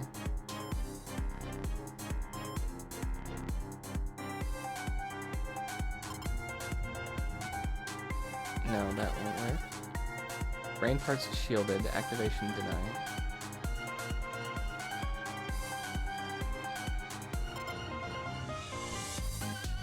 That's currently in his hand, it won't work.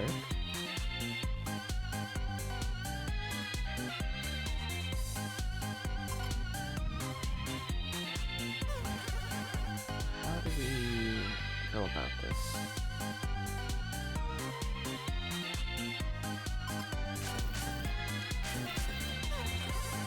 No, not that. Not that either. I really like the music in this, though. Oh, can I shine in his eyes? That'd be pretty funny. Or is it gonna just hit his back? Yep, just hit his back. What the hell even is this, by the way?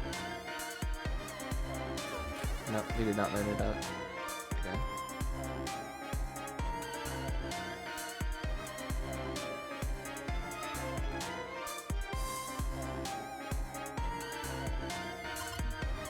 We knock his hat off? No.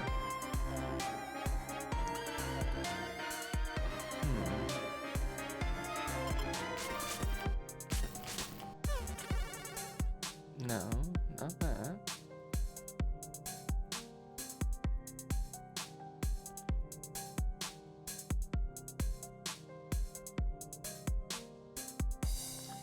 There's so many things I can click on and I have no clue what exactly. Buyers, can you go get the hula girl for us? I want to steal it. No. How about his hat? Go get his hat. No. But if I do send you in, that does work, so that needs to be a part of what we're doing.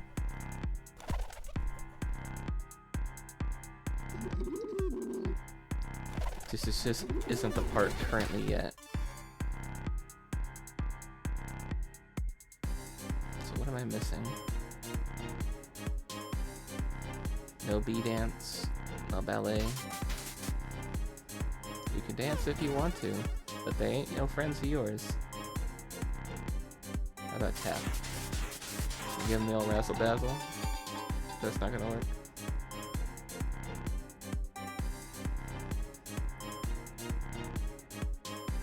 That didn't help nothing.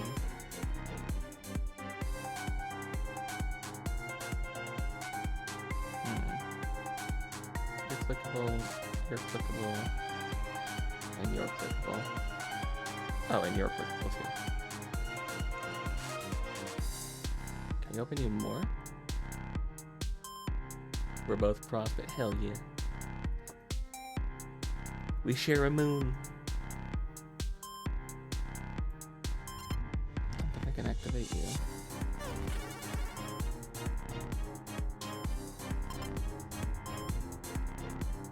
Your void aspect. Ooh.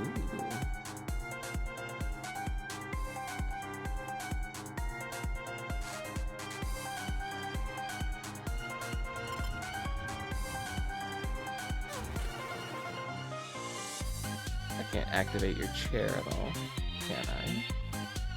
No. Can't activate your hat. I can't activate that. And I can't move that.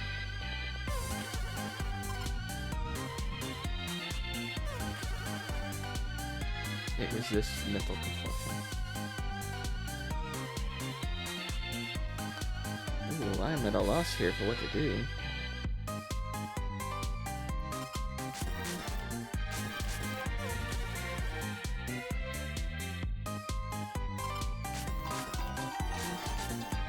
It's looking.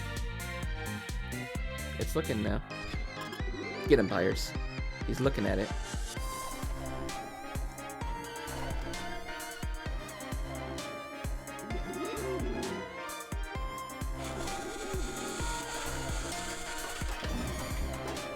We did it. Buyers, you killed that drone.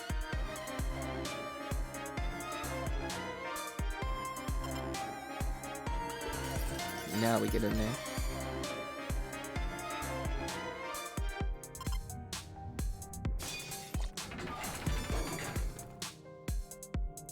Oh, this is all just put the pieces of the puzzle together. No. What do you mean? Was that not the one I needed to... Oh, because the hand wasn't on it. I shouldn't have done that. Okay.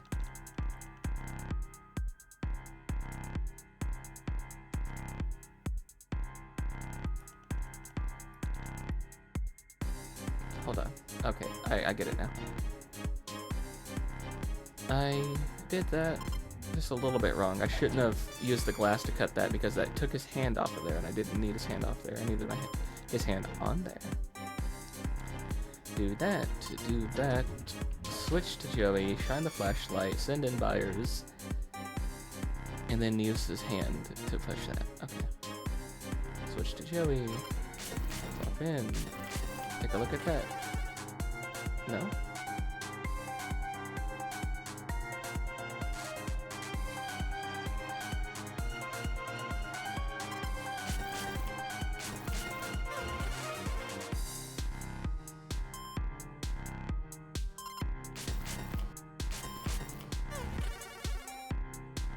Is that... I swear that's what we did last time. And then she just started shining. Maybe I need to do it like that first?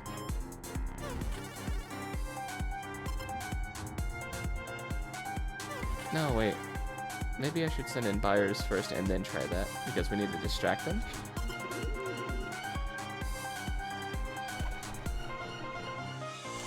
Once he realizes there's distractions around, maybe then he'll look at the Hulu girl.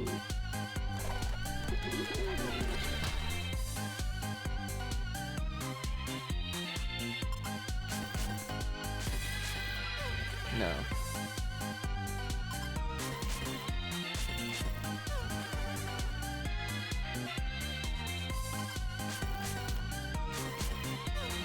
This should be right.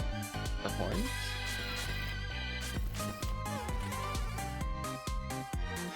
That's what worked last time.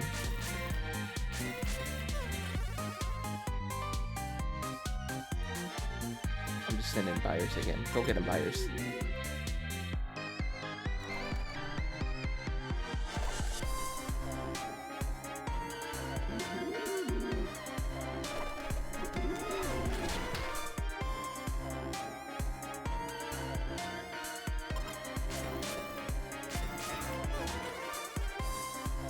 You know what? Maybe we need to shake this more. I think it needs to be moving. We got a lot of jade signs. That is interesting to note.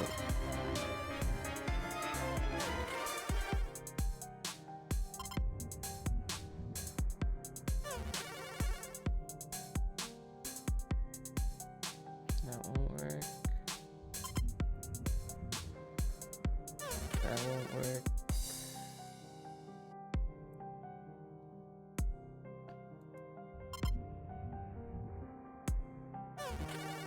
That won't work. What am I missing here again?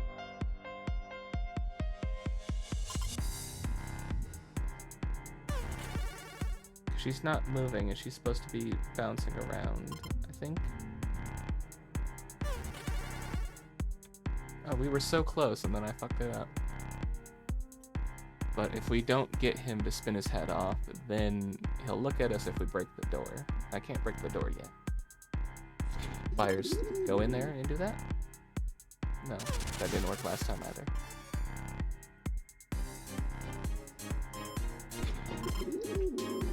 You know, just go harass the guy again until I figure out... Never mind, I need to send you to the door. Go harass the guy again until I figure out what to do. Eventually this should work. Maybe he's gonna smack it. Maybe that's what I'm missing. Maybe if I just do this enough, he'll smack that eventually.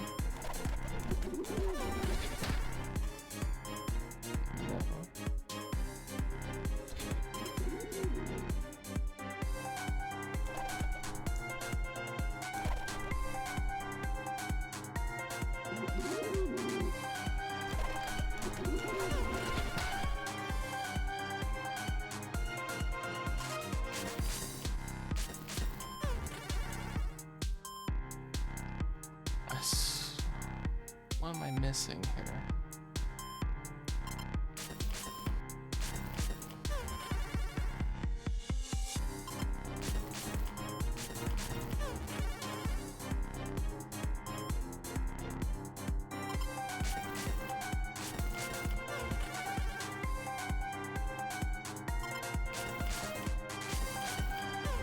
That definitely was the thing we did, though.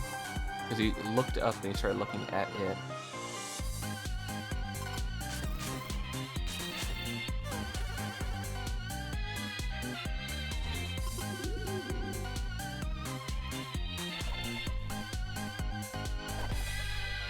Perhaps it's just me being silly? I feel like I'm not missing anything.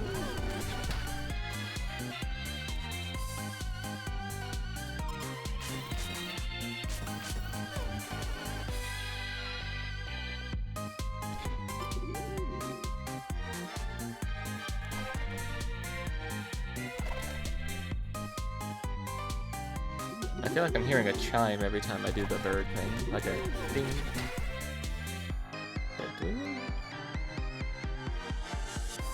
What am I doing wrong here then? Now what is that glowing thing? Hold on. Wait. That's what did it. That's what caused her to move, okay. That's what it was. I get you. Go, buyers, go.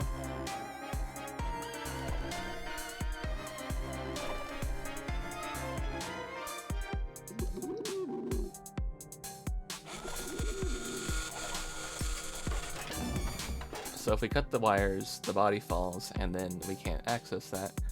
But we should be able to do it now? Using his hand. No.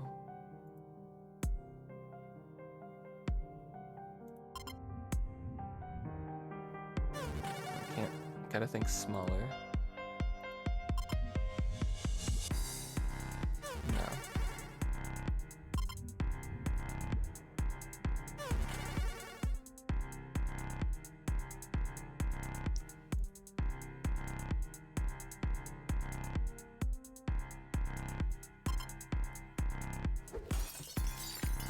I'll just do this anyway now. I feel like this is the wrong order, but it's the only thing I can think of to do. I can't use that on buyers, I can't use it on the hula girl. But it is the only thing that actually does do something. See, because now it's not active. Can I push it forward again? No. Let's do your hat.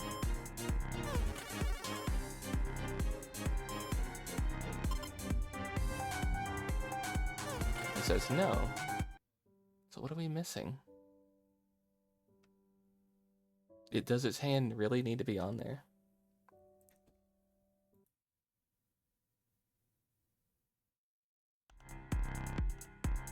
I think we need to hit that lever. The one he's holding. Gotta disable the drone or it will sound an alarm. We disabled the drone.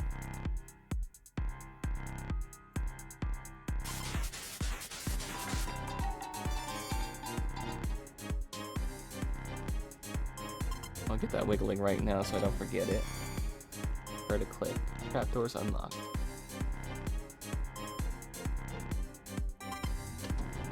Open that, switch over to Joey, send in the no, do the flashlight and then send in the buyers.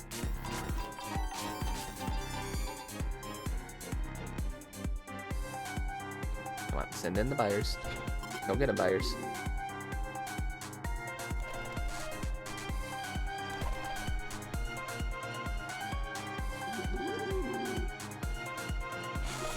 Hello, orange. Hello, hello.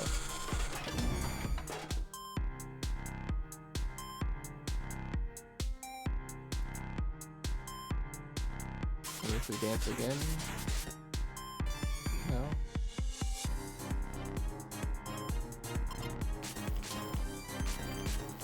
Shining even brighter. Bust the window.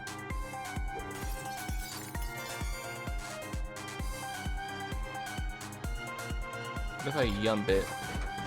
That did not work.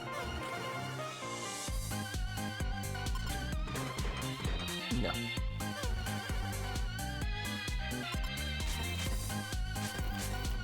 Buyers, go for it. Go for it, buyers. Buyers, go for it.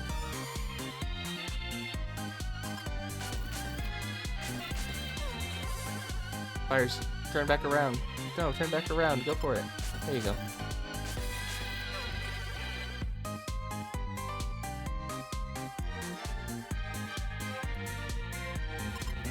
Pull back, pull back, pull it back, pull it back.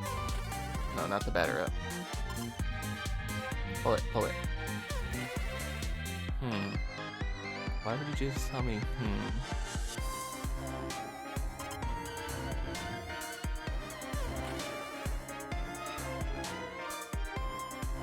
I'm hearing a noise that womp womp. Like I'm one step away from doing something right.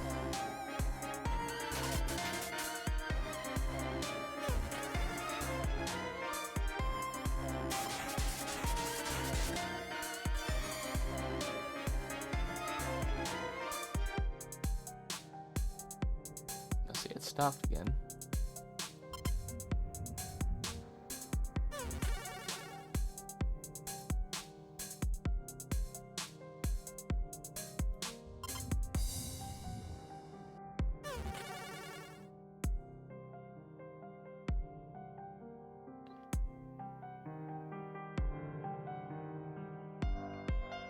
Enjoy your Eve. That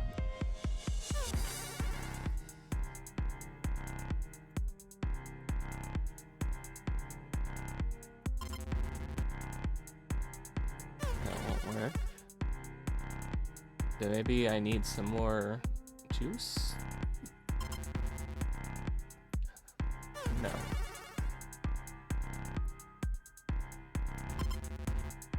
What am I missing here?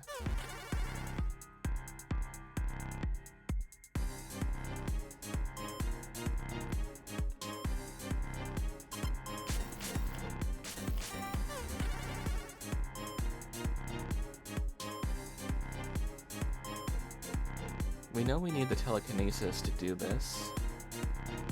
I don't know how exactly they plan on us moving that, because if we cut the cords, the body falls, and then we can't move it anymore. Buyers is still in there. We can't target buyers, though. Unless I can't open this door anymore. Maybe we need to... We can't do that. We do.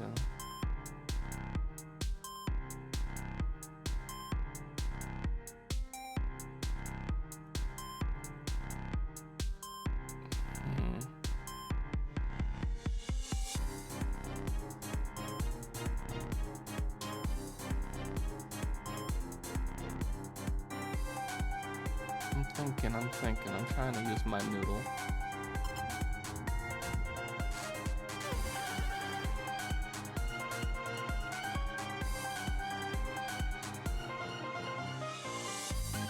Maybe if I just keep pushing it?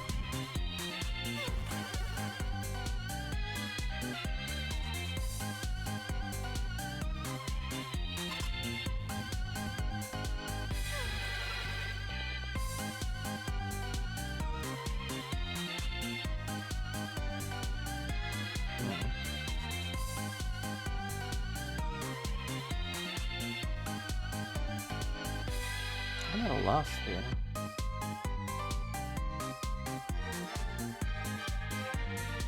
Trying to think, does Joey have anything that she can do? I don't think dancing at the guy will work. No.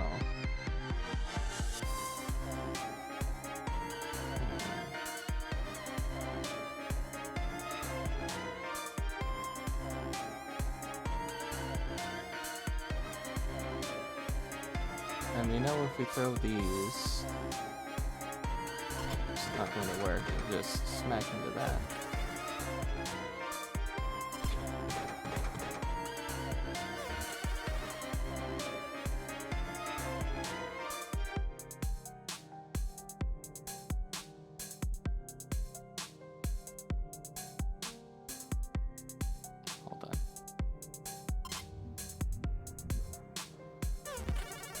See, it says, and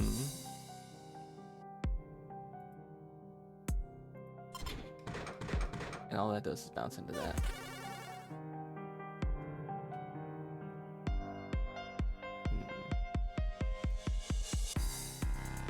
This is literally just the last step to beating the game, and I'm at a loss for what to do.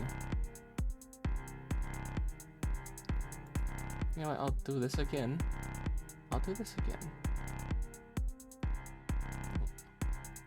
This seems like the only course of action we can take.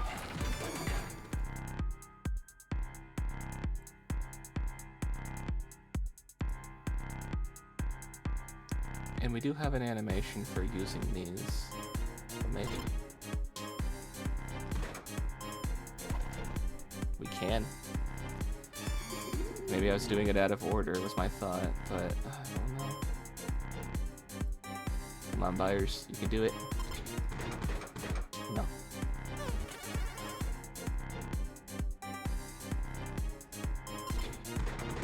No.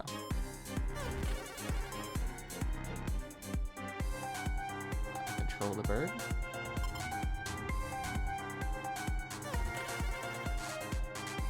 No. Still brain perch open.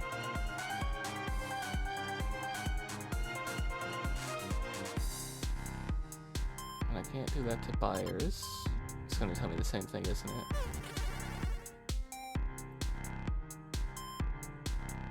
No.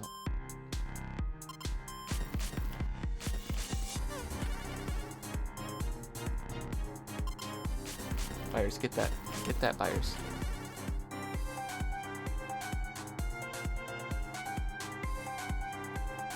Okay, this isn't working. No, not you. We know if we throw it at him, it doesn't work. We know we can't throw it at the lever anymore. That doesn't work. And we know I can't telekinesis the tree. Well, we might as well do the lever again and see if that still gives us the bad end. That worked? Huh? That worked? Did we do it? I think so. I think we did. And now we just have to wait until we get to Crydia. She'll know how to get you home. Yeah. We'll be there in a couple of hours. We should get back to the Rustblood car. And don't forget that we still need to ask around for Skyless Lucis. No. Huh? I don't want to walk through the clown car again. Oh. It'll be okay, Julie. They won't mind. And I'm here. I'll protect you. I promise. You know, you really are brave. Thank you, Zephyros.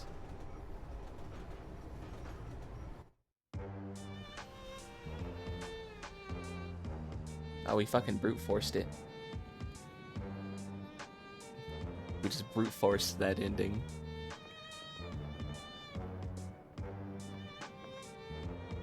Oh, this is the ending to Act 2.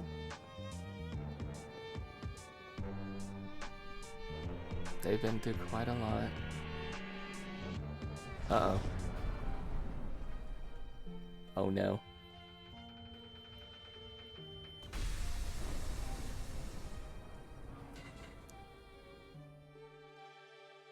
The main screen was... It was... foreshadowing.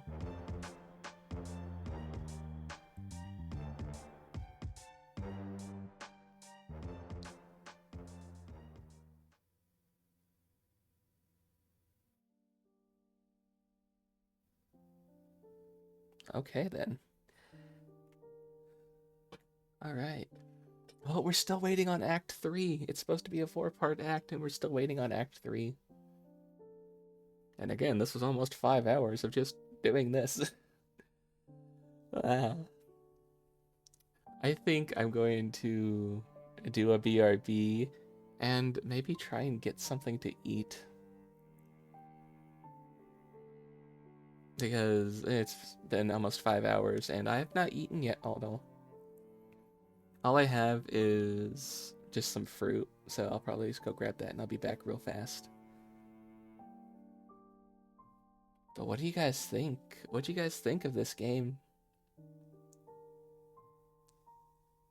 I absolutely adore the music. I adore every single backdrop that this game has had to offer. A lot of the puzzles confused me, but I did it eventually. And good old Toby Fox working on the music too.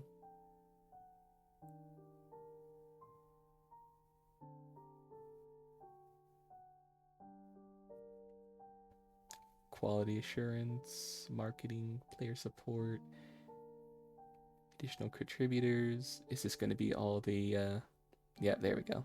All the backers. Are you going to show the names? What? No names? I finished Act 2. I finished Act 2. To be continued in Act 3. And hey, we have the save data for Act 3. Whenever that comes out, it's not out yet. But we got it.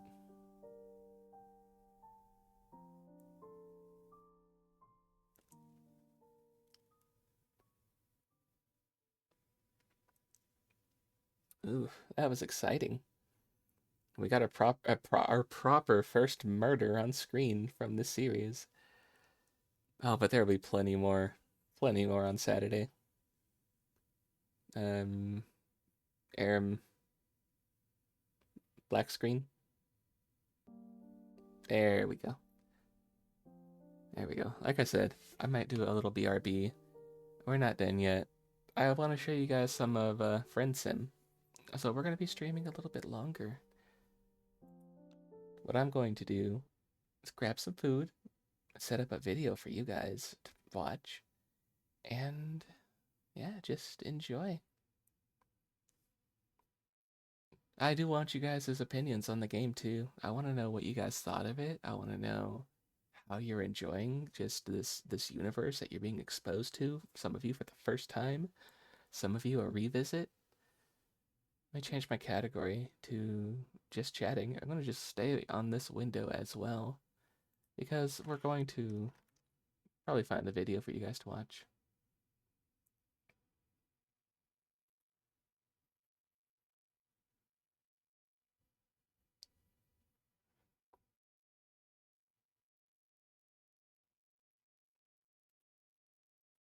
This has been really fun. We're going to go back to just chatting. There we go. Now let's find a video, shall we? And in the meantime, while I'm video hunting, I'll turn this back on for you. You can just listen to it while I get together a small little playlist. Maybe like 2-3 videos. Or maybe just like one big one.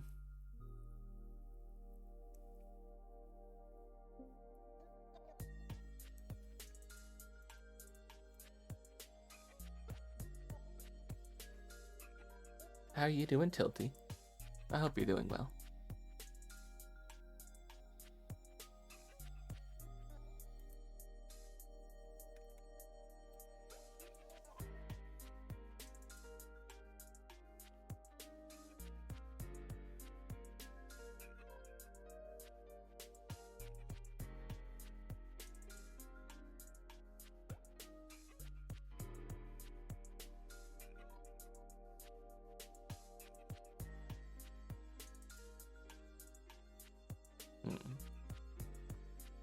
I'll put on a trusted source, a classic.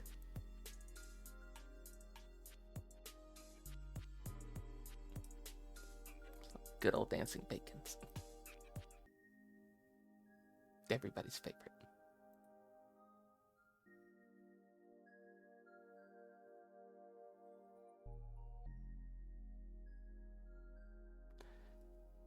A $1,000 course? Oh, we have to watch that.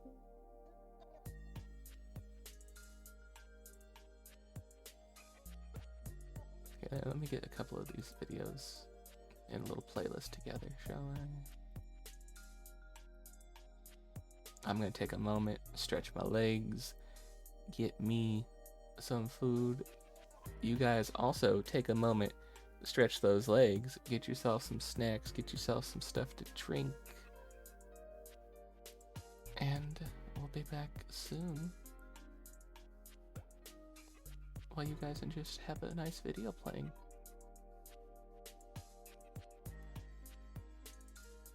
No. What do you mean no?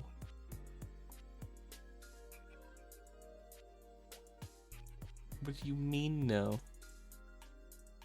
You telling me you don't want to have a nice time and just get snacks or drinks?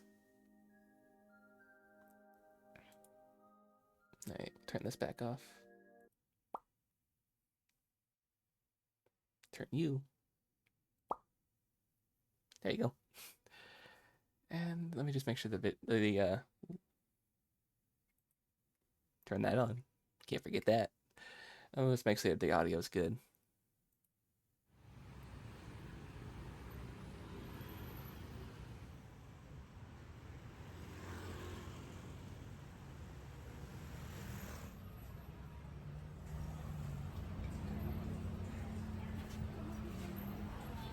Alright, I'll be right back.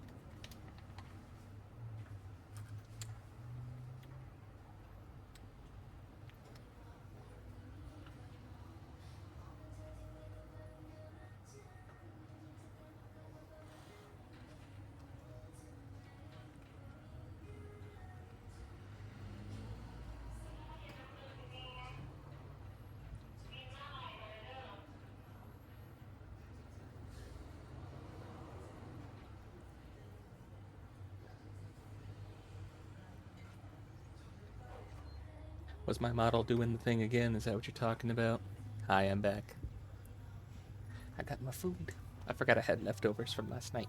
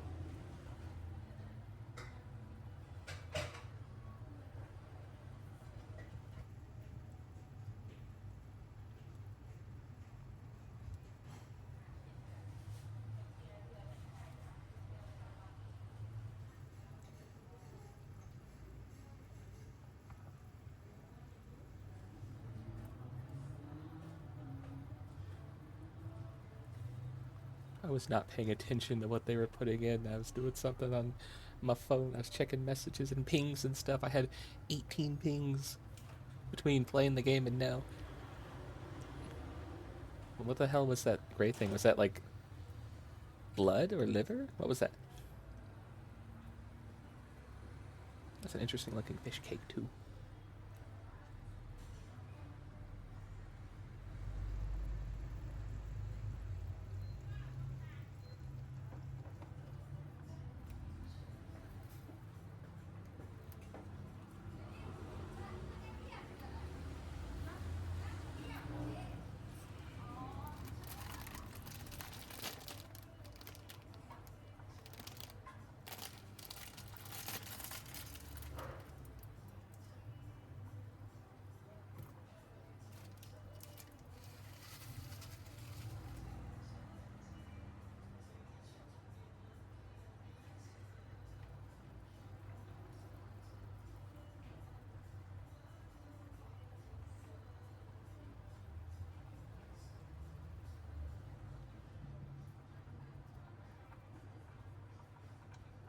Purple noodles. I want to eat that.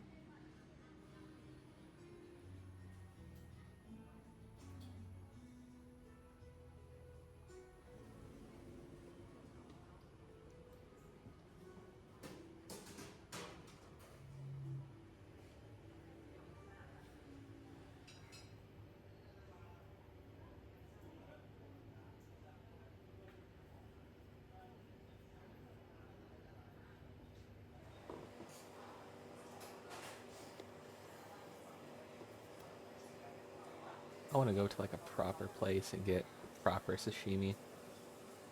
The closest place I could get sashimi from is a buffet, and I really don't want to eat. I don't want to eat buffet sashimi that's just been sitting out. That sounds like a terrible fucking experience to have. You don't know how long it's been sitting there for. Picker tincture.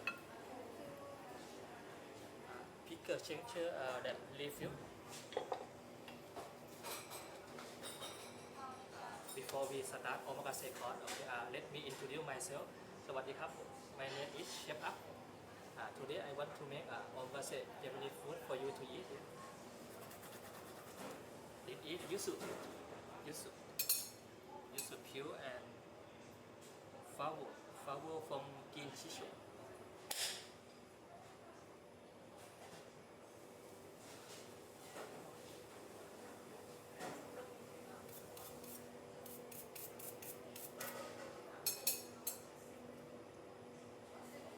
Okay, first appetizer, hotate musuku junsai, hotate or scallop, seaweed and Japanese vinegar. Okay, and I serve with yuzu pure. Okay, before you eat, I recommend you mix together.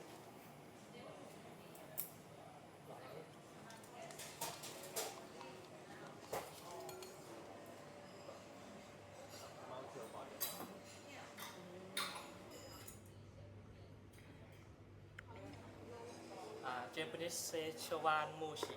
You know Szechuan mushi?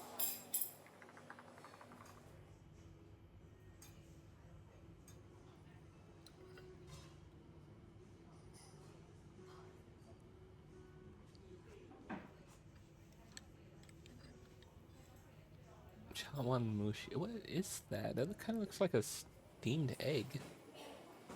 That looks really interesting. I want to try that.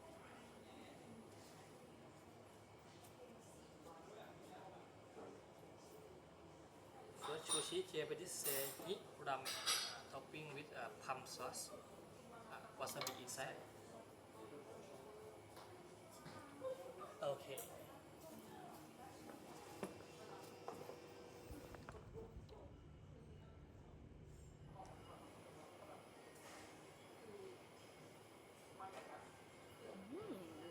It is scallop from Hokkaido.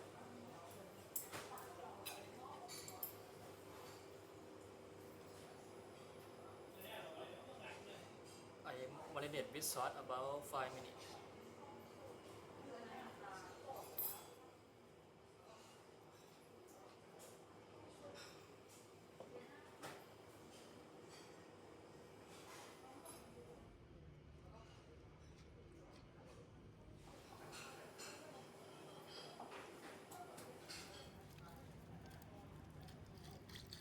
Second sushi, Japanese say kanpachi or amberjack.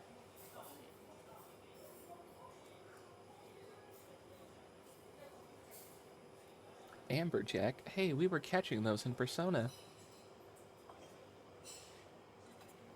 Also, while I was heating up my food, I thought about it, and Topping with considering I have Saturday as a 24-hour stream, followed directly by a collab with people, I think I'm going to take Monday off. I thought about maybe 2 days, do Monday and Tuesday, but then that would also mean Wednesday is already a day off. So I'll do Monday off, I'll do a Tuesday stream, and then Wednesday we'll watch a movie. And then from there, I think we're just going to do a relaxed week after. I think we're just going to do a relaxed week after this. Maybe some chill games.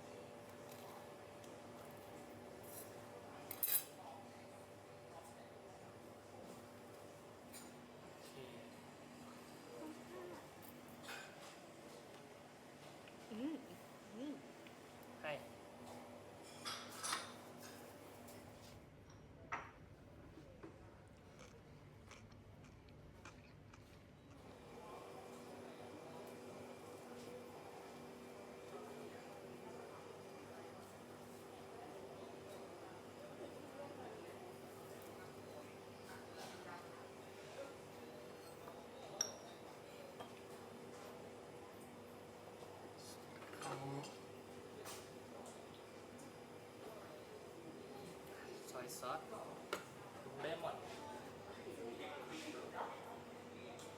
and cream sauce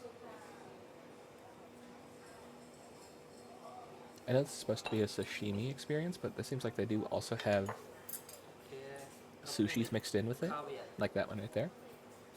Is this the $1,000 one? It is.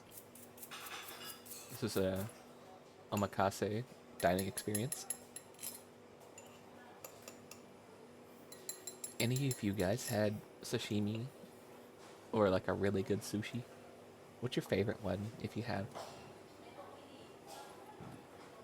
Sushi wise, I think my favorite one has to be eel. I like the unagi sushi. Is that a pickled egg yolk? Not pickled, a preserved egg yolk, Okay. salted egg yolk. Dried fish roe, that's what that is. It's just a roe sack, okay.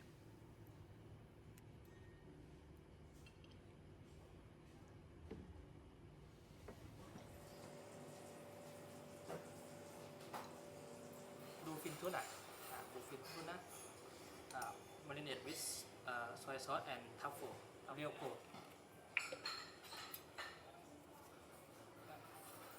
Yeah, for $1,000, you better be getting some gold leaf with that. If you guys haven't had gold leaf, it's got no flavor. It's just for show. It's one of those you're just paying for the experience. It adds nothing to the dish whatsoever. It's just opulence.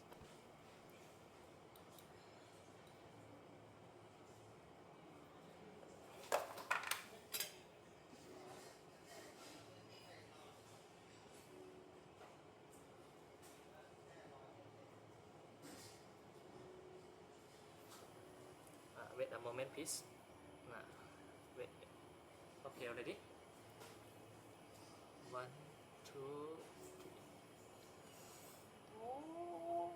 okay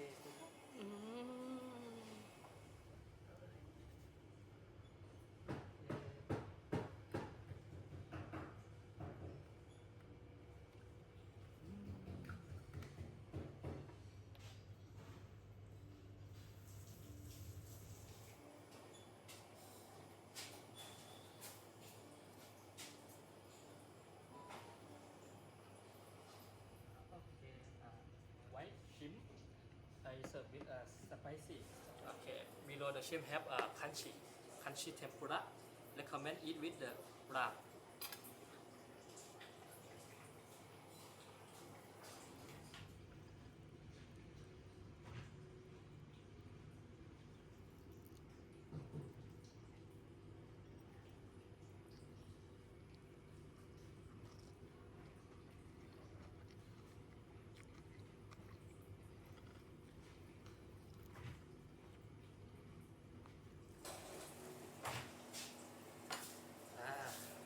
engawa tempura okay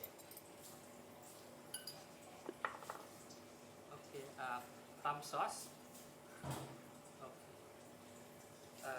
plum sauce and wasabi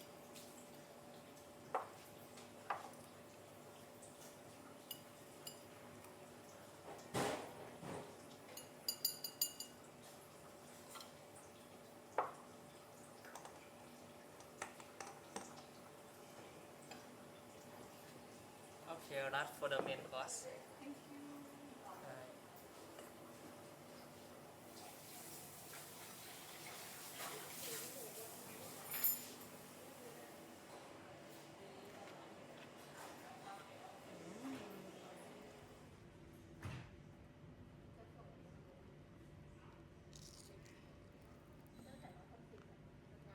soup Osumono soup inside have white fish onion and seaweed okay okay disappears okay circle นะครับcircle and okay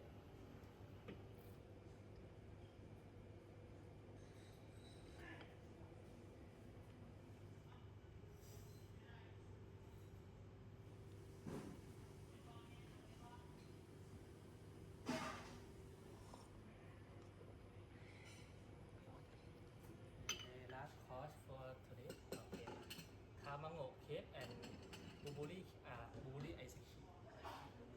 For Tamago cake, I recommend you eat with the whipped cream. Thank you. See ya. Up.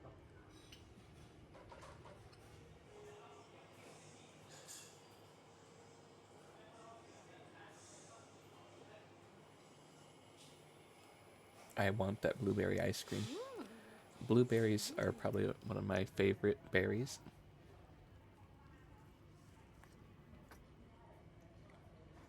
I like blueberry flavored things. If you ever want to get on my good side, bring me something blueberry flavored or mango flavored. Mango's my other like my favorite fruit. Not a berry, but that's how you get on my good side.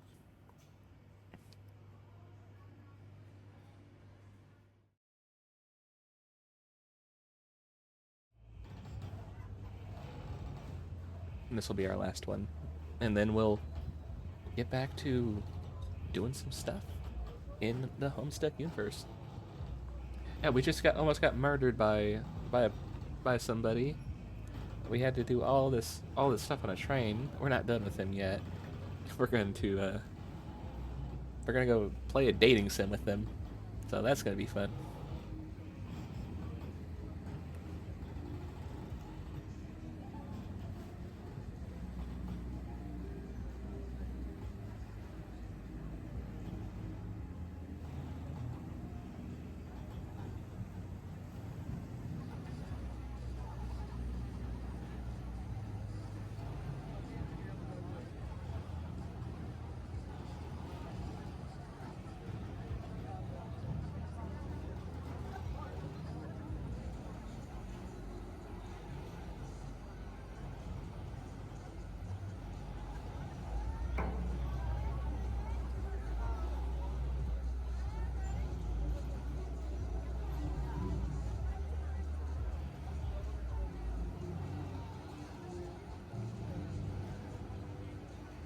Thank you, darling. I will hydrate.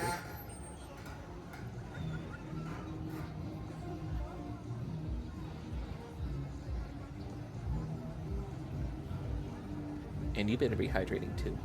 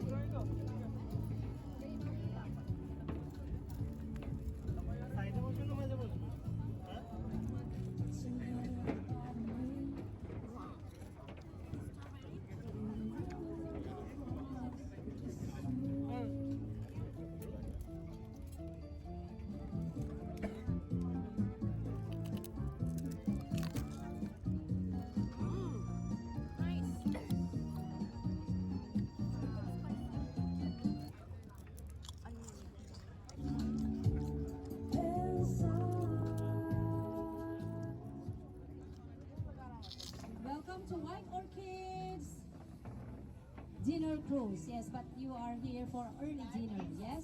So, ladies and gentlemen, we are from different countries, and of course, my kababayans, Philippines.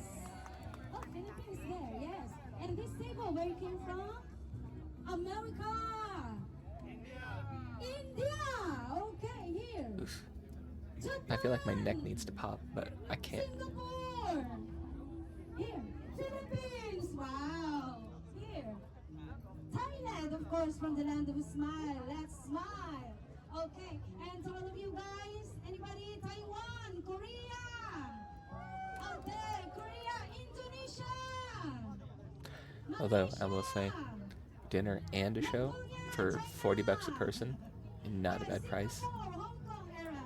Everybody, thank you so much for having me here, guys. Thank you so much for having me. Taiwan! Yes! So we are complete today. We are complete, almost complete, yes. So ladies and gentlemen, thank you so much for choosing white orchids for your early dinner, even though it's still a little bit hot, but you can enjoy the view, guys. The beautiful sightseeing we're gonna passing through by later after the early dinner. You can sing with me. You can dance as well. Let's enjoy each other, guys. So ladies and gentlemen, thank you so much. So before we're gonna proceed to our food, we would like to inform you, if you are looking for a comfort room or washroom, just go downstairs at the first floor. Okay, comfort room is located at the first floor. Okay, for the safety floaters, ladies and gentlemen, the safety floaters is located under your chairs. You're gonna check your chairs. This is important. Yes, and of course for the unlimited beer at the top of your table is we have an extra glass. We have an extra glass. Then you're gonna take the beer at the second floor, okay? At the second floor, but don't be drunk. Don't get drunk, okay? Okay, ladies and gentlemen, the buffet is open. You can take your food How are you now going to offer and them enjoy unlimited your beer and early tell them, dinner. by the way, don't get drunk? It's kind of what the beer is for, is it not?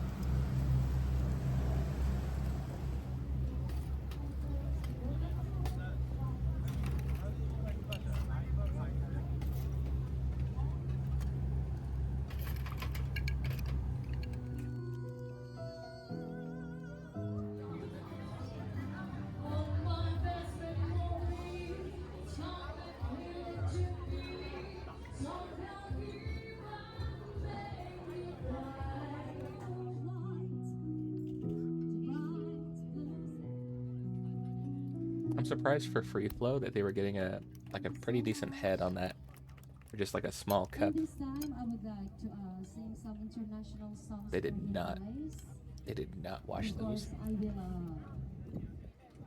They still got the beards. They're still full of sand. Ooh, no. Oh, no, no, no. Alright, here's a song from Kiruro, Nihon, Japan.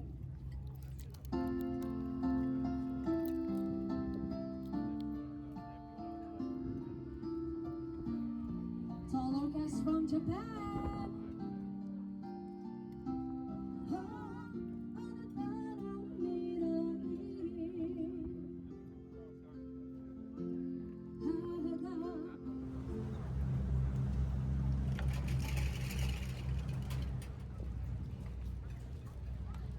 So once again, ladies and gentlemen, we are here now at Wat Palaya Temple.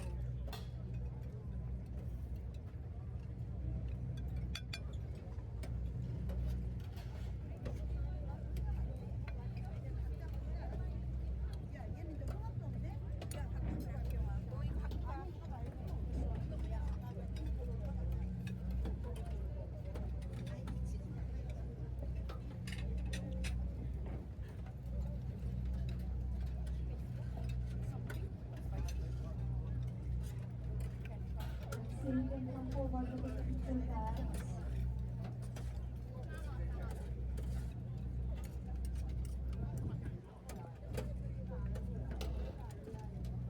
So ladies and gentlemen, all right, sorry, once again, we are here now.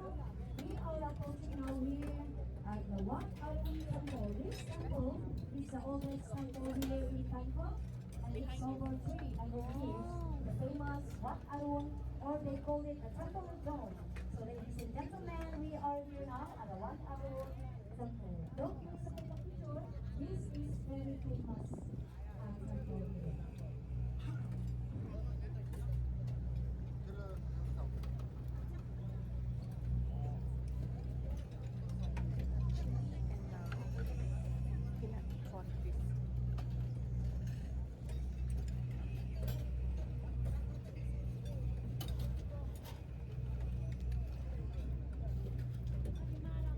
Pad Thai is good. I like making this at home though. There's no real places nearby me who do make it, so I just have to buy the stuff and make it at home instead. French fries. I prefer tots. I like tater tots better than French fries.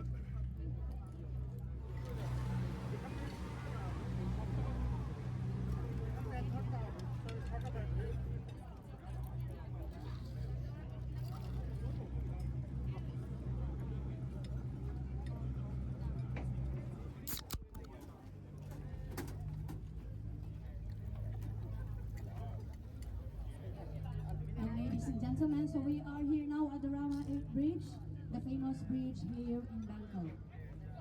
You can kind of come forward, guys. Take a picture with this beautiful bridge here.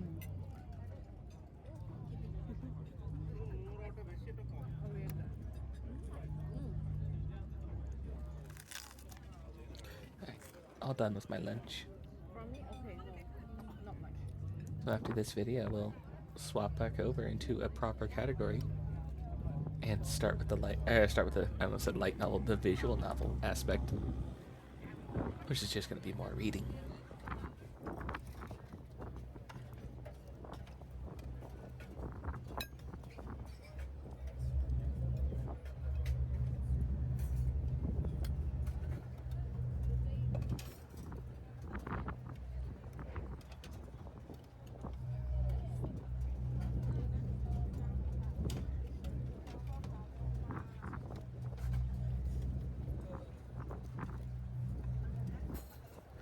What's going on? We were just, after about 5 hours of dealing with a trial, a murder, multiple murders, and a whole bunch of other stuff. We're taking a lunch break, a bit of a stretch break as well. And then we're going to hop over to playing Hiveswap Friendsim, which is the visual novel kind of dating sim version of the same game, but different story.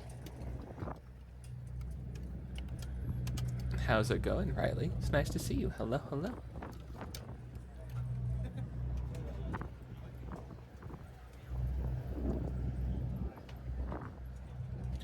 I couldn't have picked a worse day to get salad. They already almost lost it off their plate, which I think is funny. Any like normal American would not be caught trying to build a salad at a buffet where you have prawns and other stuff like that. Oh, I need to sneeze. Give me a second.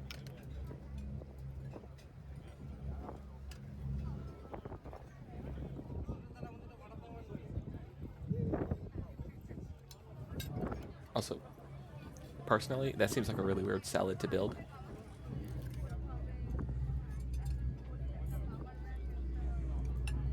Oh, thank God I'm hitting the mute button just in time. You guys do not need to hear no sneezes. It just seems like a really weird salad to build. random slices of ham, or was that bologna? It looked too thick. Maybe, so it's not. And then you have everything separate and not actually mixed together properly. And then you have whole, like, onion ringlets. It just seems like a really weird way to build a salad.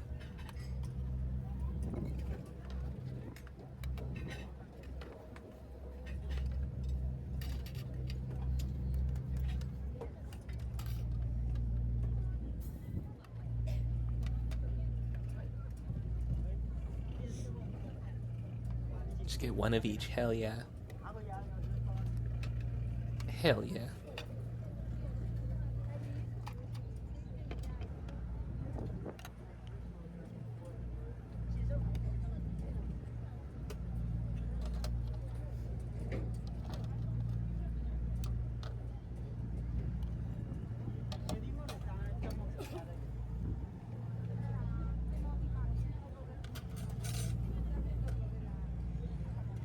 How are you doing, Riley? I hope you're doing well.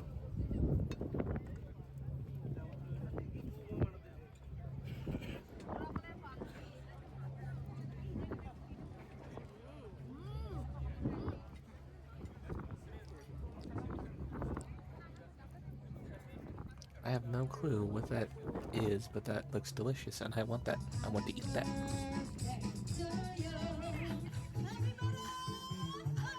Oh no, they're singing happy birthday. No, no, no, no. No, no birthday stuff here. No, no, no, no, no, no, no. I'm having flashbacks to the last time.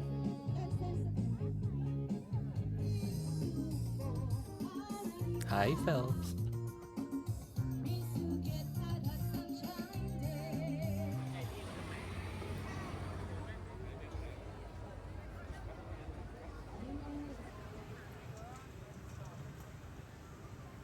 You're supposed to be resting. Are you getting up?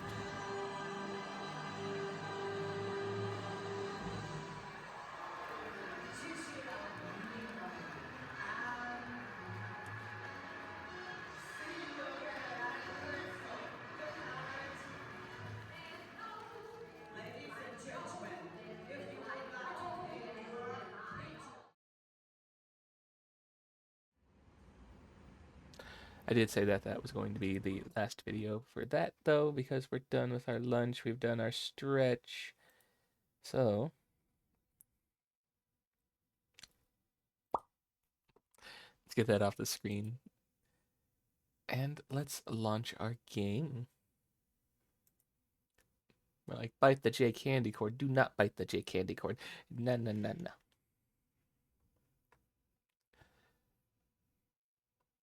Whoa, whoa, whoa. What's going on here? Okay, you can bite. I'll allow it. I'll allow it. Fine. Fine. Fine. Go ahead. Bite. Oh, wait. I'm in front of you. You can't bite me.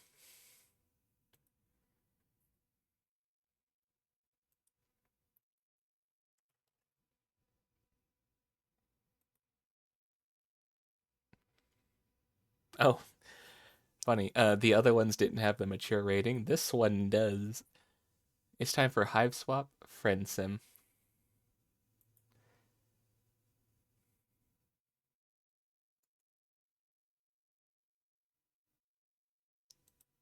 And I actually have to go into Steam for this one because it is not on my little drop-down menu.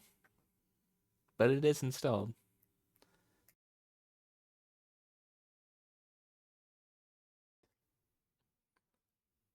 You ready to play a visual novel about trolls and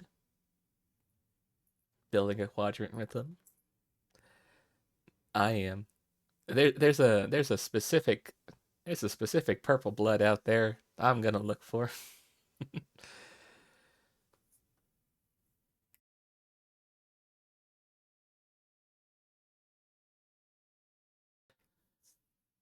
I feel like I have something in my throat. I have to clear it. Sorry. Oof. And then tomorrow we have Pester Quest, and then after that, it is time to read. this whole week is about reading, so that's why next week I kind of want to take it more relaxed and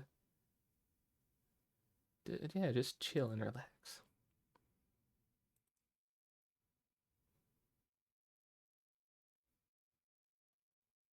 Let's get our game launched, shall we?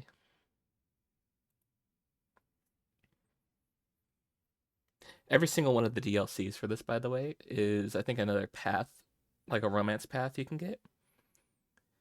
So if you wanted to, you could actually just curate the entire specific site. Give me a second to clear my throat.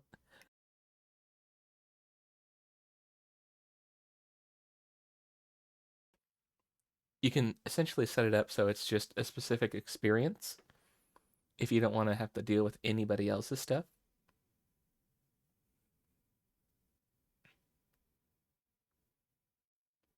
And once this launches, I'll catch it and we will get started.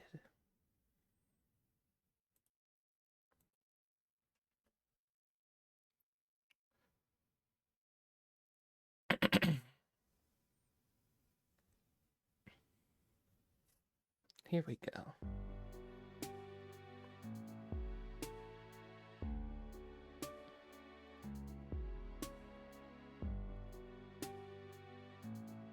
And this did not launch full screen. Give me a second to fix that. There we go.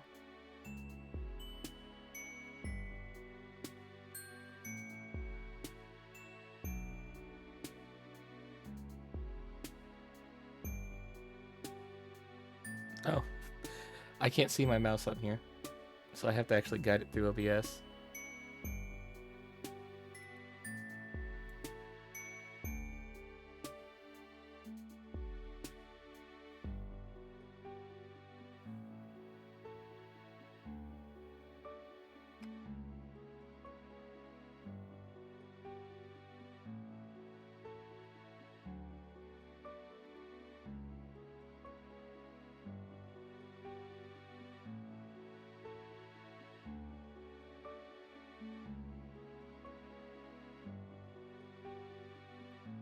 Okay, we're gonna have to do it this way because I lose my mouse if I do it the other way. Let me just stretch this out then.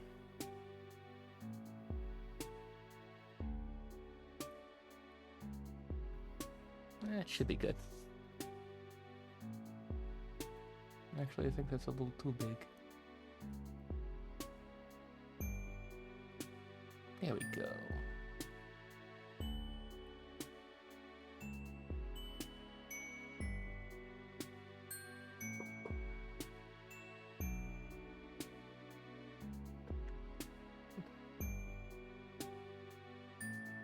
Clear my throat one more time.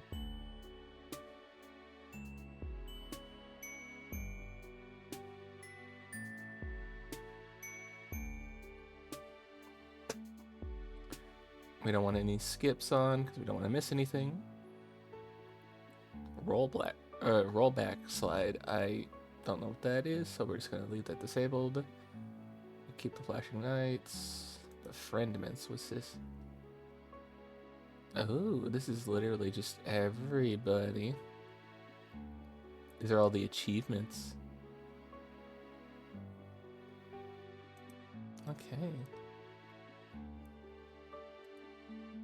And as you can see, there's nothing here.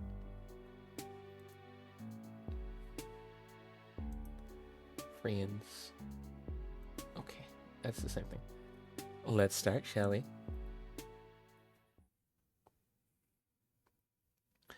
Volume 1, Volume 2, Volume 3, 4, 5, 6, 7, 8, 9, 10, 11, 12, 13, 14, 15, 16, 17, 18, a locked one. It definitely seems like 16 and...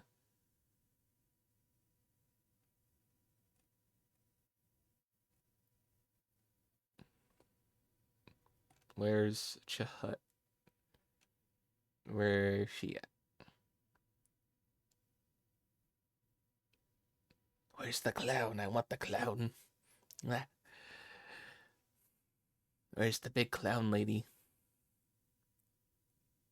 We'll find them eventually. But each thing seemingly has two choices.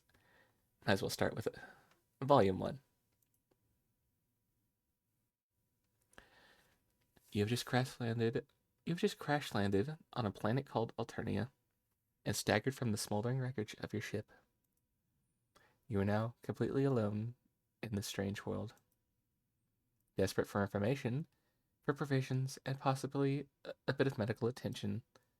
But most of all, you are desperate for friendship. Won't someone on this godforsaken rock be your buddy? Any weirdo will do. You're not picky. Hang on. What's this now? Is someone approaching? Ooh, we got a choice. Oh, we got a choice. The weird spider lady or that guy with the hot dog. Ardata Carmia or Diamond Cycle. I think that X is pronounced as the other way. Zykali?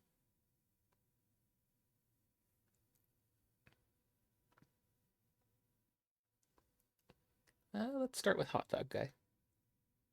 We're gonna go with this little guy, this little pudgy fellow with this little hot dog. Yes, someone is approaching. A strange, gray-skinned alien in a cozy-looking vest. Perhaps they will make for a good friend. What's up? Oof. Hang on, sorry. I didn't get a look at you before I started talking. Rude. I guess you're really weird looking. And kind of uncomfortable about this. Your stammering reply eventually conveys that you are a lost traveler who is hungry and probably in need of some medical treatment. You're also really lonely and wouldn't mind making a new friend right about now. How's the volume for you guys? Looks like it's almost at the same volume as me, so I'm going to just turn it down just a little bit. There. Hungry, huh? I see what your game is. You aren't sure what he's talking about. Then your eyes drift towards the obvious target. That exquisite hot dog he's holding. It looks like really, really good. Your mouth starts to water noticeably. Oh no. I knew it. You're just like all the rest. Your agenda is to have me relinquish my delicacy. Well, forget it. I've been tricked out of 2 other oblong meat products this week already. I know you. You're probably thinking I'm an easy mark due to my blood color, but I'll have you but I still have some dignity at least. You don't know anything about his blood color, or why that would matter in this conversation about his hot dog. You're hungry, sure, but you didn't mean to cast a threatening gaze at his meal. All you really want to do is make a new buddy, so you don't feel quite alone on this strange new world. I see. You just want a friend, and not my sweet meat. Sorry, I get a little paranoid when I walk around with such delicacies in public. You can't be too careful. Folks tend to get greedy, that greedy look in their eyes when they are around my warm sausage. The way he describes this. And these are odd ways to express the things he's saying, you think? But it would be rude to point that out. Probably best to change the subject, get this blossoming friendship moving in the right direction. Ask if he lives nearby. Ask if you can have a bite of his hot dog. It looks amazing. You live anywhere near here, buddy? Yeah, or, I mean, I used to. My place was bombed by drones a while ago. Now, I don't have a hive, but I'm making it work out here. I forage for tasty things when I can. I've gotten pretty good at it. Talking people into giving me meat products, I mean. You quickly feel a sense of pity for your new friend. You thought you had it rough, crash landing here, hungry and friendless, and come to think of it, feels like your arm is broken? Your ribs too, maybe? But enough self-pity. This is about making a new great friend. You ask your friend if there's anything you could do to help improve his life. Oh, wait. Are we friends now? Like, is that official? Man, I don't know. Why don't we slow it down a bit and see where things go? Or how things go. I'm not saying it's out of the question, I just think that I should take some time to see if you're actually friendship material. Someone I trust, you know? And not just another looky-loo gunning for my delicacy. Oh, damn. You got out over your skis aggression? Or skis again? You got out over your skis again. Of course he's right. It's totally reasonable. Sorry about that. I had to blink a few times. I've been staring at this screen for more than a couple of hours. You feel sure that you can do what it takes to win him over. You make a mental note to avoid looking at or mentioning his hot dog, since it seems to be a sensitive subject. You do everything in your power to avert your gaze from the hot dog, who are aggressively not looking at it. In fact, don't think hot dog thoughts. Just don't think hot dog thoughts. It's working. You aren't even thinking about hot dogs at all. It's like he isn't even holding one. And no one ever brought up the fact that hot dogs exist. He seems to notice, on some primal level, your current not hot dog mindset. Then he smiles. You pay closer attention to the boy's face. It's a nice smile he has, actually. Very kind, disarming, a few freckles here and there, a moppy mess of hair draped over his eyes. What a nice friend this would be to have, do you think? He's adorable, really, if you disregard the prickly attitude about his hot dog. Okay, wait a minute. You don't want to start thinking thoughts that are too friendly. You should dial it down a little. Stick to the basics. You want a cool new friend? Nothing more. You should try and spark up some non-meat related conversations soon before things get awkward. You wonder about his house. It got bombed? Yeah, I know. Routine drone passed through my hood. A little bombing, a little culling. That's how it goes around here. I was a lucky one. My Lucis, and not so much. He's a goner. You don't know what a Lucis is, but you can deduce it's probably someone important to him who probably died in the bombing. Oh, he's crying. He's crying his little burgundy tears. It's kind of like my eye makeup kind of looks like burgundy tears too. Rather than overwhelm him with annoying questions about his culture, you decide to play right into the right place to show some sympathy. Thanks. I miss him. Sometimes, I think. I enjoy savory bunned delights as a way of covering up the pain.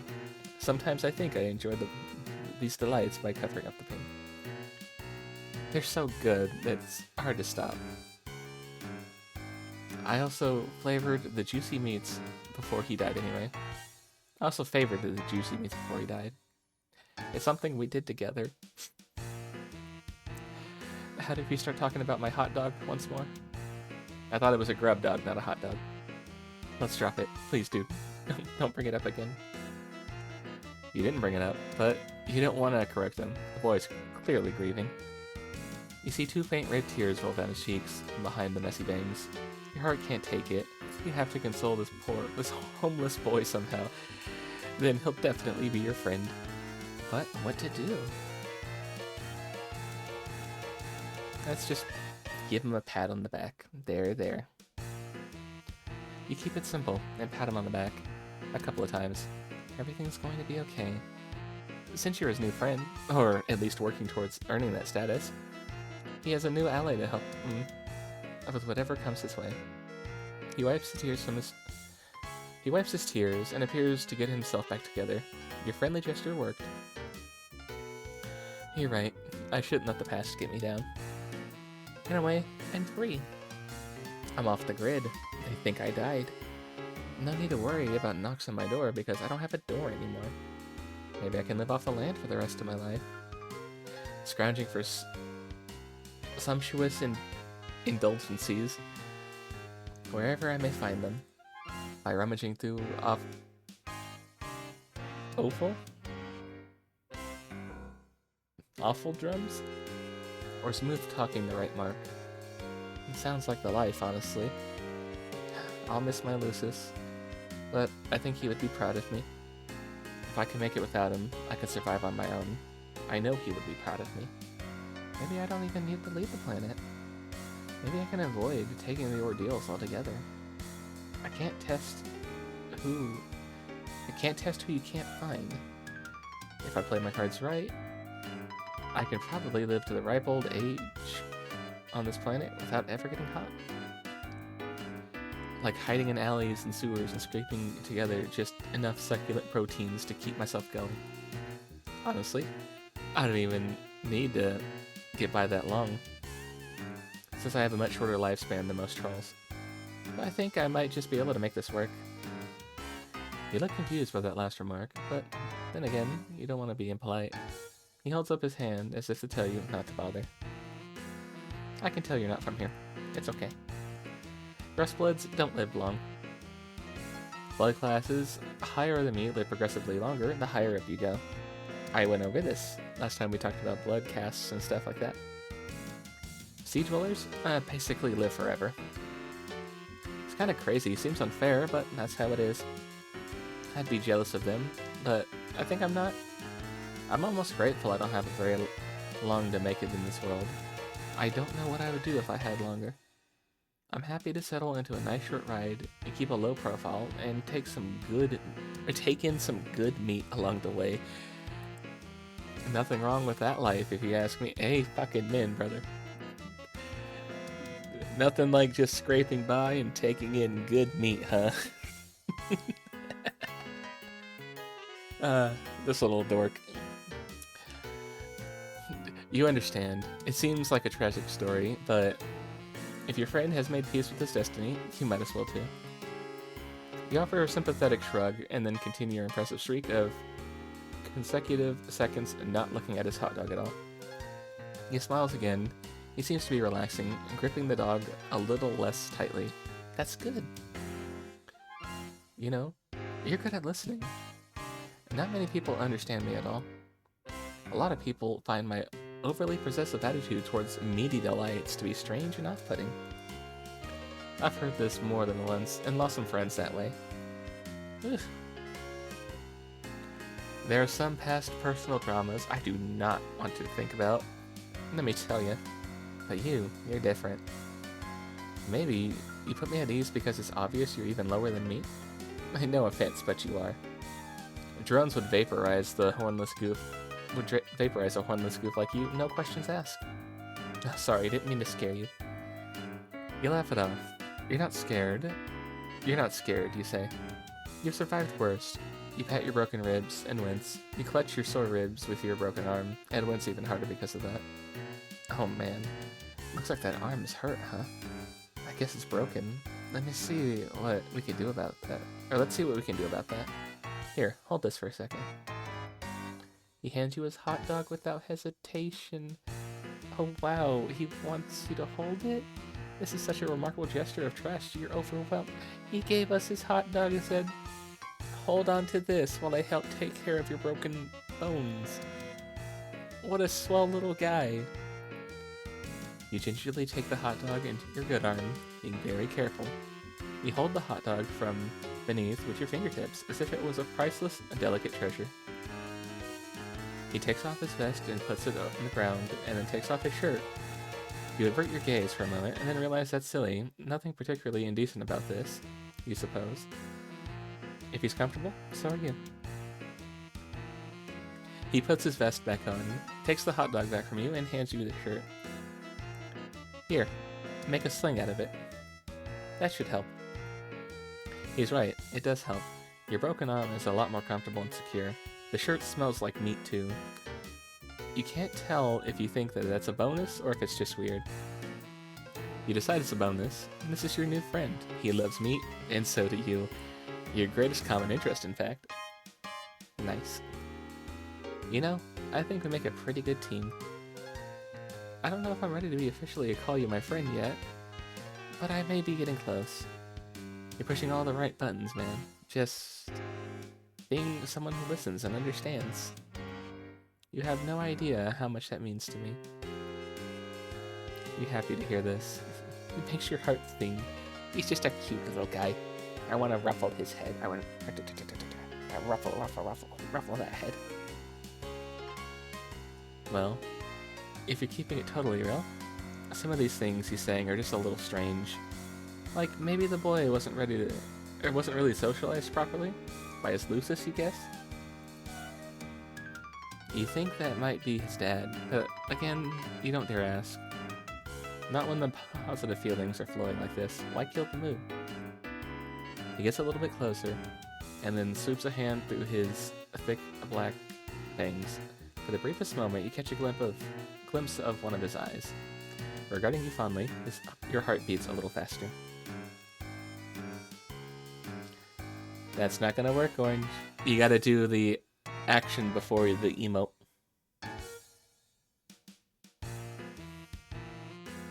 Hello, Orange. Hello, hello. It seems you're finally awake. Do you enjoy your nap? He puts a hand on your shoulder. You're starting to wonder if all he's interested in is friendship. Oh no. Oh, did we send the wrong signals? Oh boy. You hope that's all he wants. You don't think you're ready for anything more than that. You're desperate for friendship, or really companionship of any sort, but that's moving pretty fast for you. You think, or you're too nervous to make your feelings clear on all of this.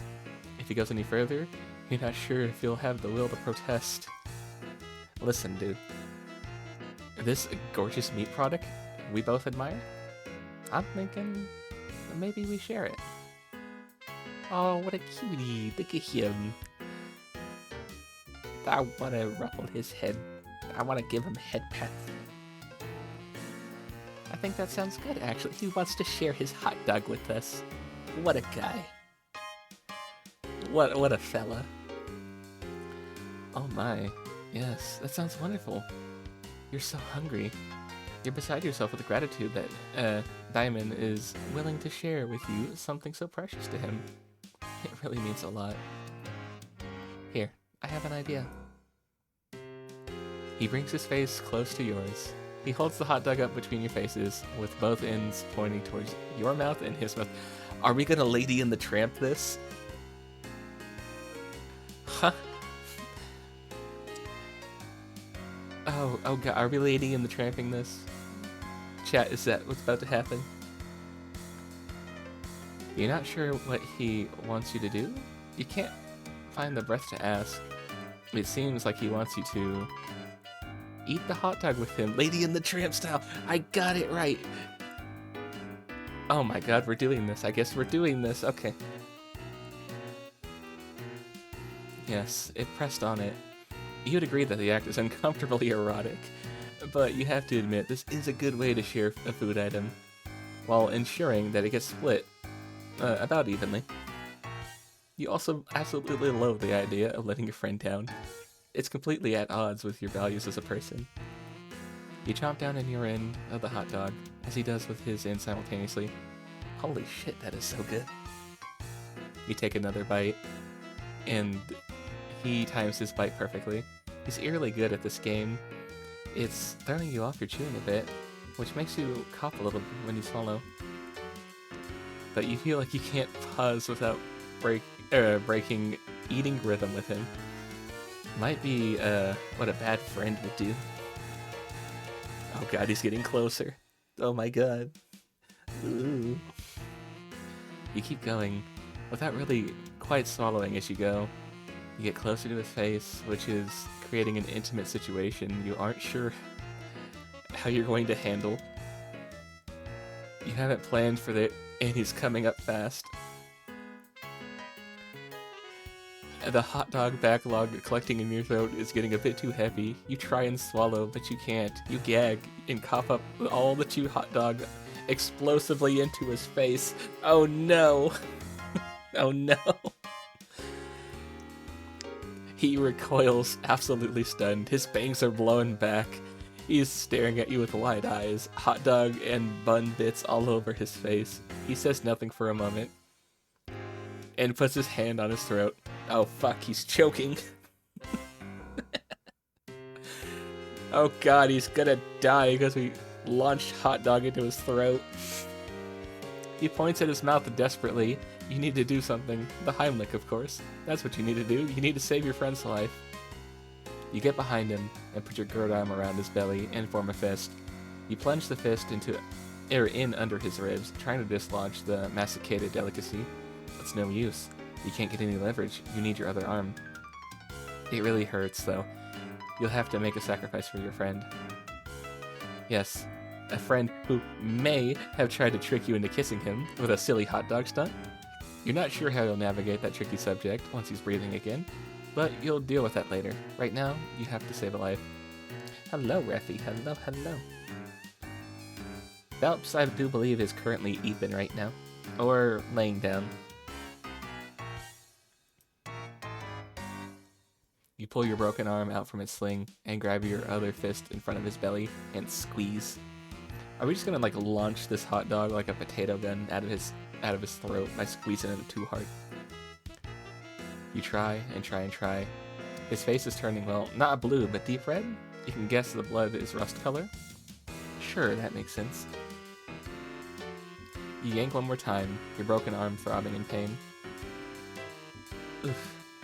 A huge glob of chewed hot dog launches out of his mouth like a cannonball, and the expulsion creates enough force in the other direction that it causes you to accidentally lift him into the air and accidentally suplex him into the mud behind you. Oh no, it's going so wrong so fast.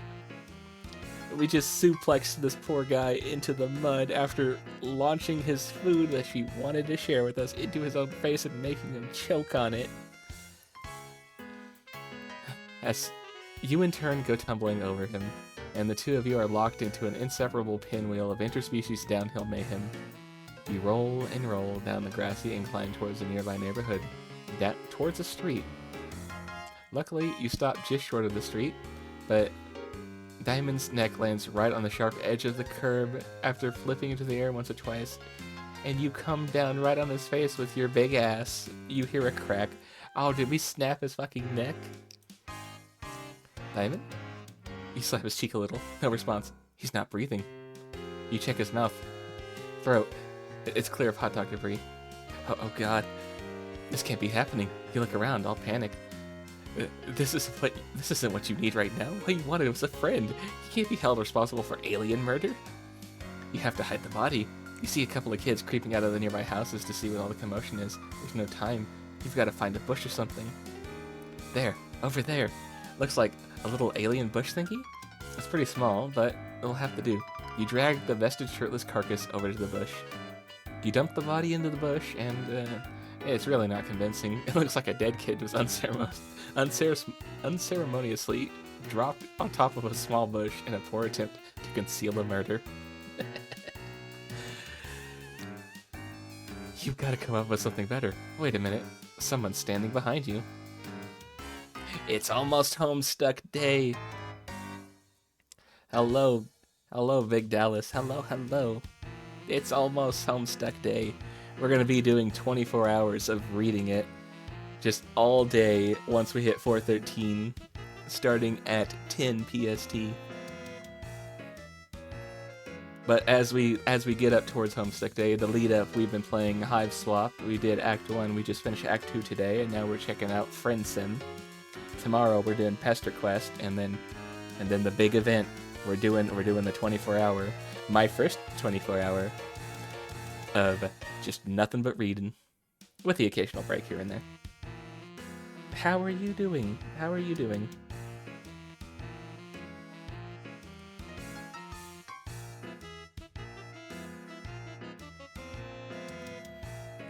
You've got to come up with something better. Wait a minute, someone's standing behind you. Hello, stranger. Don't worry about this little mess you've made. I'll take care of it for you. We just killed You killed somebody on accident for trying to just share a hot dog. You're good? That's fantastic to hear. It's so nice to meet you. You killed him. We murdered that poor guy, and we, I guess, gave his corpse to the spider lady.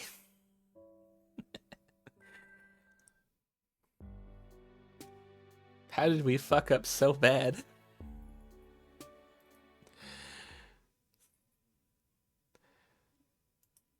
We had 2 other alternative things.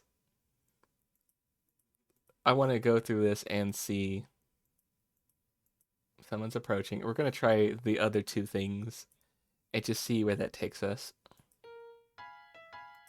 I'm not going to read this all. We're going to skip through until we get to the right spot where it lets us make that choice.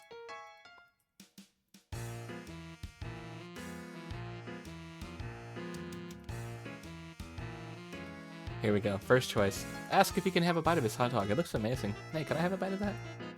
Forget it. I'm leaving forever. Bye. Disrespectful. he just fucking leaves. He's just gone. Goodbye. That's funny. All right, one more time. There were 2 options, so that's the second option. Let's do that last option.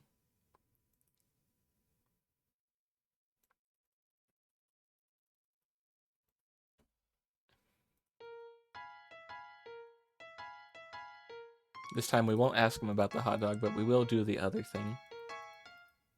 Ask if he lives nearby. Okay, we're gonna skip through this because we've just read through all of this. And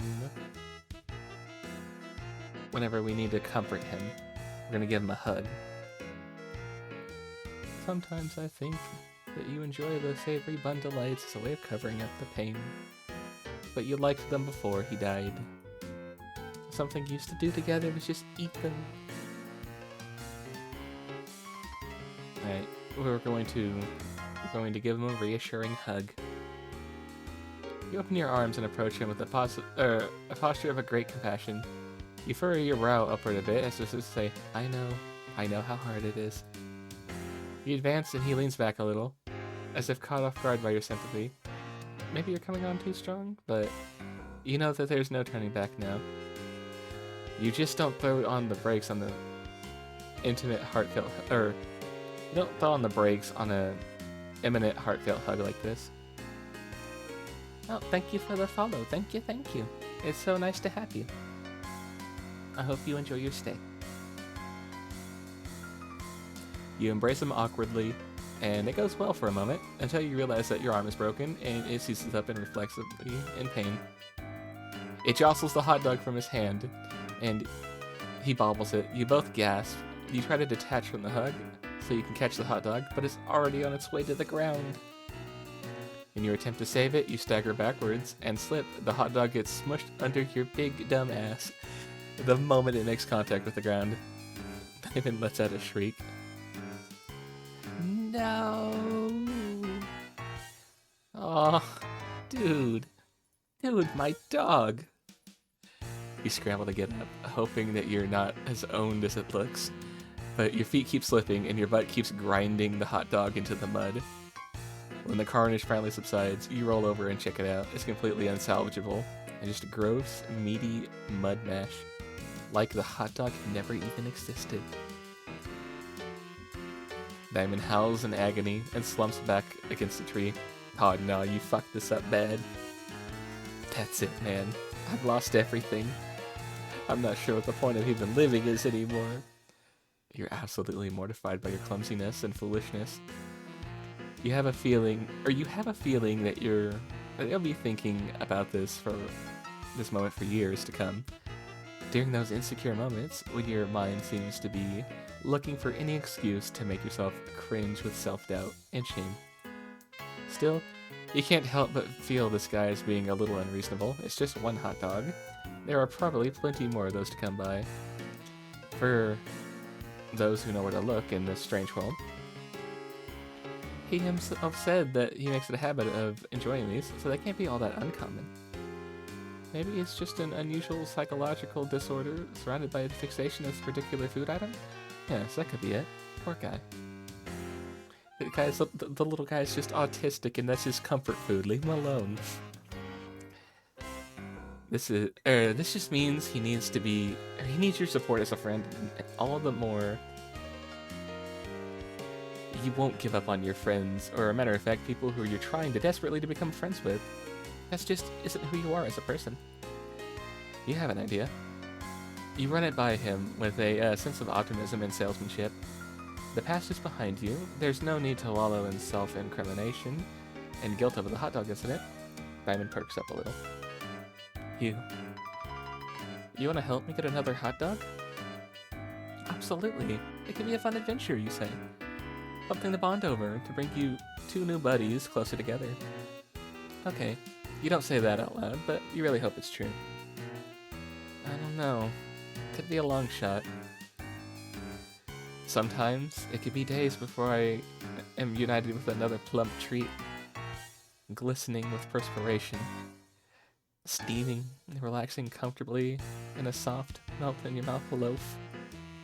Damn, I really want a hot dog. I guess I don't have much choice but to take you up on your offer, do I?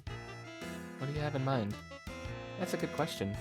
You haven't really made a plan yet, and frankly, don't even know where to begin. But he's interested in spending more time with you, which is the most important thing. You'll figure something out. You decide a display of confidence is called for. Here, a real show of leadership to improve morale. You smile, hold up your head high, and tell him to follow you. You know exactly what to do. Well, not really, but you give no indication of that. He's definitely intrigued. You've got him hooked now. You think he's probably wondering if he hit the pay dirt, finding a new friend with the hot dog hookup. Of course, you don't have the slightest idea where to find a hot dog. But you gotta admit, you're enjoying the feeling of being important and valued by a potential friend. You don't want to do anything underhanded, yet you can't help but feel like you should probably milk the social gambit for all it's worth. This way, you say, as you begin marching confidently in a random direction. He obediently follows and begins rubbing his tummy. You begin to feel nervous almost immediately.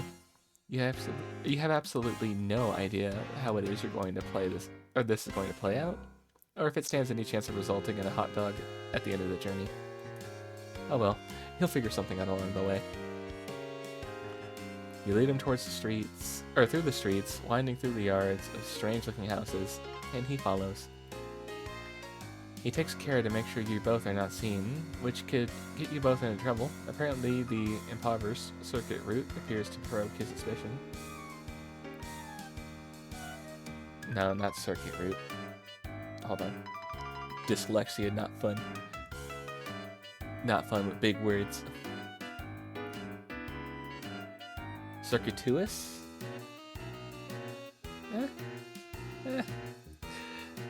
The route. Dude? Are you sure you know where a dog is? It seems like you may be lost. Oh, absolutely. You're absolutely sure you know where to find one, you say. You're just throwing anyone off the trail who might have been following you. He nods solemnly, as if that makes perfect sense. Whew. But you can't keep him guessing like this forever. You've got to do something. Take some bold action to keep his interest in this wiener quest.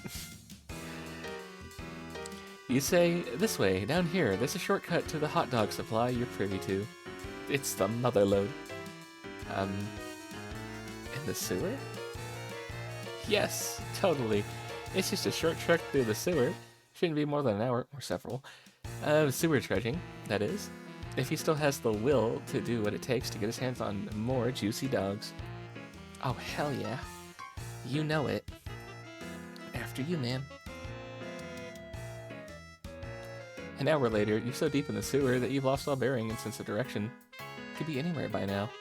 You've taken so many crazy turns. Still, you don't let up for a second that you're lost. You know you've made each turn with a decisive conviction. He's still following you, but now he's having trouble keeping up. He's out of breath and struggling with a foul smell. can't say that you're enjoying it much either, but you can't let on the fact that what you're doing now is anything other than the most casual routine for you. Like you do this every day, just a quick jaunt through the sewers to hit up this vast mythical trove of meat product. Okay, when you put it that way, maybe it all sounds a bit insane. Still, you're in too deep to second guess yourself now. Hey,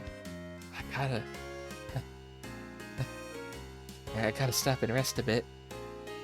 I can't lie, I'm starving for a heavenly frankfurter, but this might be too much for me. I don't think I'm cut out for this. You pause and look back. He's sitting down now, lumped against a filthy sewer wall. You're intensely relieved to see that you may have just won this impromptu game of sewer hot dog chicken. But more importantly than that, this looks like the ideal time to show some sympathy and have a bonding moment with your would-be friend. You sit next to him with your broken arm and put a hand on his knee in a platonic but deeply understanding way. Your arm hurts when you do this, but it's worth it. Every little gesture counts in making a new friend. I kinda suck. My lucis is gone, I don't have any skills, and most people think I'm weird for liking hot dogs so much. I'm probably just gonna get cold. I'm not good at going on adventures or doing anything hard. All I'm good for is finding an easy meal here and there, however I can get it. Like taking people out of their... like talking people out of their fine sausages using tricks or any other ploys which end up losing me friends. It's been unthinkable that anyone would actually do anything nice for me or want me to have that sweet, sweet meat I desire. At least it wasn't thinkable until now. Your heart begins to race. Could it be? Is this shitty impromptu sewer escapade actually working? You can't believe it.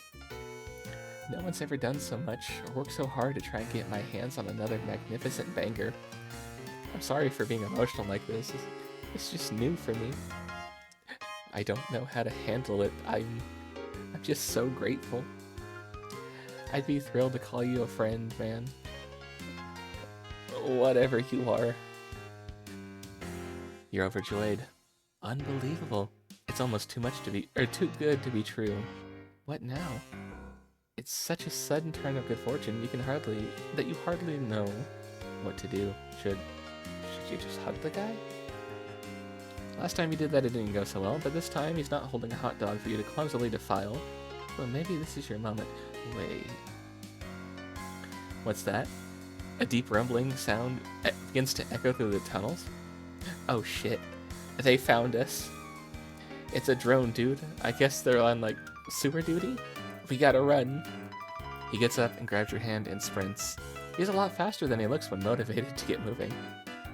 He turns this way and that way as the rumbling gets closer. He slips on something and you both tumble into a river of horrific sludge. Row! I can't swim! Help me! Your bad arm finds a purchase on the ledge, and though it's very painful, you heroically salvage your friend from the muck with the other arm. He coughs and gasps for breath. You find a nearby ladder and shove him upward until he starts climbing on his own, and follow him. Where the hell are we? You burst through the lid on the floor. You both flop out of the hole, drenched in filth, smelling horrible, and completely exhausted. But at least you're safe, you think. Hey man, I just want you to know, even though we didn't find the glorious treasure that you were leading us to, I'm happy how this all turned out. Maybe I don't need hot dogs in my life as much as I thought. Maybe that's not the real treasure after all. It's been a journey for me, let me tell you. I'm learning so much about myself, about life, because of you. His bushy hair is slicked back from his eyes due to the sledge. He's giving you a penetrating, soulful gaze, a presumably pure friendship.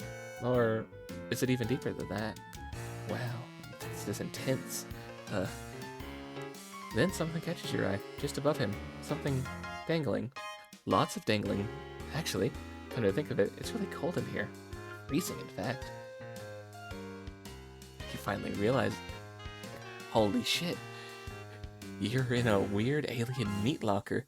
You're absolutely surrounded by dangling meat products, including mini sausages, thousands of them. You begin to sob. Your sobbing soon turns into unrestrained wailing of raw catharsis. He joins you and tears flow freely from you both. You embrace each other and let it all out, and suddenly it hits you, both of you. And this is by far the happiest day of your lives. We made it, bro. We made it to meat heaven. All those deliciously plump, oblong-shaped meat objects are ours. Hell yeah, meat heaven. We did it. Also, I love how we look compared to the trolls, or even to Joey from Hiveswap. We're just a weird little stick figure man.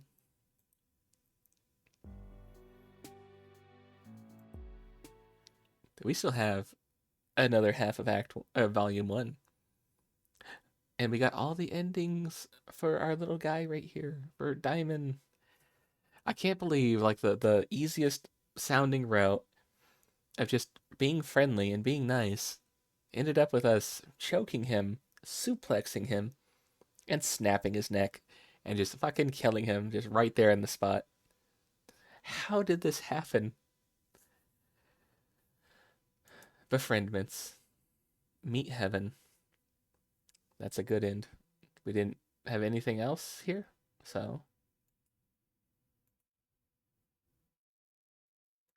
Volume 1. We're going to start with...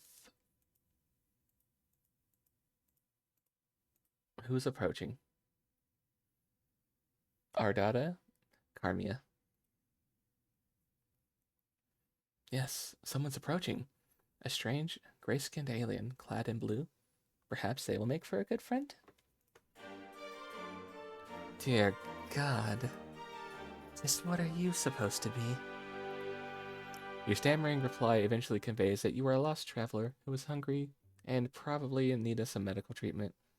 You're also really lonely and wouldn't mind making a new friend right about now. Oh. Oh my.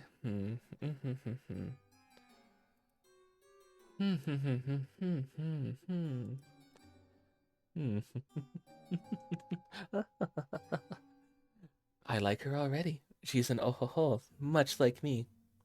Oh, how funny this is. How very droll. You want to be my friend?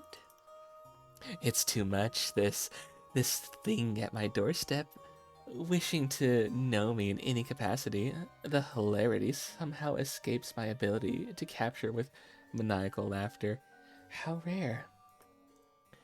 You apologize for your presumptuous request. You hang your head, turn around, and begin to walk away. And just where the fuck do you think you...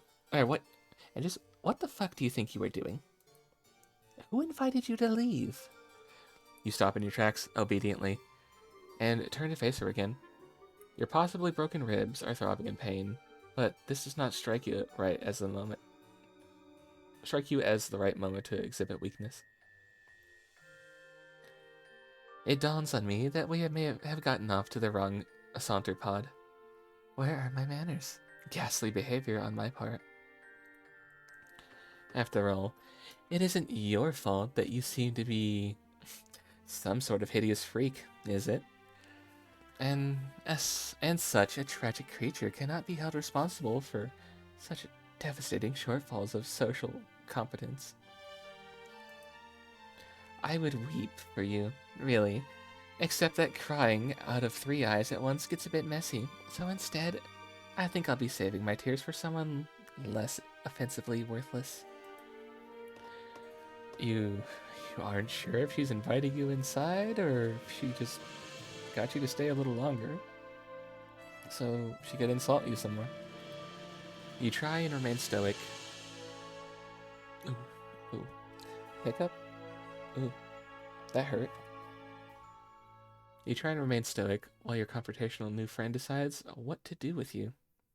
Unfortunately, you sniffle slightly. Oh. Oh my, oh dear, you're sad? Hmm. You seem to me mildly endearing, even.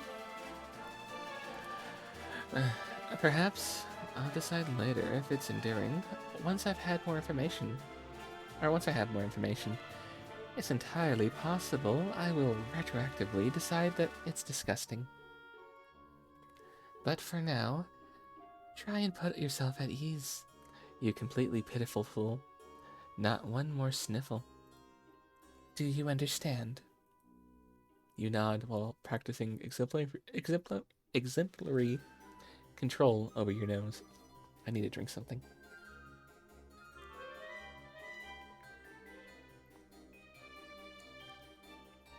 There. You have gotten yourself so agitated. I wonder why. You have nothing to worry about from me. Of course I will be your friend. Conditionally, I mean. There is a chance that the designation will be formalized if you behave in a way that I approve of, starting now. Let's call it a friendship in progress. Agreed. She's actually really growing on me. She kind of cute. She kind of got that whole Jo-sama, that Hime-sama style look, behavior towards her. The everything else around me is disgusting and I am above it all sort of behavior. Your heart swells. This is what you've been waiting for. A new friend. Oh, gosh. All you have to do now is try not to fuck out anything up at all. Possibly for many hours. Come inside my hive. Come into my hive. This way. After me. You look like you could use some nourishment. Also, that's the Empress right there. We've now left that side of the road. We're on this side of the road. I don't know what it is that whatever you are eats, generally. But it doesn't matter. You will eat whatever it is I have on hand. If I tell you to. How does that sound? How does it sound?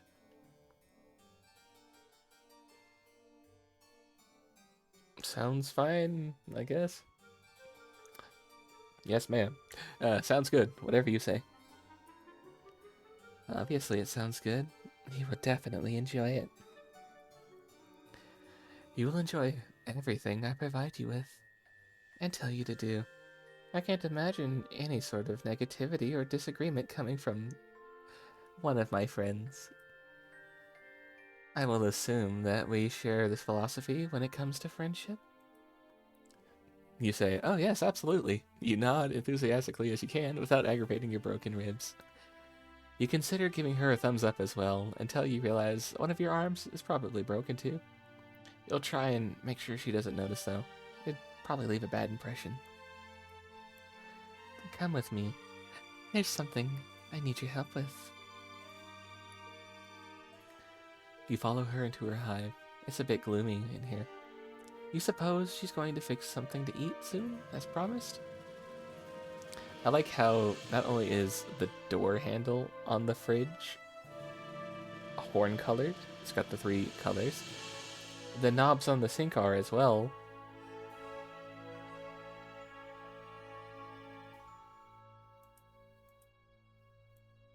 And so is the thing on the stove to open it, the handle too. Hey, move back. There you go.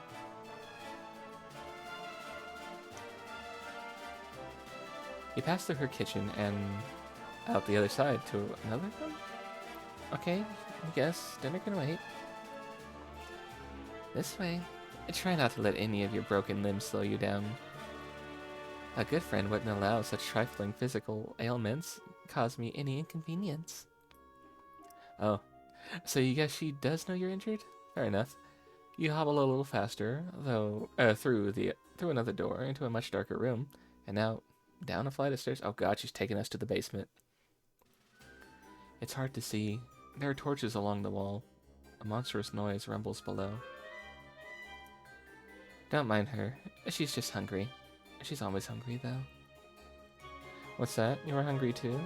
I've not forgotten. What sort of piece of shit friend do you take me for?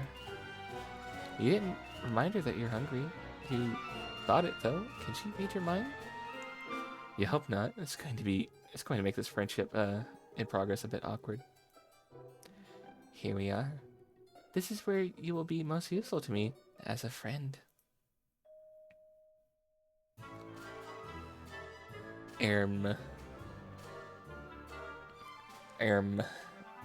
We have a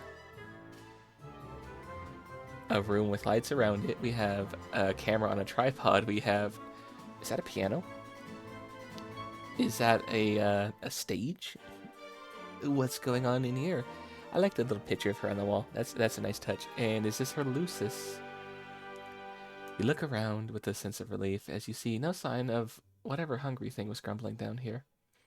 You are less relieved to see several other kids trapped in cages of varying shape and sizes. One of them makes eye contact with you. The boy is a small alien. Is the same kind of alien as her, horns and all. He has a dark red symbol on his shirt, and his expression seems to plead with you. He struggles to say, "Help." Your new friend looks amused and twitches her fingers. "Helpo," he says. Helplo, he says. Helplo, by which I mean hello, of course. It looks like you're the new friend in progress chosen by the great and beautiful Ardita. She's my savior, my reason for being. I am nothing without her. I'll hollow myself out and let her make a nest inside me if she permits it. Okay, so she's that kind of friend, huh? The weird goth mom friend who you just sort of fawn over, huh? You turn away from this boy. You don't want to hear anything he has to say ever again. Don't mind him. He always regards himself as a comedian. Come over here. This is what I need your help with. If you're going to have any value to me as a friend. You're led to a dank corner of this, well, you were going to call it like you see it. This is a dungeon. Your new friend has a dungeon full of sad, suffering children, and presumably a monster lurking somewhere in here as well. It's not ideal. Then again, social beggars like you can't be choosers. I've been having an awful time with it. You can do it for me. It will save me some time. You look at the thing in question. You doubt she's been having an awful time with it. You doubt this because it's still in the box, looking completely untouched since it was brought down here. It's a box containing a table? A table that looks ominously like it was designed to keep a person strapped to its surface. I will need you to assemble it. Here's a screwdriver, in case you need it.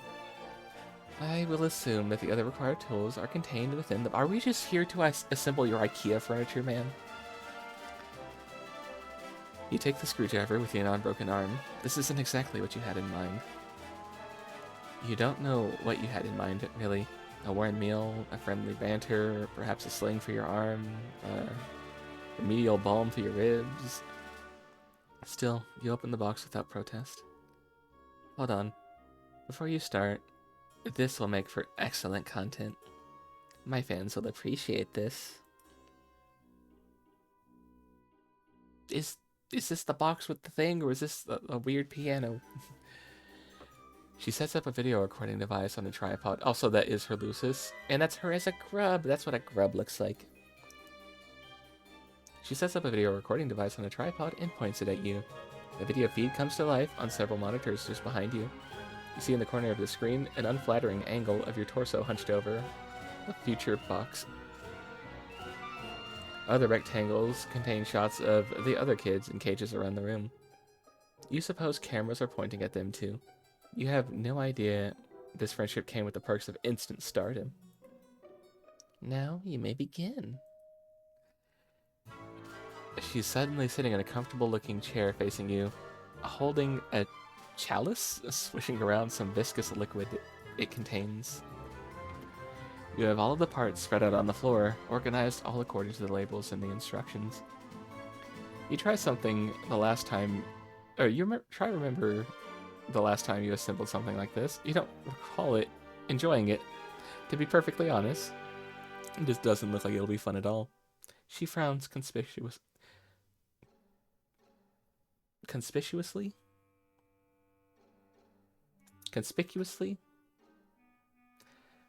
Sorry, I've been reading so long that my eyes are sort of doing a thing. Ugh. Conspicuously, yes. I had to take a second, blink a few times, and then read it again. Oh, how sad for you. I'm sorry. Is this activity not to your liking? You assume you reassure her vigorously that no, it actually looks amazing. You love shit like this. This is what you were born for, you say as you swoosh the screwdriver around, demonstrating your plainly evident skill with the tool. Forgetting the thing you just thought, completely arbitrarily and wrong thoughts pop into your head all the time. It meant nothing, you swear. Yes, I hear that a lot. Continue. God, you gotta love a troll with mind reading. You open the little bag full of screws. Jesus, there are like 50 screws to this thing. Where could most of these screws possibly even go? Judging from the picture, the table doesn't seem that complicated. You look at your screwdriver and then study the screws. Every single one requires an alien wrench. Does this even come with an Allen wrench? An alien wrench. I am silly. Silly. An Allen wrench. Does this even come with an Allen wrench? The instructions seem to suggest it does. You look around, but you don't see one. Did you open the bag too forcefully? Did the Allen wrench go bouncing off into the dark dungeon crevice nearby? Maybe you lost some screws too? Damn it. You begin to sweat and look around nervously. You check underneath one of the parts. No, it's not there. You get the screwdriver a little tighter. You wonder what to do next. Yeah, let's just assemble it.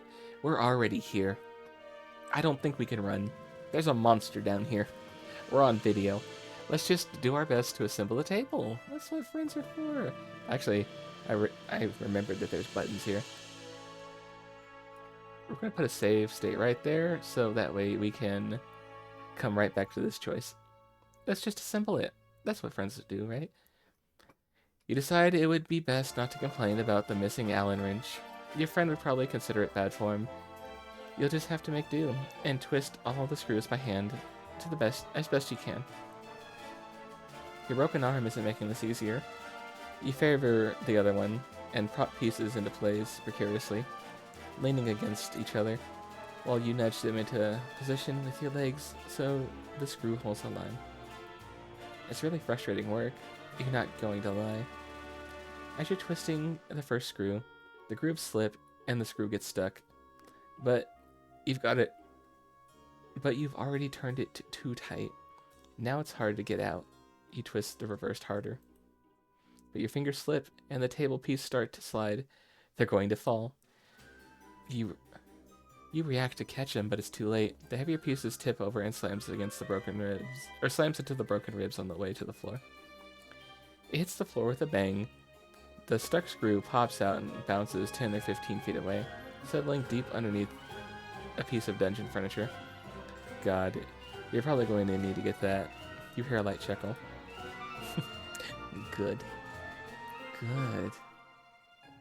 She takes another sip of her chalice and settles even more comfortably into her chair. Is she enjoying this? You think she's enjoying watching you struggle to put this stupid thing together? Maybe a little too much. Nevertheless, you continue. A friend is a friend, and you don't like to let your friends down. You've committed yourself to this project. You will get the screw from under a bit later. Maybe when you need the final screw, you'll turn your attention back to the tip. Maybe when you need the final screw, you turn your attention back to the table pieces and try a different strategy. You place the biggest part, the table platform, flat on the floor. The legs would be pointing upward if they were attached. You position one leg into the right spot and then align it with the holes.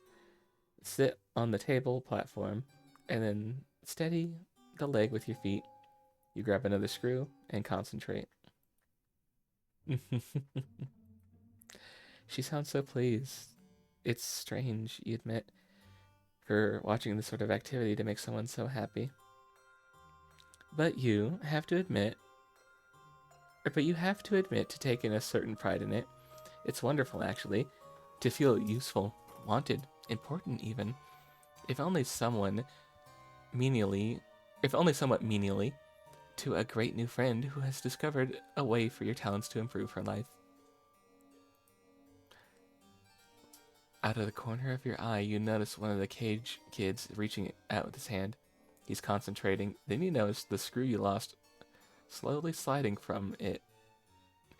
You notice the screw you lost slowly sliding out from it underneath its hiding place. Nice. Everyone's working like a team down here. Ardata does not look at the kid, but sneers a bit. She reaches towards him, and he appears to have trouble breathing. After a moment, you notice the screw slowly slides back under the thing. He was helping us, and she just force choked him with her telekinesis.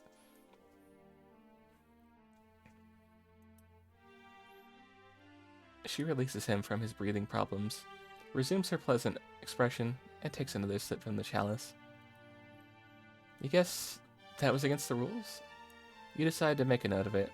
Your friend runs a tight ship. You respect that.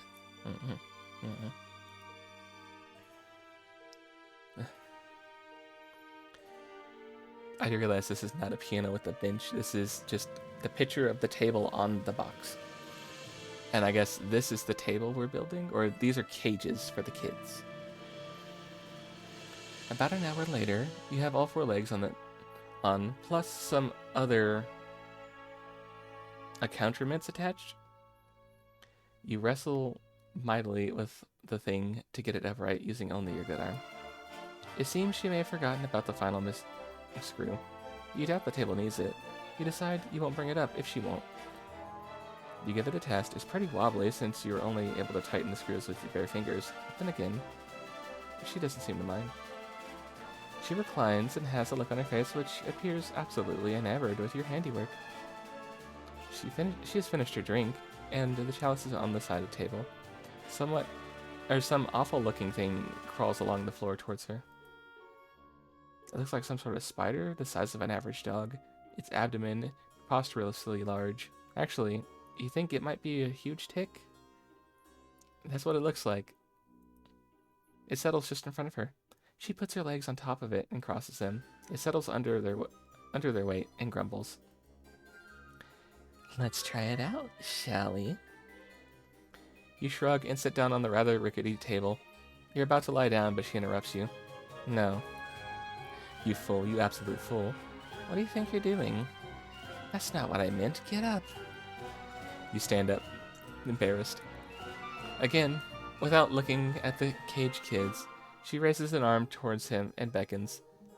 He stares blankly and opens his own cage, which apparently wasn't locked. He shuffles vacantly over to the table and lies down on its surface. She looks at you expectantly. You aren't sure what to do. What? You didn't think I'd be playing table stickball in that thing, did you? You aren't sure what table stickball is. Oh. You really are pretty simple, aren't you? It's like a miniature version of arena stickball played on a table. Got it? You don't, but you nod anyway. Yeah, I definitely understood that. Now, go to it. You shackle the kid's arms and legs to the table. That seems to be the right thing to do, since the thing comes fitted with shackles. She gets up and lifts her huge tick-like pet. It makes some more grumpy noises. She plops the enormous thing right onto the kid's chest. He appears rendered unable to protest. The tick bites the boy's neck and begins to feed. She smiles and pats its swelling abdomen. Dark rust-colored blood dribbles from the place where it is attached to the boy's neck. Moments go by, and she looks gratified by the process, proud almost. Then she looks at you expectantly. Well, you don't know what she means. The final screw? Aren't you going to retrieve it and screw it into wherever it needs to go? The job isn't done. If the job isn't done, I don't think the company of many individuals who leave things unfinished. I don't keep the company of many individuals who leave things unfinished, you know. Of course, what were you thinking? You should have known your friend wouldn't let that go unnoticed. Actually, you feel like an idiot for thinking it would. You stoop very low to the ground. On your knees, place your cheek just above the floor and peer under the large edifice. It's dark in there, and goes back a bit. It goes back a ways. Lots of room for that darn screw to roll. You take a few pitiful swipes with your good arm, but come up empty. It must be further back. You think you can see it? Yeah, that must be it. Just a little further. You have an idea. A tool would come in helpful. Guess the screwdriver will come in handy after all. How did she know? Your new friend must have been very wise. You think you're liking her more and more, or you're liking her more every minute. You grab the screwdriver and feel around with it. Yes, you got it. You think? You carefully scrape it closer to yourself and then pick it up. Then you go back to the table and find the one remaining hole you left unscrewed. You slide under the table as a mechanic would with a car, and there it is. The table is creaking and wobbling quite a bit now. The tick is really getting into its dinner, it seems. All the loose screws on the table have added up to a lot of give and leeway and an overall stability of the furnishing. Maybe the final screw will help? Erdata has returned to the setup with the monitors. She is adjusting some settings on the feed, controlling the zoom of the cameras, and typing some remarks into a chat window. This is very good material today. It's not often I can provide content of this caliber to my subscribers. Drink Go water, on, you dehydrated complete your project. bitch. I will. Thank you.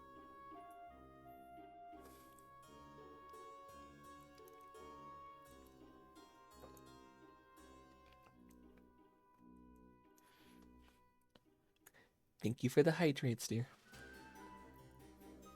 This will be very good. You still think it's weird that she likes watching you put furniture together so much. But you're not one to judge friends. Sounds like a great way to lose friends, honestly. You screw in the final screw, but the stress on the table are causing the holes to be misaligned. This won't be easy. The huge tick shifts its grotesque body above you, causing the table to creak loudly. You nervously slide half out from under the table to check it out. Then a loud pop. The sound of scraping metal, 6 or 7 screws shoot out from the desk like rivets in a sinking submarine. What a piece of shit this thing is. You think a little too late you think a little too late that you needed that Allen wrench. Oh, look at that fucking laugh. I love it. I love it. I love it when they laugh like that.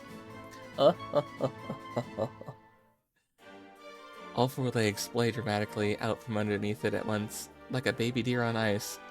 The table platform comes crashing down onto your lower torso, breaking your pelvis. You bellow in pain. You bellow in pain and flail to pull yourself out.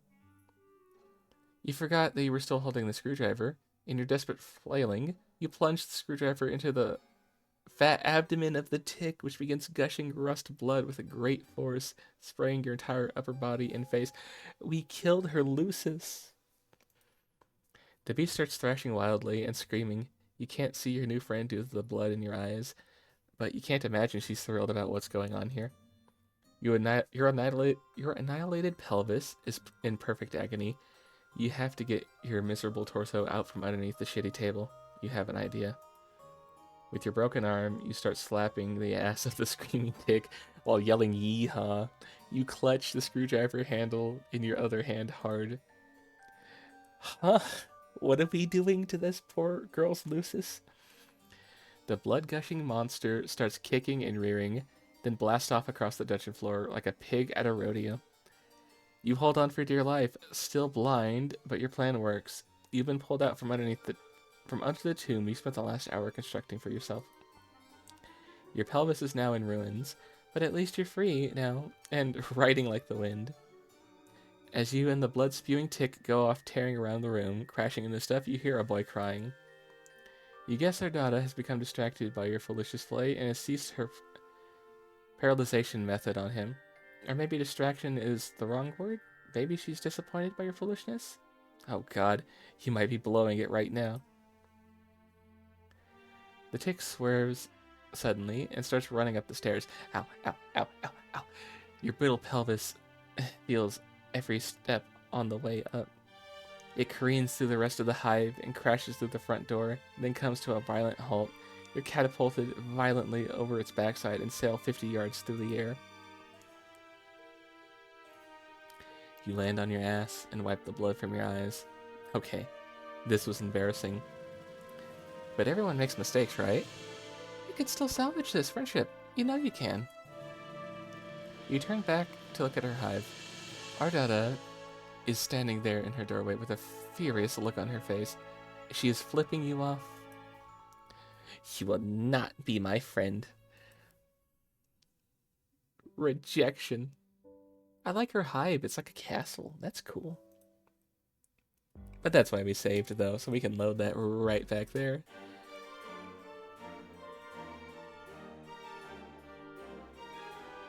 We probably should have saved when we asked for the Allen wrench.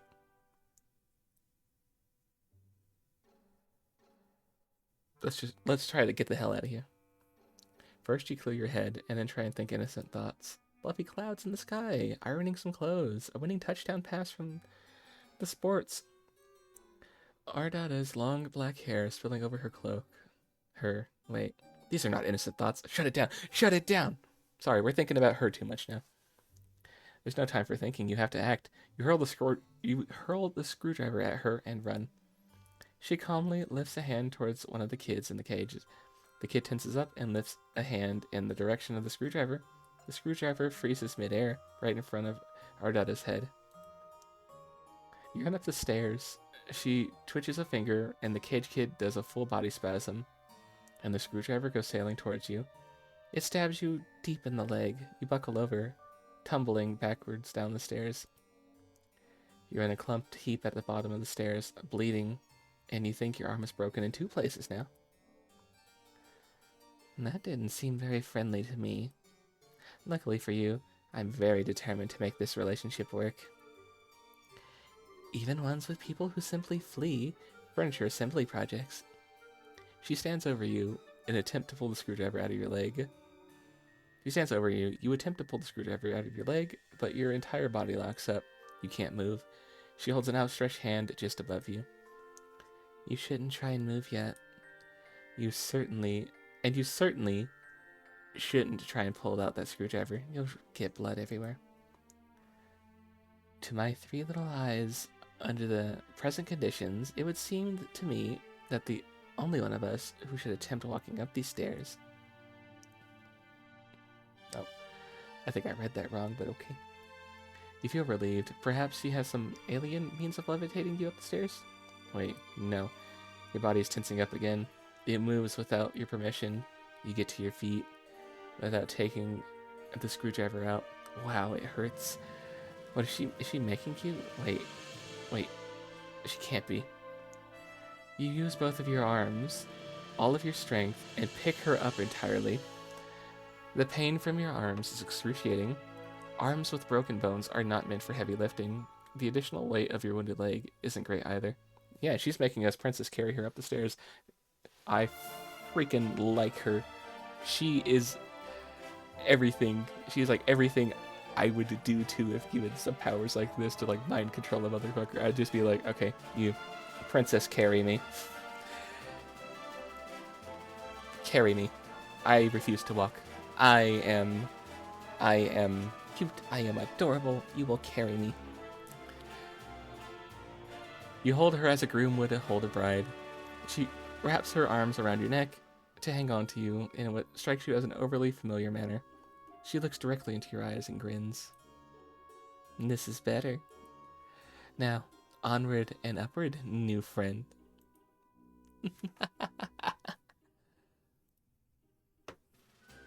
Your legs begin to operate without your consent. They wobble and struggle under the weight. The wound throbs. You lumber back up the long flight of stairs, carrying her all the way. You take her back to the kitchen and set her down in a chair seated at the table. You didn't think I'd forget about dinner time, did you? Let's put your unfriendly behavior behind us. It's a good thing for you that I'm benevolent enough to overlook disgusting acts of betrayal. You may have noticed that I keep several friends in my hive who I have similarly forgiven. Consider the transgressions of blood beneath the abattoir.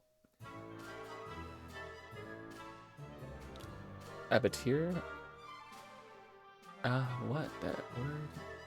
Me no. You exhale. Now that she mentions it, yes, you are hungry.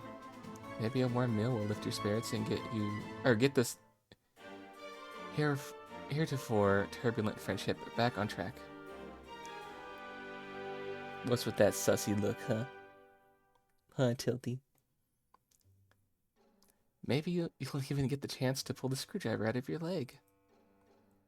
You pull out a chair and attempt to sit down, but your legs lock up, and then you stand again. Apparently this was not the right thing to do. Okay, but why are you sitting? There's cooking to be done. You stagger mechanically over to the fridge and open it. You pull out a large hawk of some sort of alien mystery meat and put it on the counter. This game. What about this game? This is the visual novel kind of Friendsim, not dating sim, Friendsim. You're trying to get friends. Like I said, it's dating sim-esque, and like that's the sense you guys would understand. But it's totally different, trust me. With your broken arm, you reach in anguish for a big dangling meat cleaver. You chop the hawk, wincing each swing of the cleaver. You place the sliced meat in a frying pan and sear it lightly, and serve it on a plate, very rare, just the way your new friend likes it. You didn't know this is the way she likes it, but you surmise this is what she prefers in a piece of meat, since technically, she is the one doing the cooking. You put it on the table in front of her, along with a fork and knife beside it. Your muscles relax, as you apparently are allowed to control your body again. She does nothing, except for look at you with a pleased expression. You eye the meat in front of her, and then the meat on the counter, and the chair on the other side of the table. What should I do? Prepare a plate for yourself? Is that what she wants you to do? Well, it looks like you're confused. Isn't it obvious what to do next under your own volition? A good friend would know what to do. In fact, I don't think a good friend would take nearly as long to decide what the right thing to do is. It actually seems to me that a very rude friend would hesitate for as long as you were hesitating. Or perhaps someone is not a friend at all. You begin to sweat. You clearly don't have much time to make up your mind. If you wait for even a few seconds longer, it'll probably be guilty of being a bad friend, maybe even a dreadful one. That's not the type of person you like to think you are. What will you do? Feed her. Let me cut that steak for you, ma'am. This feels like the only obvious thing to do. She is looking up at you quite expectantly. You reach for the fork with your good arm and go for the knife with your other. Ow. You can't do it. Your arm is much less serviceable when the muscles are not being forced by a psychic override to disregard the pain response. Nevertheless, she looks at you patiently and smiles. That's nice of her, you think? not to be mad about it. You feel like you're growing closer to your new friend by the minute. You put the fork down and pick up the knife with your good arm. Cut the meat in several pieces in carefully sawing motion. You put the knife down and pick up the fork, stab a piece, and put it close to her mouth. She seems pleased. Very good. Nice technique. Well-sized morsels, too. She chews the meat with excellent form. It's a very good table manners, you think. When she finishes the pieces off, you slice off some more and continue. The meat looks very good. Your mouth is watering. But she doesn't offer you any. Oh well. When it's the right time for you to eat too, you're sure she will let you know. The meal is finished, and there's no more meat except for a few pieces of unchewable gristle, which you did not try and feed her. That would be thoughtless. Very bad service. She reclines and steeples her fingers, looking quite pleased with how the evening has gone so far. You aren't sure why she's laughing. Did you do something funny?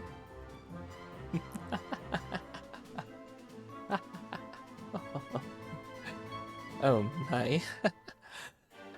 What a fool. You point at yourself, wondering she's referring to you, like, me? Huh? You don't know what you've done that was foolish. If so, you're also still not sure what she finds so amusing.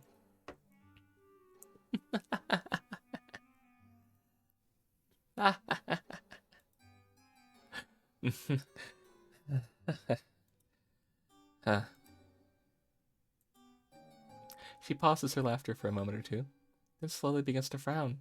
A faint blue tear rolls down her cheek from the bottom eye. The truth is, I don't even know why I'm laughing. This isn't very funny what's happening here. It was a good dinner. You did a good job, whoever you are.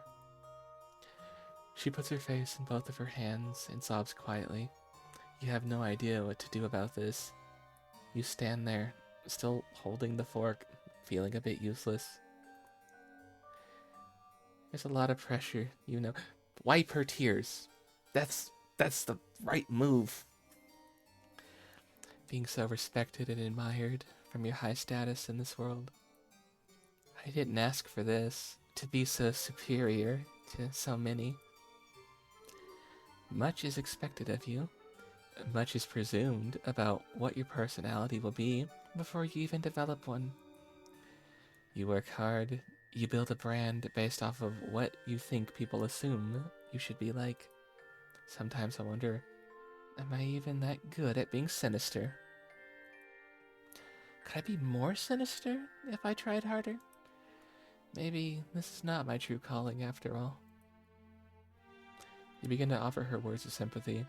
This all seems heartbreaking to you, your poor new friend, but your jaw muscles contract, your mouth shuts involuntarily. You guess it's not your turn to speak yet? Okay, that works for you. You like to be a good listener to your friends. But what would happen if I changed my brand, if I stopped being so sinister online? My friends, my followers will...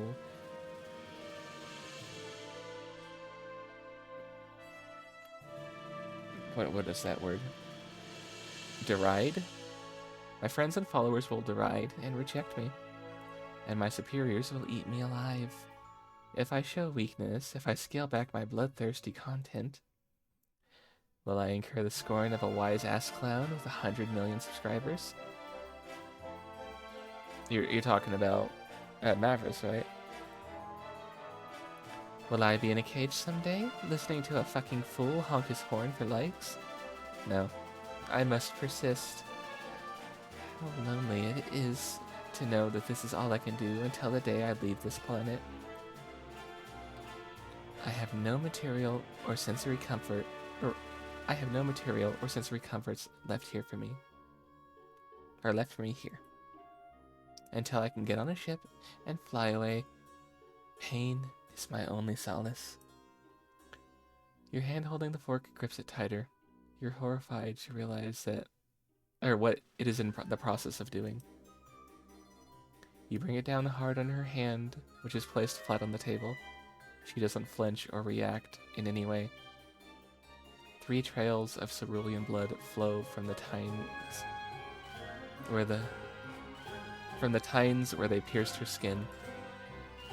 This wasn't friendly, you think? But then you weren't the one who did it, were you? You're so confused. My subscribers are not real friends. They adore me only for my sinister content. The show I provide, my wicked, infectious laughter. It is very infectious. I do like your laughter, man. I get jealous of them sometimes because they get to watch my content. It must be thrilling, I think, but maybe I'm just jealous of them because they get to be people who aren't me. This is fucking deep, I know. Apologies if you can't relate. I kind of understand what you're going from. A lot of streamers don't want to think of their subscribers or followers as friends. I do. I look at you guys and I go, those are my friends. Those are my bunk squad. That's my family. So I can't quite relate in that, but I understand where you're coming from. I understand the mindset you have. She pulls the fork out of her hand and lays it gently on the plate of gristle you didn't feed her. Except for you, Phelps. You're different.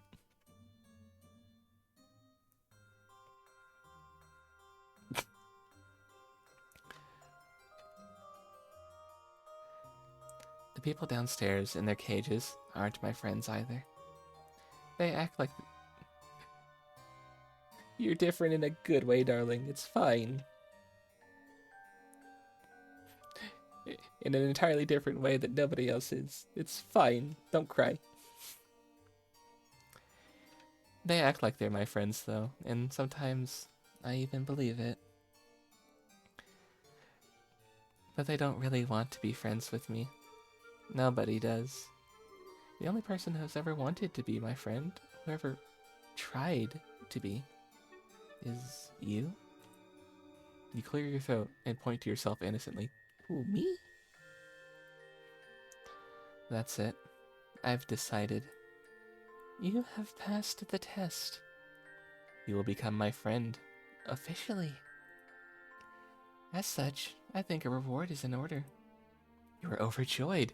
Your heart starts to race. You can't believe it. A new, real friend? But you don't have much time to enjoy this achievement. Your body's doing something again. You bend down in a strained motion and pick up the plate and fork.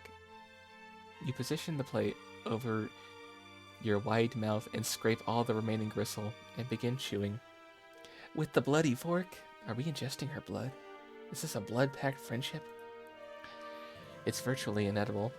Your mouth humors the act of chewing for 2 seconds, and then you swallow all of it whole in one painful gulp. Tastes like friendship. Hooray! Friendship. What a screenshot. What a screen.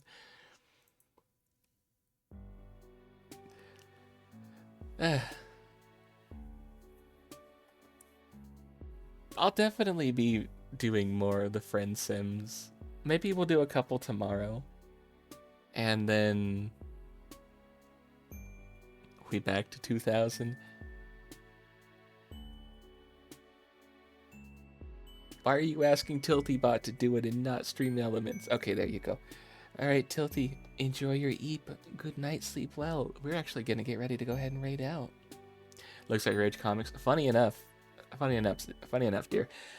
Homestuck came out in 2009 and was originally called MS Paint Adventures. So, I mean, yeah, technically, kind of.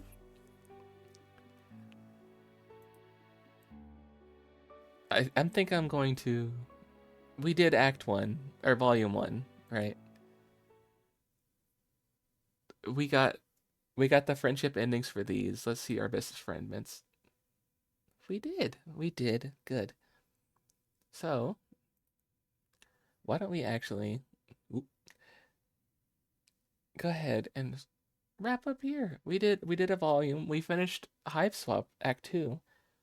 Tomorrow we have Pester Quest. We have probably a little bit more of this. We're gonna do maybe a couple of volumes of this before we get into Pester Quest, because that itself is its own little visual novel style game too. Let's move over here. Why don't we look for somebody to raid? Oh boy, oh my OBS did not enjoy that. I hope you guys have been enjoying Homestuck week so far.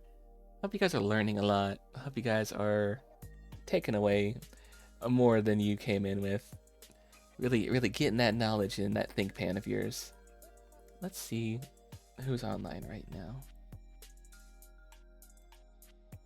Where can I send my lovely bunk squad to? Where, oh where could I send you guys? Oh where, oh where? I could send you somewhere I mod for. I don't think I want to do that. I think I want to just go and relax a bit after this. So...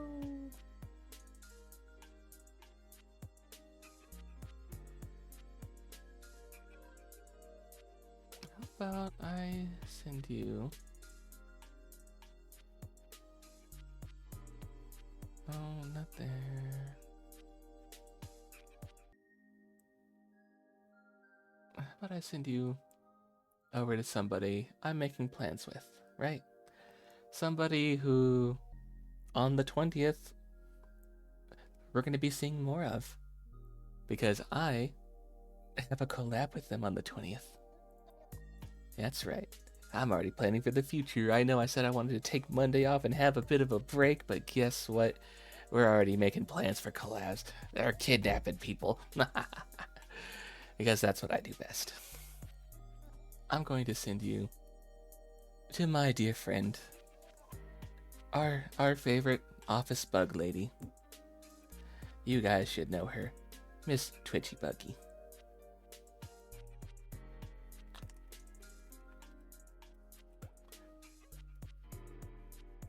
Who's playing Star Sector right now. But let's get these in chat, shall we? For our subbies and our non-subbies raid in raid 2.